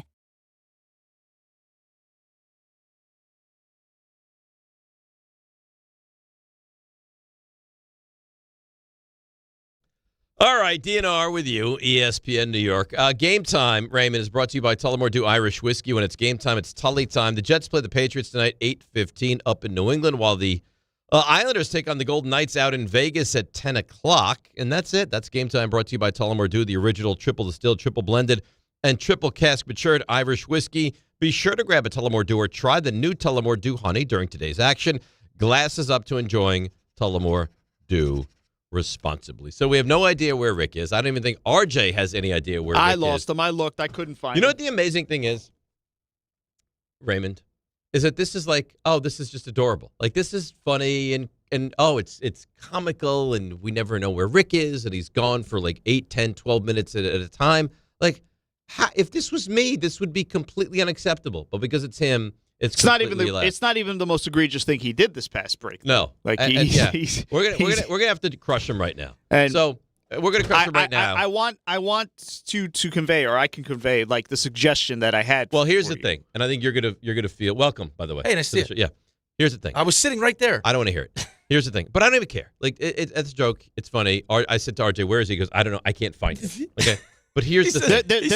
There's another issue. We need bigger to get issue. something deeper than that. He says to Danny, he goes, because I can hear him, because I'm like in that row, but kind of like tucked in the back by Kevin. He goes, "You look like you know something." That's great. That's great. You put RJ, who's got enough on his plate. Yeah, now I'm he has done. to go That on, was the on last a search one. for you. I just wanted to see if I could hide. No, it was not the last. No. Yeah, now it's not done. Why? Now we have a bone to pick with you. We have a problem. Yeah. We have a problem. So you couldn't be more desperate to get up and get out of the studio, right? Yeah. And in that haste to leave, I left my microphone you on. left your microphone on. Not the first time. I was talking about things I shouldn't have been talking about. So now there's a chance I'm fired. No, that's not true. But you did leave your microphone I'm sorry. open. So please, That's dear why we have God. Ray, though. No, I noticed it. But you have been Okay, so see, I need to choose my words carefully here. No, say how you say what you want to say, Ray. Say what you want to say. In previous setups of our studio, I had easy access to an on-air light. I could tell when the studio was hot. Mm-hmm. I don't really have that ability anymore. So, like, it's a little extra effort to tell. Now, it's part of my responsibility. I got to watch out for it. Well, you know what'll happen, though, because he's Teflon, nothing can happen to him. So if You'll never he see gets me up again. and leaves, You'll never see me and again. leaves his mic on, I would take the bullet. And something goes out on the air that shouldn't go out on the air, this will be I would your totally fault, take the bullet. followed by my fault, followed by RJ's fault, and then it's like, yeah, Rick, please don't do that again when you leave the studio. You should probably turn off your microphone. But we got this beautiful new recording sign. What was on when you left? It was on. That's exactly what would happen, and the line of demarcation would be drawn after me between Rick, and Rick would be like, you know what? I can't do that again. Oh, who are these new people I'm working with? Yeah, and your new co-host would be the ass man. No, Yeah. I told you. You get fired, I'm leaving. All right, well, we'll see. Anyhow, Take note again, of that. You know what Raymond wants to do? Raymond says I should have a bottle filled with water, and every time you do that, I should spray you on the way out. I want you to spray. Every time you get up without turning the mic off. I'm not humping his leg. Yeah. Like Pavlov's dog. When you get up, you leave that. I spray you. Now you pay closer attention. All right. So Brian Cashman spoke yesterday. It's the GM meetings going on right now.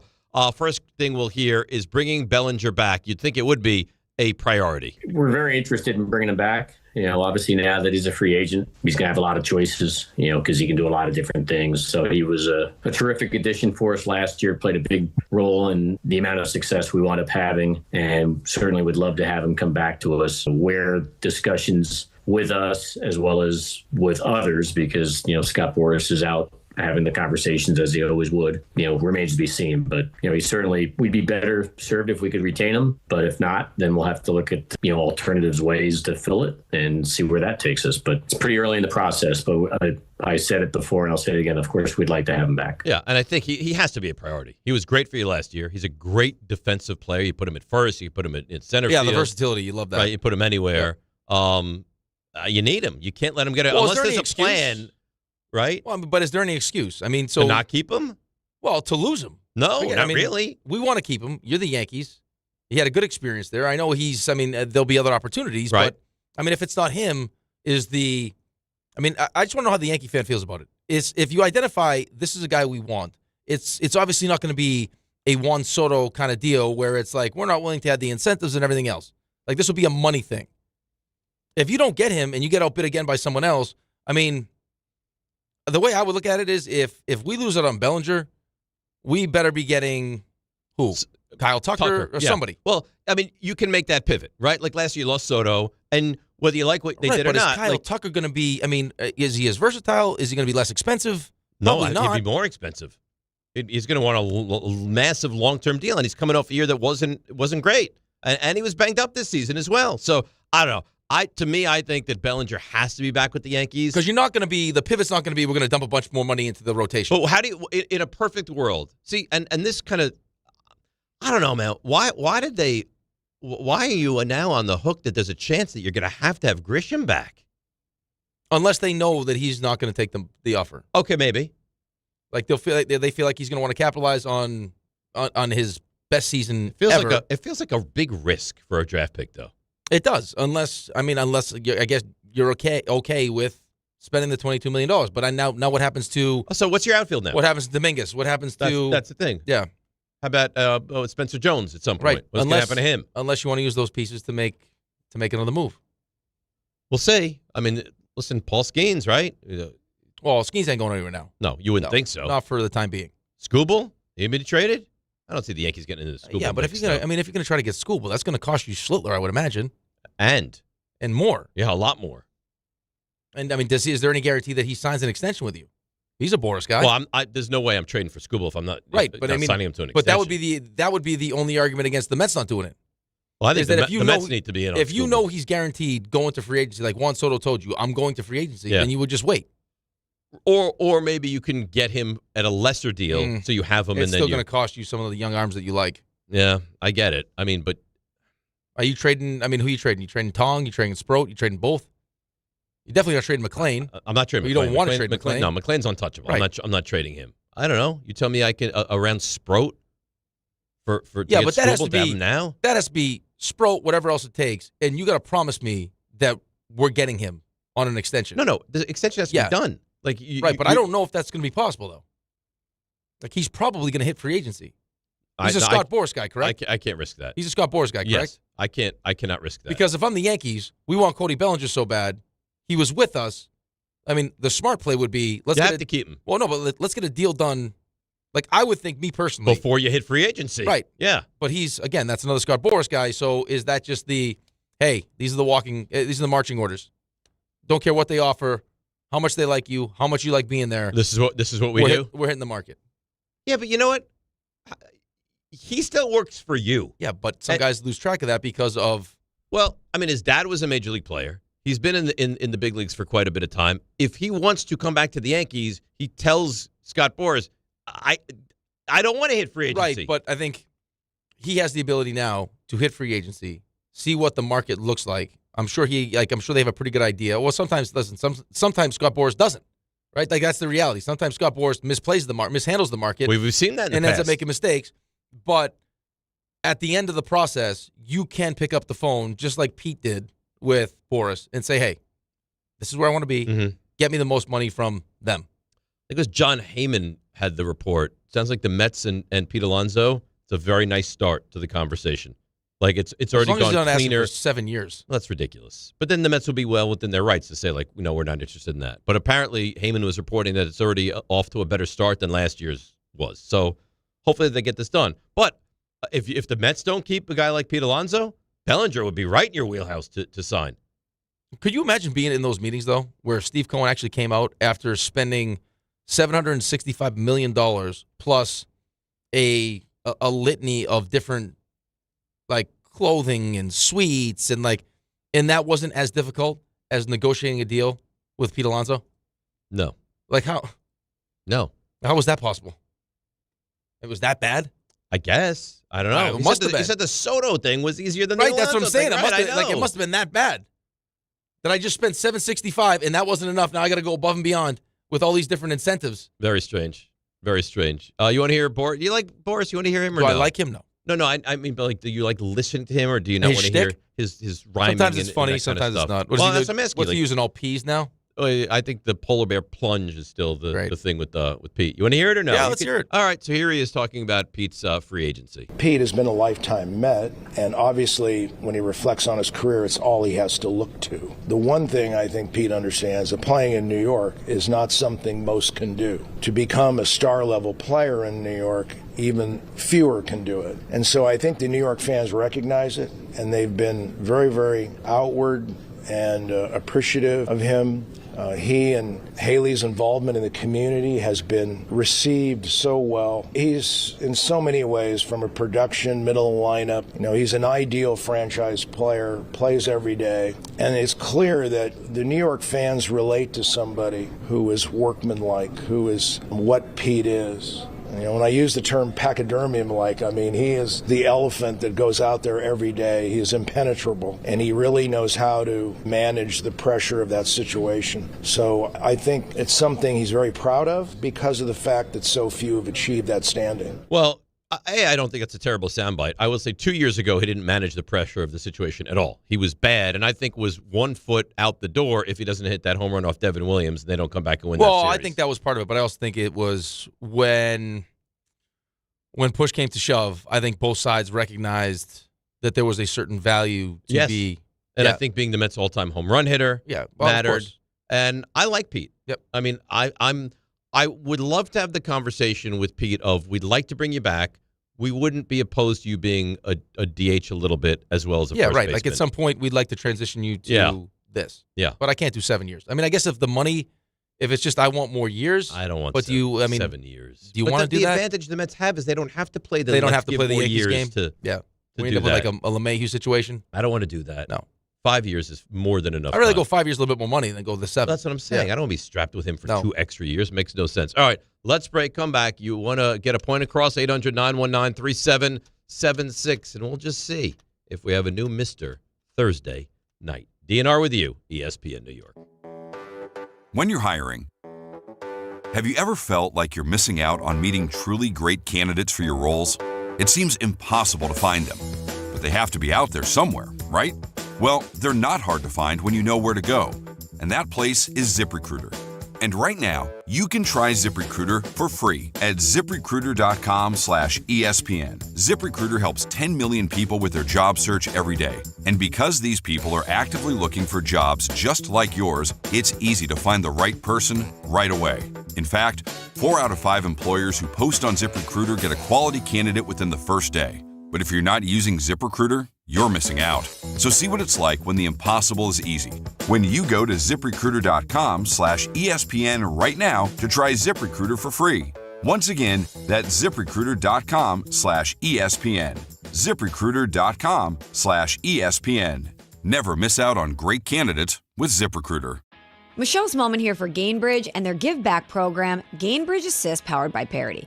Gainbridge and Gainbridge Assist, powered by Parity's goal is to empower girls and women through sports and education. providing 32 organizations in 21 states $222 of grant funding during 2025. These grants aim to level the playing field and expand access to sports and education for girls and women across the country. Here's to a future with no limits for women's sports with Gainbridge and Gainbridge Assist powered by Parity.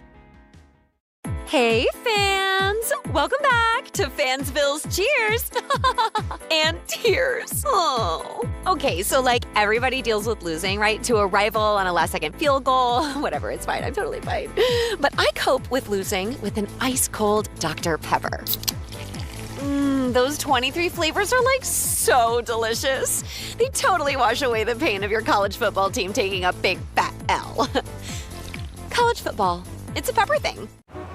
Right now, police are stepping up patrols to make sure drivers and pedestrians obey our crosswalk laws. Why? Because every year in New York, people are injured or killed just crossing the street. So remember, pedestrians, obey traffic signals and use crosswalks. And drivers, yield to pedestrians in crosswalks. If you don't, we will educate you on the law, and you may get a ticket, because tickets get attention, and that saves lives. A message from the Governor's Traffic Safety Committee.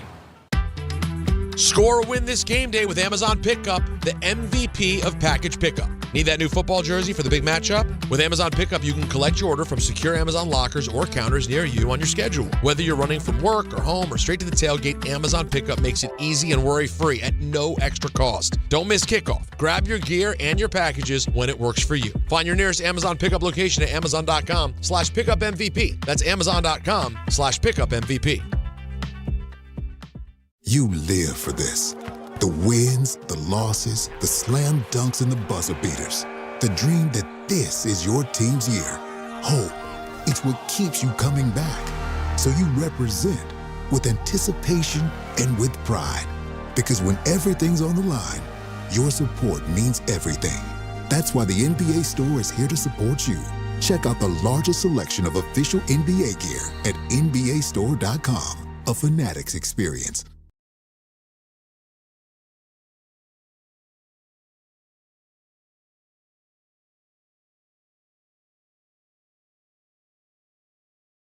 All right, DNR with you, ESPN New York. In about 4 minutes, we'll go around the horn and see if anyone's going to take this game. 4 minutes, so make your final picks and decisions. Dave in Old Bridge. Dave, you're on ESPN New York. Good morning. Good morning, guys. How we doing? We're doing great. What's on your mind today? Quick question. Since Brian Daboll doesn't have a job and Kevin Patullo's play calling is horrendous, do you think the Eagles should try to go for Brian Daboll? Now? I think so. You want a new offensive coordinator as your 7-2 in the home stretch of the season? Yes. No, I don't think anyone would do that. I don't think you bring him in and hire him as an offensive coordinator. You want to hire him as like a consultant? Right. Yeah. Like an offensive mind. Rabel came in and did that in Cleveland. Yeah, right. I think that's fine. I think the thought process. I'm going to install a different offense now. I've heard from a couple different people. I heard that. RG, you can tell me if I'm wrong. Has Buffalo been talking about Daboll's potential return? I actually, McDermott came out the other day and said that is not happening. Not happening. So I did a little research there, and it turns out that listen, I'm not any kind of official reporter. You're an insider. I don't think they ended on good terms. They didn't like each other at the end? I do not think Daboll and McDermott at the end. So boy, color me surprised. So that's another one, huh? So it didn't end great with Buffalo. It didn't end great with the Giants. It didn't end great with Wink Martindale. I mean, at what point do you look and say maybe this is a Daboll problem around the NFL? Now. Right. Right now. And the thing is, he's a bright offensive mind, and he might be great with quarterbacks. He might. So I think he'll wind up back in the league doing something, but, I mean, how many bridges can you burn before it's like, yeah, we don't want that guy? Maybe he ends up taking a college head coaching job. A couple great ones available. Yeah, but would you, if you're Penn State, you would want Brian Daboll? Really? Yeah. Even though he just failed with the Giants? RJ, you agree with that? You're Penn State, you'd feel great about Brian Daboll? Feel great? I don't know, but at the same time, we're talking about last week. Where are all these coaches coming from? Like, there's premier. Who's taking these jobs? There's big time NFL jobs opening. Like, you're telling me how desirable this job is, and then Penn State, Florida, Right. LSU. LSU. There's going to be more. Like, where are all the premier coaches coming from? I would think in the collegiate game it would be like college coaches. They're on the rise. So it would kind of, yes, I do think some college coaches are going Like to get a long what's look. the guy in Missouri? Drinkowitz or whatever his name is. Yeah, him. I mean, you might even start to hear names like Mike Elko, what he's doing. Well, why would Mike Elko leave there? He's at Texas A&M. They print money and they're great. So you say Mike Elko, why would he leave? Yeah, I don't know. I mean, well, you can play that game with a lot of these big time college coaches, the successful ones. Well, that ends up being the problem, though, because the second the Penn State job opened up, it was Cignetti. Cignetti uses it to get more money from Indiana. That's right. And then you had Matt Rule, who's got the relationship, and then they come out and give him an extension. So it's the biggest blessing for a coach that's a commodity, because now he gets to potentially stay where he wants to stay, and he gets rewarded for it, and he doesn't even have to leave. Right. Like, I mean, listen, if you really thought that Matt Rule was a good fit for Penn State, you don't think that Brian Daboll is just as good a coach as Matt Rule is? Everyone's also going to have to wait. And by the way, does a great job with young quarterbacks. Yeah. Everyone's also going to have to wait for the Lane Kiffin domino to fall, because if Ole Miss that's a big domino. But if they make a playoff run, that could go till the end of January. So you could have LSU waiting on them. I mean, I don't know if the Giants actually care. Florida waiting on this. I mean, I would think you'd want to get your coach in line before it's said and done. Well, and with the way the transfer portal is now in college football, like, it's going to run right up against that. It's going to get messy. All right, so let's go around here. Raymond, 13.5, Patriots, home. Anything? Nah, pass on this All one. right, Raymond's going to pass. RJ, 13.5, home, New England. Anything? I am out. You're out. Rick? When you did say 27-10, you got me thinking. Mm-hmm. You really did. Okay. I don't hate it. And? Not taking it. Okay. Missed it Thursday night? Won't be the first time I'm giving 13.5. Oh, all right. Doing it. Give me the Patriots. I'll lay the number. Let's go, Jets. 13.5. You like that, RJ? Let's go, Well, Jets. You got a Ryan Khalil situation going on. Yeah, that's right. Can you imagine that was the reason? No. There's no way. There's no way. No, I mean, the only one that's even close to that is the high jumper who's Schwantz got cut on the thing. That's right. There's no way. There's no way you're in a perfectly happy marriage and the size of the man is ending it. There's no. I just don't believe that to be too big. Patriot, come on. Badge of honor. 31-13. Yeah, I could see it. You could you wouldn't be stunned at all. No, if I won this not at game. all. Yeah, I I'm actually in. like it. I'm in. Just don't want to root against the Jets. I understand. Let's go, Jets. All right, there you go. Yes. So now we got a little something on the line tonight. Now you guys all, I do it for you.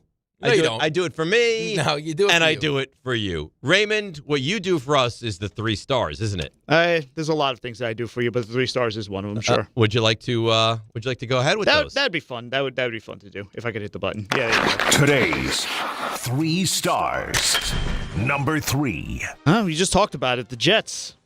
Thursday night football. And one of the things that the Jets have not done well this year. Well, how many takeaways do you think the Jets have all season long? One. Yeah, we all knew that. How many turnovers do they have in this country? None. They will not take the football from you if it's on the soil. Poor Ambassador Johnson. He can't like that too much. Number 2. All right, Rick. Again, there's a different controversy with you every day, and there's actually 2 today. One is this, whether or not you're taking Botox. Yeah, I take the collagen, which is nice. I also take resveratrol. Well, one thing you really take is deflecting. I'm out there doing work for you, by the way. Oh, here we go. Ask RJ. What do you do? RJ, tell him. Yeah, get credit for that. Do you see the way he just changed the topic? So I'm like Thomas Holstrom in front of the net. It's Rothenberg and Botox here on ESPN New York, and all of a sudden it's like, I'm doing work for you. Again, Ask RJ. That's an excellent point. You a world-class goaltender, number 1 pick in the NHL draft, and It's getting worse. No, it's The not. problem's getting worse. yeah, nobody deflects like you. Number 1. So now he's throwing me off the trail again. He's sitting in a different row now. Yeah, we got to coach this out of you. This is the problem, like he was talking about with Jaxson Dart. We can't coach this out of him. No. He has to want to do it. And that's the issue. But you live on a different level than the rest of us. Some people call them $100 bills. You call them fun coupons. I That's get it. right. The most troubling thing today is, again, you leave the mic on. You couldn't be more desperate to get up and get out of the studio. And in that haste to leave, I left my microphone you on. left your microphone on. Not And the first time. I was talking about things I shouldn't have been talking about. So now there's a chance I'm fired. Something needs to be done. We can't coach certain things out of you, but maybe that can. Every time you get up without turning the mic off. I'm not humping his leg. get the spray bottle. We'll try this again tomorrow. Raymond, very well done. It's Rule 76. No excuse, Blanket Champion. It's DiPietro Rothenberg. Let's go, Patriots! Right here on ESPN New York and on YouTube. Sam Nelson says his face is oddly stiff. Bet365 is paying out before the final whistle. Check out Bet365's unrivaled early payout